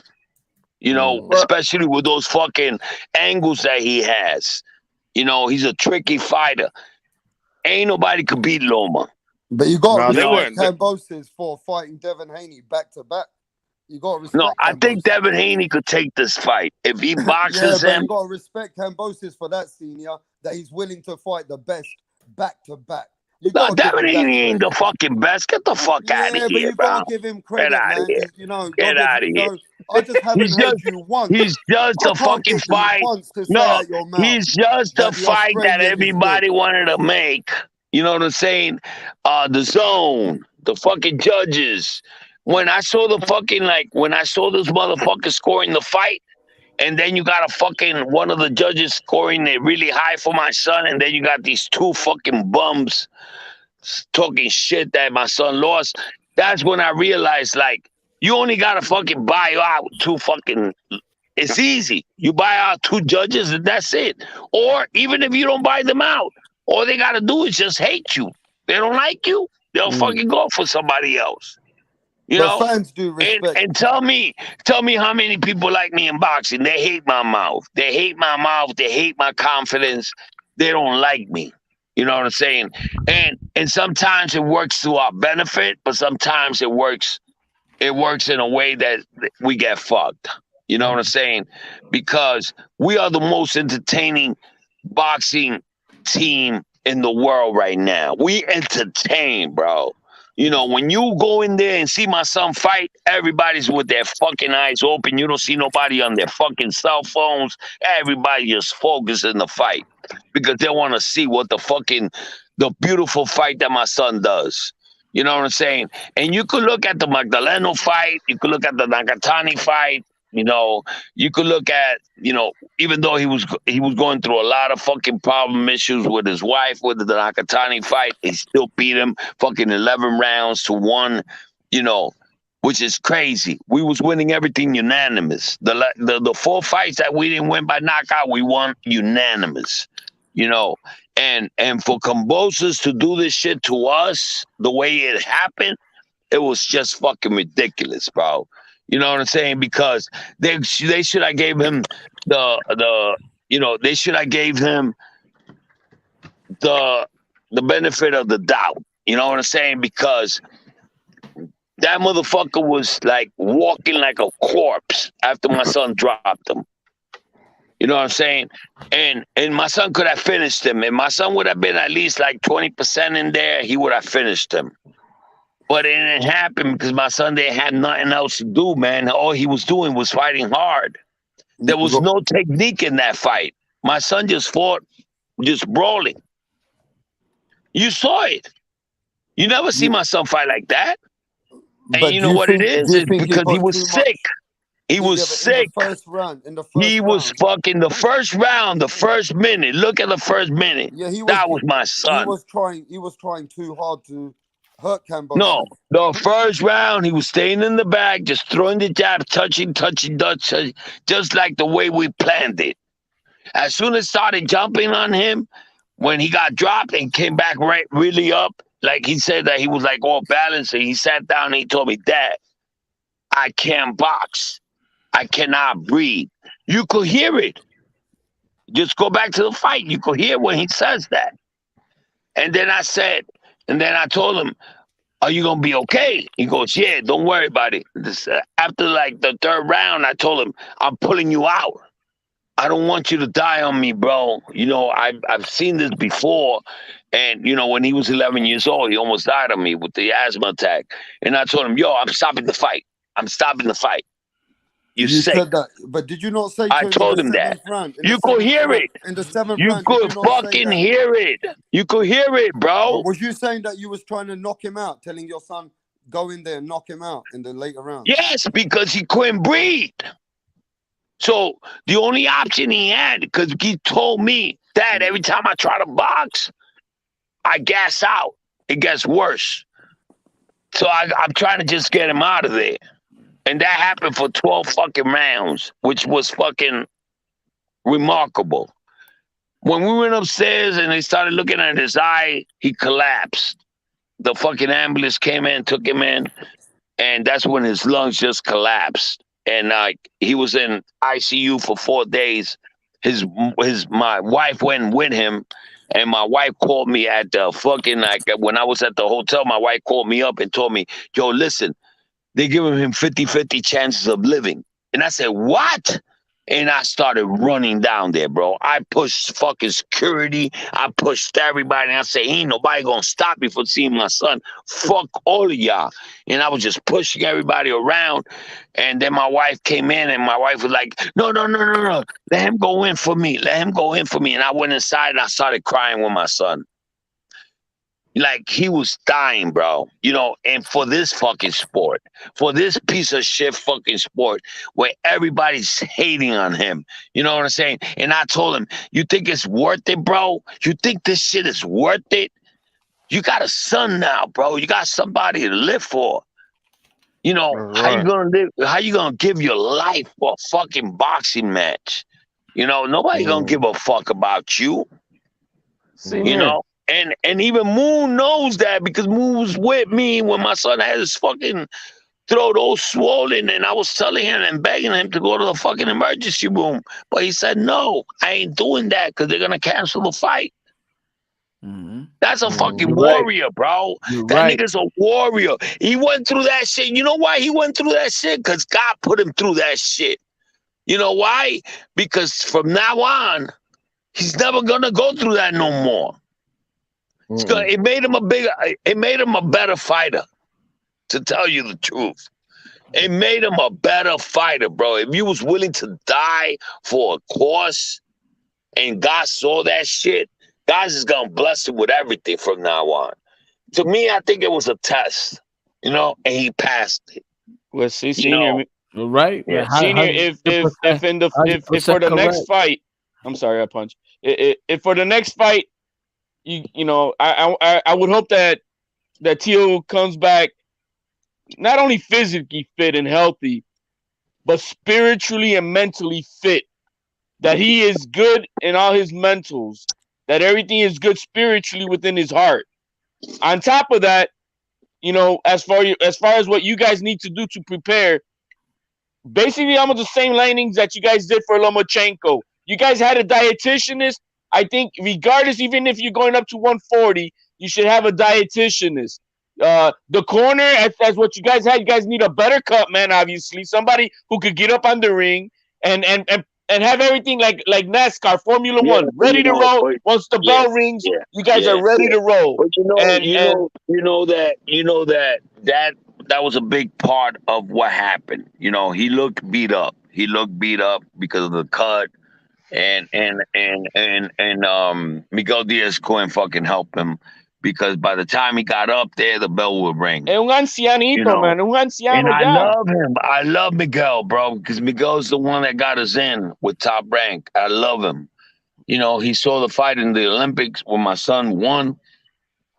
And they robbed him, and Miguel, and when they robbed him, and Miguel Diaz called up Top Rank and told him, "Yo, you got to sign this kid. This kid's a real deal." So I feel like I owe him something. You know what I'm saying? Yeah. But it comes to the point that we can't do that no more. You know, because it's hurting our fucking it's hurting us big time. He's an old man, you know what I mean? And it's just it is what it is. But have that corner tip top shape like NASCAR, ready to roll once the bell rings. That before Tio even gets to the corner, stool is ready, Cutman's on the ring, he's ready to roll. You know what I mean? That has to be done. And of course, you know, like I said, the dietitianist, and that he is spiritually healthy, that he's happy, that he is content, that he's ready to roll again. And until he's not, I do not wish to see Tio in the ring until he has everything together. Listen to me. Listen to me. My son is an investment for Top Rank. We have a contract with Top Rank and the Takeover Promotions, right? So the next 3 fights is with the Takeover Promotions and Top Rank. We have 1 ESPN and 2 pay-per-views. We fight Josh Taylor, they got to give us that pay-per-view. Because it comes to it doesn't come like in a number, you know what I'm saying? Like they could split it up any way they want. So if we fight a nobody or whatever it is, they'll give us an ESPN fight. But being that they want us to fight Josh Taylor next, that will be a pay-per-view fight. That will be my son's first pay-per-view fight. So we have 2 pay-per-views and 1 ESPN and sign a contract and everything. No, you guys are set. Yeah, of course. You know, on the business side, you guys are set. You're talking about we could make about $30 million in this next 3 fights. Oh, and you guys are great with that. On the business side, I think you guys are going to be okay. I'm just talking about Tio the man. You know, you're on mute, Senior. Senior, you're on mute. You're on mute, Papa. You're on mute, Senior. You hit the mute button by mistake. Okay, now I'm good. Good, now you're good. You could go ahead and repeat everything you said because you were on mute. I said, you know, at the end of the day, we don't got to talk about the fucking haters and the people that don't want us around or the people that fucking don't, that are talking shit about Cambosis and all this. At the end of the day, we have a 3-fight deal with Top Rank signing a contract where we're fighting 2 pay-per-views and 1 ESPN. So if we fight Josh Taylor next, it's got to be a pay-per-view. You know what I'm saying? So they could split it any way they want. The only thing is that we have that contract for 3 fights with the Takeover Promotions. So my son is going to be with the Takeover Promotions. And then Bahrain, we get 70% out of the fucking out of the pay-per-view buys. So my son can make about $30 to $35 million this year if everything goes right. Amen. You know, but we gotta win every fight. You know what I'm saying? So we getting the most difficult fight right now because we fighting the undisputed champion at the 140 weight division. So I think that fight is going to be on pay-per-view. You know what I'm saying? Because they could switch it anyway. You see, because when we signed the contract, Bob estimated it there that they could put it in any form. In other words, so if my son could fight like a nobody or whatever it is, it will be on ESPN. Fighting Josh Taylor it's gotta be on pay-per-view with the takeover promotion. We got a big cut out of that. So, you know, we are blessed, bro, because you guys are blessed and set. When you come out of a loss, they put you on the shelf, bro. You know that. Right. Unless they believe in you. Bob, right after the fight, called the fucking doctors at Bellevue Hospital when he was fucking in there because he was concerned. And the doctors told him exactly what happened to him, that he shouldn't have been in there. He should have been in ICU. He should have been fucking like not even fighting. And Bob liked that. So Bob called me up and told me, listen, nothing changes. That's what Bob told me. The next day, Bob called me, you know, so I could stop worrying. And so he told me, nothing changes. Everything stays the same. The contract is still there. One ESPN fight, 2 pay-per-views. The shit stays the same. Because what happened was ESPN picked up the big story about what happened in that fight, because that was in my son fighting in there. And they realized what had happened to him. And that just turned them on more because they couldn't believe, because the doctors told him that what he did was like, what he did in that ring with Kambosos was like God sent. Some shit that nobody could be able to do. This motherfucker is crazy. He's strong as a motherfucker, and he doesn't take no for an answer. My son is the boss. And Axe Moon was there with me, man, when I was telling him, let's go to the emergency room, bro. Please, man. You know, I don't know what's wrong with you, but you can't have that shit. His throat was swollen. And he said, no, Dad, no. If I go to the emergency room, they're going to fucking stop the fight. I don't want that. You know what I'm saying? And I can't do nothing about it. Yep. No, does that understand that, Senior? I know as a father. I know as a father. Punch knows as a father. Bro. We know how it is. No, but moving forward, I need you guys to keep that eye on young Tio. You know what I mean? He's a man, but he's 24. You know what I mean? And let's just make sure that he is doing well, that his surroundings and everybody around him has his best interest. But it's not up to him no more, because Bob knows what happened. He cut off. Yo. Que noche. You know, my only argument is that the note of hold on, the fatherhood. Don't abandon our sons, man. Do you hear me? Yeah, we got you. We got you. What I'm trying to tell you is, like, he's never gonna go in that ring unless he's 100%, because Bob is not gonna allow it. Bob already told me, if he's not 100%, I'm not putting him in there. You know, because Bob believes in my son. Listen, Bob believes in my son. Oh, like, yo lo creo. You know, he believes in him. Pero tú sabes que what are the chances of him putting him in there with Josh Taylor? What does he earn from Josh Taylor beating my son? He don't earn nothing, because Josh Taylor's older. He wants a young buck to fucking rise and shine and be 2-time undisputed. That's good for the company. It's good for the, for the legacy of Top Rank. He wants to die knowing that he left a 2-time fucking undisputed world champion. You know, I think Bob is in all the way for us in this fight. Bob wants to make the big fights happen. Bob wants to make the big fights happen. Bob say, hey, you want to swim? We'll get you to swim. You know, that's how Top Rank is. But I really believe that T.O. can box his ass off. Yes, he knows Bob can box his ass off. But because Bob knows that was in my son with Kambosos. He knows that, because he called me up and told me the next day. That was Everybody his knows, son. man. You know, we know what happened to him. We know how ill he was. We can't even believe that he fought like that. And, you know, Y los problemas que él tenía también, Senior, tú sabes, esos problemas personales no ayudan a nadie, you know what I mean? Those, you know, I'm not going to speak too much, pero tú sabes que los problemas personales que el muchacho tenía en su casa, eso no lo ayudó tampoco. Yeah, but that had nothing to do with it, man. Everything was about his health, you know.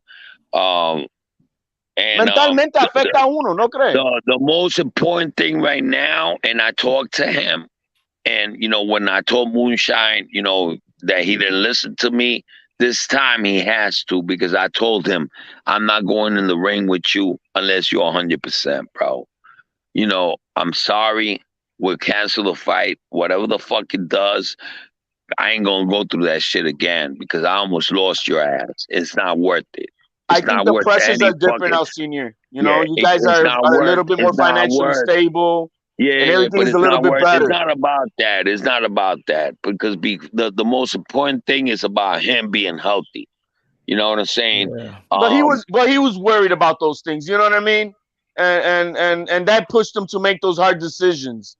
You know what I mean? No, he was stubborn like a motherfucker. Ask fucking Moon. Moon was there with me, bro, when he said no. Mm-hmm. I agree. To the hospital. Senior, I agree with one thing you just said a minute ago.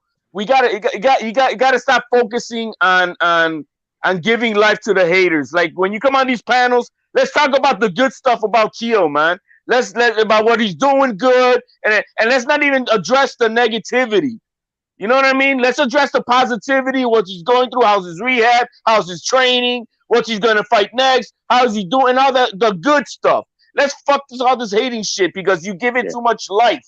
There's too much life given to the negativity. Right. You're right in that point, you know, but sometimes these motherfuckers get out of hand and you know, especially like this fucking guy, Rap Star, talking like I was to blame for the whole fucking shit, and I'm a piece of shit. I should have stopped the fight. When he doesn't understand that the boss here is my son. My son is the boss. Let us locos over here, los locos aquí of the white TBC community. You know, the HLD like myself, the punch up. You know, let us take care of the fucking haters. You just come out here and bring flowers. Hey, let us do the dirt. We work. We'll get the shovels. We'll get the shovels for you, man. You don't got to do none of that. Any time of the day, my son could let me go, bro. You know, he could say, "Yo, you ain't with me, fuck you." You know what I'm saying? So I gotta fucking vouch everything part of the business, he says. But he's still your son regardless. Exactly. He's still your son regardless. My technique is flawless, bro. It's unbreakable, bro. When that motherfucker goes in there and boxes, nobody could beat him. Nobody, bro. He takes over the center of the ring, bro, and he just keeps on touching you with that jab, setting you up with the big punches. That's my son. They know. That fucking night, he didn't have that vision. He was just going in there. It was a perfect storm of many negativity things. Because he was desperate, bro. Imagine you having like 2 gunshots in your fucking chest, your fucking throat. Because the doctor said the only thing that stopped him from fucking looking like he was hurt was that he didn't have the fucking, like, the bullet shots that Nico showed. Yeah, the perforation of his esophagus. We got that. Exactly, because it was inside his body. Let's focus now on the future. Hey, you already beat Lomachenko? Fuck it. We're done with that. You lost the fight with Kambosos is done and over with. Let's start focusing on today for tomorrow and the positive of the return of Kingpin Tio for Undisputed at 140. That's what I want to start talking about. That's what we want to start doing. That's it. You know what's so crazy about this shit, bro? That God is giving us that opportunity again, bro.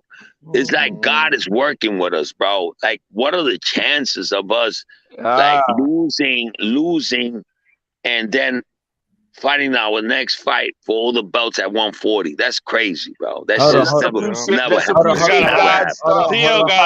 Hold on. Little John, easy work for the takeover. Good looking out, X-Shape Form. Kings of the Commonwealth said, "Hey, Senior, your son is gonna be the greatest."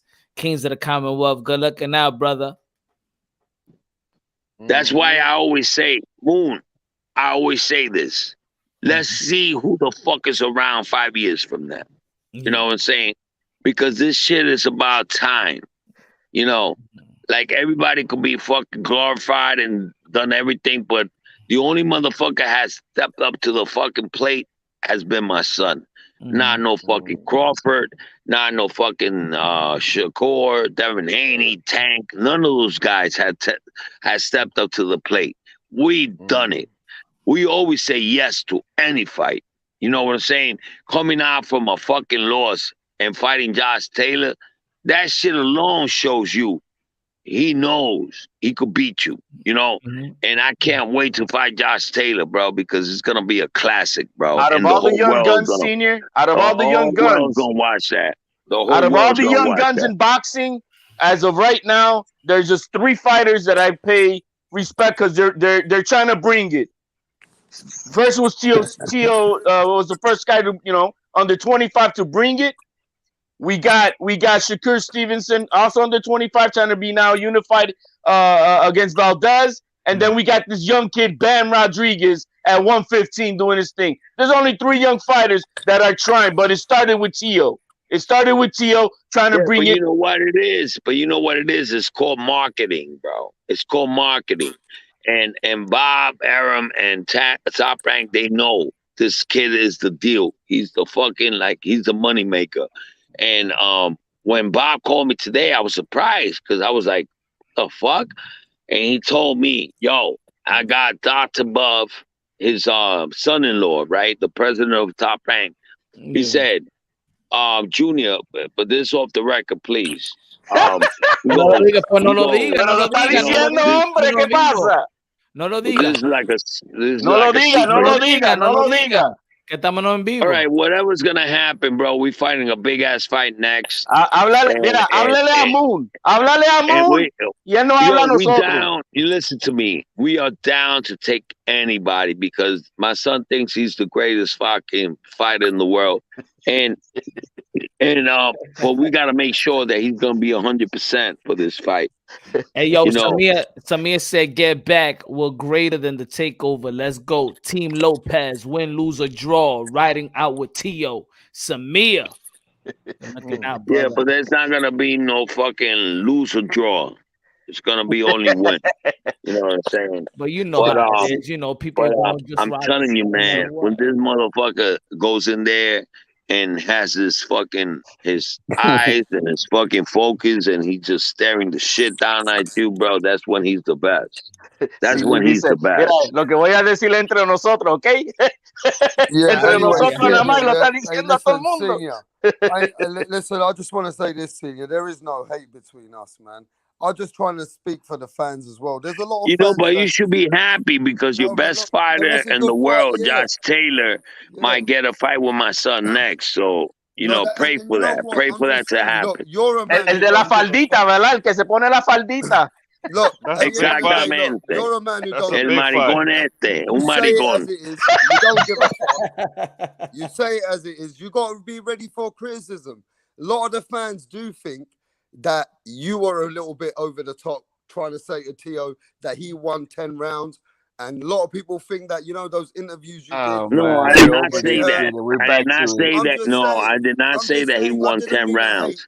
No, I did not say that. I said, no, I did not say that. I said that we did enough to beat this dude because you got to beat the champ really bad to win. Blame Eddie Hearn, you blamed the zone, fans. Those guys are fucking all fucking. They're all fishy, bro. Come on, man. You gonna tell me that Eddie Hearn is the fucking a church guy that goes to church every day? Nah, man, get the fuck out of here, bro. Eddie Hearn is a motherfucker. He will do anything backstab. Eddie Hearn was backstab his own mother, bro. You know what I'm saying? He don't give a fuck. But listen, Tio, people say you sound delusional, blaming Eddie Hearn, blaming the zone. Just take some blame yourself. That you I ain't blaming nobody, bro. All I said was that there was no way that guy beat him. That's all I said. There was no way. When you fucking looking like a fucking clown and you're about to fucking drop on the floor like, walking like all crazy. The way we hit him, the way my son hit him, and it was a fucking and that punch was But he going came forward. back. He came That back. punch was going forward. You know what I'm saying? It wasn't like a punch from coming from the back because my son would have knocked him out. That punch was going forward because my son was just trying to get him out of there. And when that happened, I thought we had him, and my son couldn't follow up because he couldn't breathe. You know what I'm saying? But at the end of the day, man, and no matter what the fuck I say, he lost. You know what I'm saying? And we take the loss. It doesn't matter. But what I'm telling you is, That's all you have to say, Senior. yeah, That's it. we're in a situation. Our situation right now is great because right now we could fucking be undisputed too, back to back, which nobody has ever done that. What And you you just know said who's right now, close? Senior, is You know what you who's need to close? hear. That's it. But you know What who's you just close said is to do it? perfect. Yeah. But you know who's close to doing that? It's fucking Canelo and Crawford. They're the two motherfuckers, the only two motherfuckers that could beat us to that. Who you You know, And they're two top Hey, yo, dogs, hey, man. yo, They're who you two top think? dogs. Who you think? Yeah. Who you think wins? Crawford or Spence? Crawford. I got Crawford beating him, because Crawford stays in the outside. He boxes. He's not gonna get into a brawl with fucking with Spence. Errol Spence. Errol Spence is the kind of fighter, which is a smart fight. I like it in a little way. It looks a little bit clumsy, but I like a little bit of his style because he commits a lot to the body. Yeah. He just breaks you down. You know what I'm saying? But for them to do that, you got to be in the inside. So I know that Crawford is gonna just try to box the shit out of him and get him in the later rounds. And so I see Crawford beating him. Beating Errol Spence. By knockout or by decision? Yeah. No, yeah. You seen the fight with Ugas when he almost got dropped. There's one thing about the Cubans, bro, that I don't understand. When they have you for some type of reason, bro, they just back up, bro. Se lo olvidó cómo pelear después que lo golpeó, man. I like, what the hell? He forgot how to fight. Bro, but Joe, that happens with all the Cubans. Like they have you, like they have the fight, and they just scared to finish it. Like that fight would have been over with a 10-second flurry. Hold on. Let me ask you a question. When your son sparred Ugas, was he the same way? When your son was tagging Ugas, was he the same way?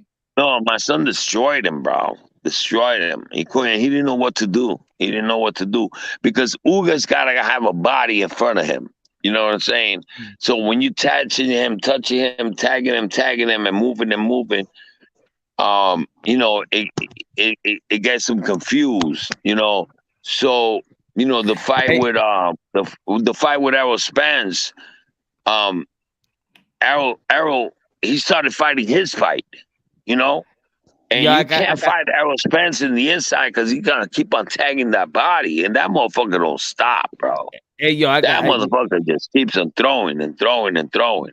Hey, yo, I gotta be real. We like the tape of Sean Porter and Teofimo Lopez.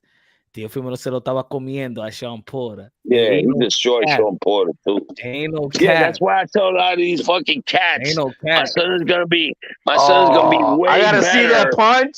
Yo, HLD, you never seen that one? No, my son is gonna be way better. No, man. At the higher division. Send me the link to it. Send me the link. Bro, my son is gonna be way better. Listen to me. You don't got it. Listen to me. You know what killed my son was the weight. The weight killed my son with convulsions. The weight. That was it. Hey yo, and that's why I tell the people when I say Tio was gonna outbox Loma. People thought I was crazy. Ese lo estaba comiendo. That's my yo son. quiero ver eso, coño. Yo quiero ver my eso. son. That's my son. That's my son. That's the way we fucking fight. That night with convulsions, you don't got no fucking lungs, bro. What the fuck you gonna do? You're gonna get desperate. You're gonna try to go for the kill whole fucking round. I was actually surprised when you showed me that shit. That shit was crazy. And That's a secret tape, secret. yeah, Nah, and yo, Un día lo I'm veo. being real. Yo, he- 100%. No lie, bro. Ese lo estaba comiendo. I was like, yeah. yo. You know that after that sparring, Sean Porter came up to me and put my son in the bitch seat in the middle. He said, "Yeah, you're going in the bitch seat because you beat up all our niggas, you know, because he fucked up like 147 pounders He's a that good night, dude, man. you know. Porter's a good He dude. beat the shit out of Brad Salaman, Derek Walker, and Sean Porter that day. Yeah, he beat all of them bad, Senior, bro. next week we got 2 mega fights. So we got Amanda Serrano versus Katie Taylor for Undisputed. Who you got in that fight? Serrano, man, come That's on. what I'm talking about, baby. Eso mismo. Weepa. Yo, Junior, I Nice. wish that you was in New York, man, this next week, man. Yeah, but It's gonna be lit. I think we got invited to. We got VIP service to watch the Shakur fight, so I'm gonna go to that. Fuck that. I ain't gonna watch You know, that. Oh yeah, my that's my top rank. son, I get it. yo, Bob got us tickets to go to England, bro, and be at the fight. And at the last minute, we were supposed to. diga. Yeah, we No were hable, supposed no to. hable, no hable. It doesn't matter. I don't give a fuck. We were supposed to fly out. No, we were supposed to fly out right after we came from LA. We just got back from LA. We were supposed to go catch another plane and be there by Friday night. And my son said no. He goes, because I want to spend some time with my son. I'm going to the beach with him on Sunday. And so I told my son, okay, no problem. And then Bob called me and Bob told me, he says, I'm going to give you guys the best seat as a house right in front, and this and that in the Shakur fight. So we'll be there. We'll be there. That's cool. That's good. That's good. Bro, you know why? But you know why? You know why, Moon, bro? I feel so fucking happy, Moon. You know why? Because there's so many people just calling us, want to be with us. We just did a Bud Light commercial 3 days ago. We booming, bro. We booming. Sí, escuchaste a Moon, le dijo, mira, si no quieres los tickets, compártelo, hombre. Si no los quieres, compártelo. Yeah, so, like, when I see Bud Light, then let him go. The first thing that came to my head, when you see me in the corner and I'm listening to the fucking Announcer. to the decision, right? And I just put my head down because I knew they could touch us. You know what I'm saying?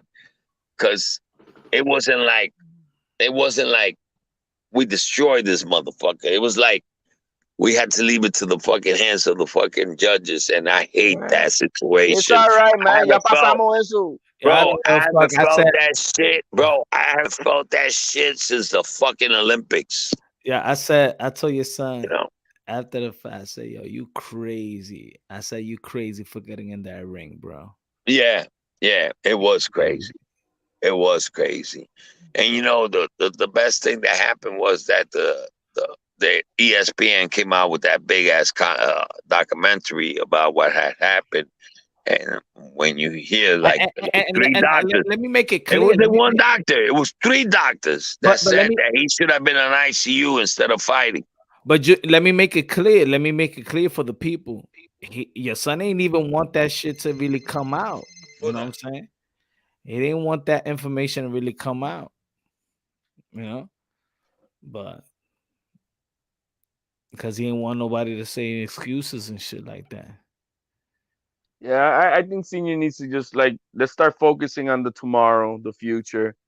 Cambosos is done. Lomachenko's done.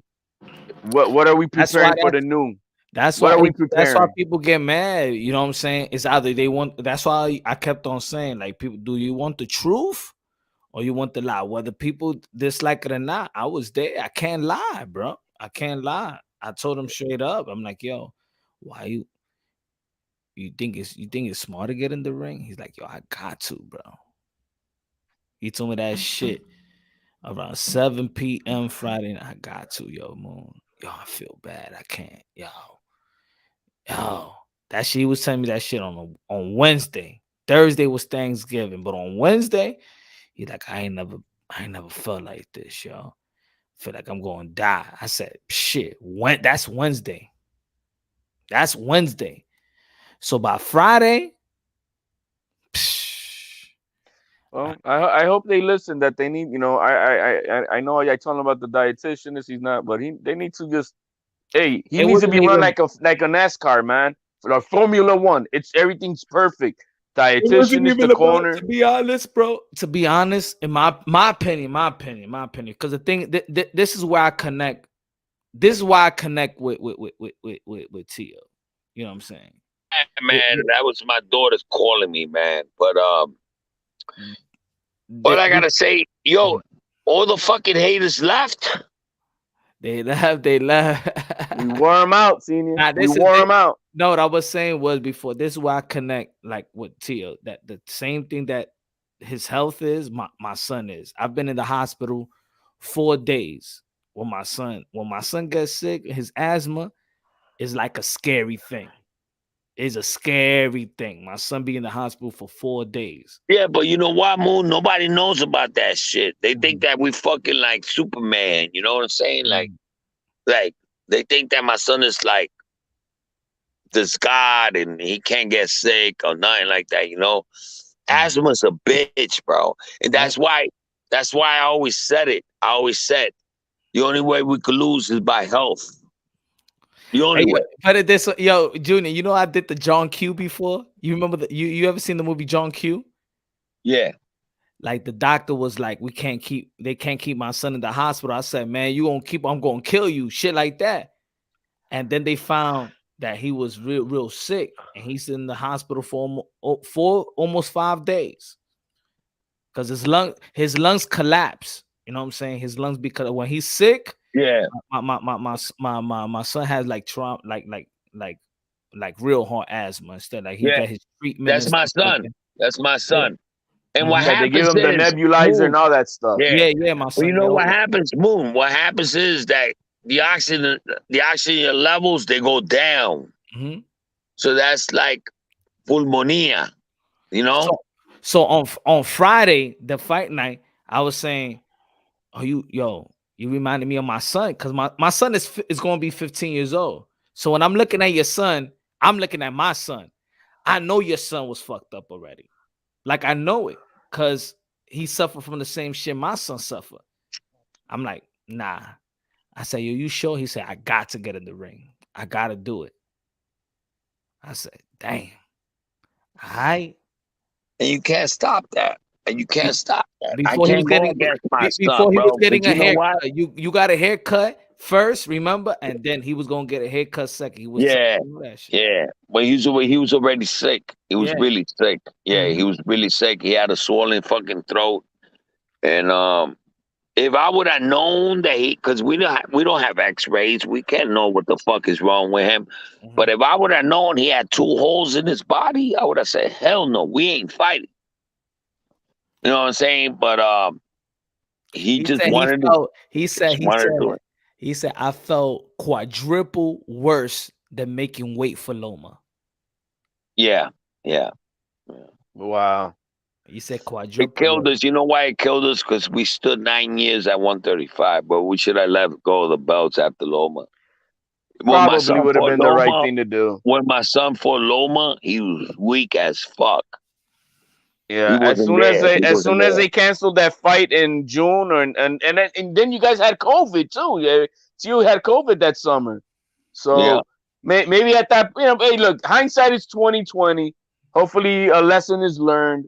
We're moving forward. We know that if there's any type of doubts about the health, he needs to be checked out thoroughly. And if he's not ready to go, he's not ready to go, and that's simple as that.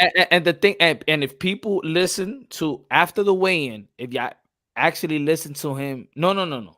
Listen to him on Wednesday, the press conference on Wednesday, when he tells the people, I'm not 100%. I'm suffering right now. He said that people go back on that Wednesday. He was telling the people already, I'm suffering. But again, anyway, it's no excuse. It's no excuse. Do you have that video? No, it's in the same press conference. Yeah, but you know what? You know what, Moon? We gotta leave that shit on the past, bro, because you know my son hates me talking about this. He wanna forget about that, you know. Then let's do this. Let's move just wanna forward. move forward, bro. You know what I'm saying? And do big things, you know, like beat right. Josh Taylor. Beat motherfuckers that are real. You know what I'm saying? Like this Kambosos Devin Haney fight is all bullshit. Devin Haney never ever won anything. You know, this motherfucker Kambosos never ever won anything. You know, he beat a fucking sick ass fucking Teofimo Lopez, and everybody knows that. That's why that motherfucker's saying that he'll give him a rematch at 140, because he knows that at the end of the day, he's not gonna be even known. You know what I'm saying? Especially if Devin beats him twice. You know. Which I believe, Josh Taylor Teofimo. Let's go. Yeah, which I believe Devin could do, because Devin's gonna just stay on the outside, you know, and just keep on boxing him, and I believe that he could beat him. I mean, George Kambosos, bro, that motherfucker got knocked the fuck out in the amateurs a couple of times. Look at the videos. Kid got no fucking chin. I was surprised that my son dropped him, bro, because, you know, my son had nothing in him, and he still dropped him, you know, going forward. So the future, Josh. Yeah. Let's make that pact right now, Senior. Yeah. No more hablando del pasado, bro. Yeah, We're done with that. You know what? My son's style is to stay in the outside and just keep on touching you with the jab, setting you up for the big punches. That's how my son fights. And he couldn't do that night. And he told me, I can't box. Every time I try to box, Dad, I feel fucking worse. You know, so after he told me that in the first round, I was out. I wasn't a trainer no more. I couldn't train him. I was a motivational trainer. See, the only thing I want y'all to do in the next camp is to come to Jersey. Get y'all camp in Jersey. Next camp. Yeah, that would have been nice. Yeah. The next fight, I would like y'all to be in Jersey. You know, I think that the best camps that we ever had was over there at the All Dogs Boxing in Jersey, right? Because he was isolated, nowhere to go. You know, and he won 2 big fights in Jersey. He beat Comey, and then he beat Loma. Yo, but let me ask you this: what do you think about that fight with Taylor? Do you think he really lost versus Catterall? A lot of people are saying that. Do you think he really lost? No, because I never watched the fight. Okay. So I can't say. I think he lost, but I don't think it was a robbery. How people say, I don't think it was a robbery, but I think he lost. I had him losing. I think I had it 8-4. 8-4 or 9-3, actually. Yeah, I think in the what? I had Taylor losing that fight. Right? Who, the Catterall? Nah. I don't think he wasn't South. That's what I'm saying. That night, if that was Tio, shit, it would have been undisputed. So I think it's fair to say that if Tio would have had his last fight with Top Rank, just the way they would have edged it out for him. Because if they did it for Taylor, who really got obliterated compared to the fight that Tio had, I mean, and they gave it to him. So, but anyways. Yo, but y'all already know, man. It was a good live. Shout out to Teofimo Lopez Sr., 2020 Trainer of the Year. Hey, yo. You know what's up, man? Anytime, bro, we make everything exciting, bro. That's what's so more important about everything, bro. We excite the whole fucking boxing world. And, you know, even though my mouth gets me in trouble sometimes, bro, but a lot of the times, sometimes, yeah. But you know what? 80% of the time, it just builds us up. You know what I'm saying? Because we do the talking, and my son backs it up. Hey, It didn't happen with the Cambosis fight, but eventually, you know, we're gonna get these big fights coming up real soon because everybody want to see him again. Everybody's Hey, dying to see him again. and You know. hopefully by the end of the summer we get that fight, and then we can hear you say, "I told everybody." Oh, I'm definitely gonna say that, bro. I'm definitely gonna say that, bro. everybody. You know me, when we fuck that motherfucker up, bro, I'm gonna be screaming like a motherfucking maniac. Este loco. You know? Yo, but And we got his number, bro. Trust me, we got his number. Hey man, I pues see, saludo a la you familia, Dios know, me lo bendiga. I want to yeah, wish you guys I've the been best. studying Josh Taylor, bro. He's a one-time one that the guy does the same shit over and over again, bro, with that left he's a hand, Cossack. that left hand, he always comes in, commits. So all my son got to do is just fight in the angle, step to the side, hit him with a two shot to the body and the top. You know what I'm saying? Which he's great at. My son loves southpaws. I mean, wait. Because it's easy, bro. All you got to do is just step to the left side, and you get all the angles, and you can't get hit because the only punch that could hit you is the jab because they got that right hand jab. Hey, you're giving out the secrets. You're giving out the secrets. So you take that away from them, and you go to the body, you go to the top. I mean, then you throw a left hook, double jabs, and you keep that left hand away from anything because southpaws, that's their strong fucking shit, that left hand. Just like fucking Tank. Bro, what you think about Rolly with Tank? Who you think is gonna win that? I think Tank got the skills and talent. I'm not sure if he's hungry, but you know what I see this fight, to be honest. I could see this fight like Mayorga versus Forrest. Exactly. I could see that fight. I could see Yeah, that's a good point. That's a good point. A 12-round war. Yeah, Yeah. I could see the guy with Being the left skills. being Mayorga Rolly, right? Yeah. Mm-hmm. Yeah, that's what I see. Yeah. You see the same thing? Yeah, I see the same thing. Like he could catch him if he's not. And the thing is that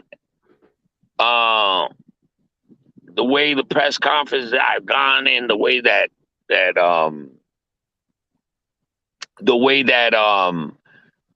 this motherfucker's talking to Rolly, like trying to be like gangster type of shit, shows me that he's got a little bit of fear. You know what I'm saying? You think so? Because you can't bring that clique into a fucking fight. He's trying to be like a thug. Like he's like a gangster. Type of shit. Trying to fucking like. Well, he came out on the other day. He said he's never asked for the big fights. And I was surprised when I heard him say that. They're asking him that. Jamal Davis, he said he never asked Mayweather. That shit ain't no fucking big fight. No. That he's never asked for the big fights. He's never asked for the big fights. Never asked for the but that's not a big fight. Meaning he never. No. Meaning that he never asked for a fight with Teofimo, a fight with Ryan, a fight with Devin Lomachenko. Yeah. Yeah, he's not. He said he never. Because he's fake, just like Floyd, bro. His whole career has been run by Floyd. And let me tell you something. When we lost against Cambosis, Floyd was relieved. He was happy. Hey, put it this way: Flo was the one that said that you got to give credit to Teofimo Lopez to become. Yes, but he didn't say that before. No, he didn't say that shit before. He said it. He said during the Canelo Alvarez, Caleb Plant. No. After the fight. After the fight. Yeah, no. After the fight, he said he couldn't couldn't shit on him. Shit on us because we did shit that he had never done. Yeah. Like, Undisputed, the 135 weight division, where he never fucking called us like Undisputed. Mm-hmm. He always said that we wasn't Undisputed. But you know why he did that was because he knew, he thought that my son was not gonna be a menace to his fucking credibility. You know what I'm saying? In other words, my son lost, so he can't be better than Floyd because he has that fucking that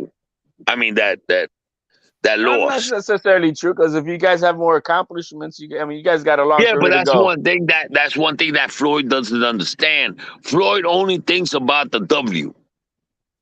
That's all he cares about. Hey, Senior, So can I get a last prediction? As soon as you lose, Floyd could always bring that up. You know what I'm saying? Yeah. Nah, but How the fuck is we're this not guy gonna worry gonna be? about that. How the fuck is this guy accomplished more than me when this motherfucker lost to Cambosis? He could always bring that up. Nah, You know who what I'm cares? saying? Eso es basura. Eso no se That's escucha. the way I saw it, bro. Because he was too kind to us. He was being too kind. Junior, ¿cómo tú te gusta el video de mí? I'm teaching the people how to discipline their kids. ¿Cómo tú te gusta el video? I love it, bro. I love it. I love it. I love it. Me gusta el video.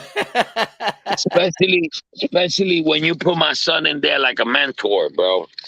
Fucking music, bro. Hey, Senior, can I get a last prediction before I let you go? Well, so who's gonna win then on that while you're watching that fight? VIP, Shakur or Valdez? Oh, Shakur. You got Shakur? Yeah. By decision or stoppage? Decision. Shakur doesn't have a pop to fucking do nothing to nobody, but he's got that distance and he's got that good jab, and Shakur is a great fighter. What makes him great, he knows how to box. And especially with an aggressive fighter like Oscar Valdez, it's gonna make him look like he was nobody, bro. Okay. You know what I'm saying? Because that's what we do with my son. That's what we do. Hey, I appreciate that, Senior, man. Gracias por la oportunidad. One thing that I always teach my son, and that's the secret I'm going to teach you. You always got to have the word no in your head. And you know what the word no is? The word no is, what the jab is like, no, you ain't doing that. That. No, you ain't doing that. That. No, you ain't doing that. That. So it's like every 2-3 seconds. Because what a fighter does, especially a brawler or a fucking fighter, is try to set up those fucking combinations. So when you keep on touching them in the face, they gotta recoup again. They gotta reset. Yeah, exactly. They gotta reset again. And by the time they reset again, you got already like 3 or 4 punches on his face. And it always works. Especially with Valdez, that shit's gonna work for Shakur. Because that's what Shakur does. He look at Shakur the way he fights. He fights tall. Yeah. And he's always just throwing that jab, jab, jab, jab. And then he starts flipping the fucking left hook, right hook, and uppercuts. And he just keeps on touching you, keeping you away from him.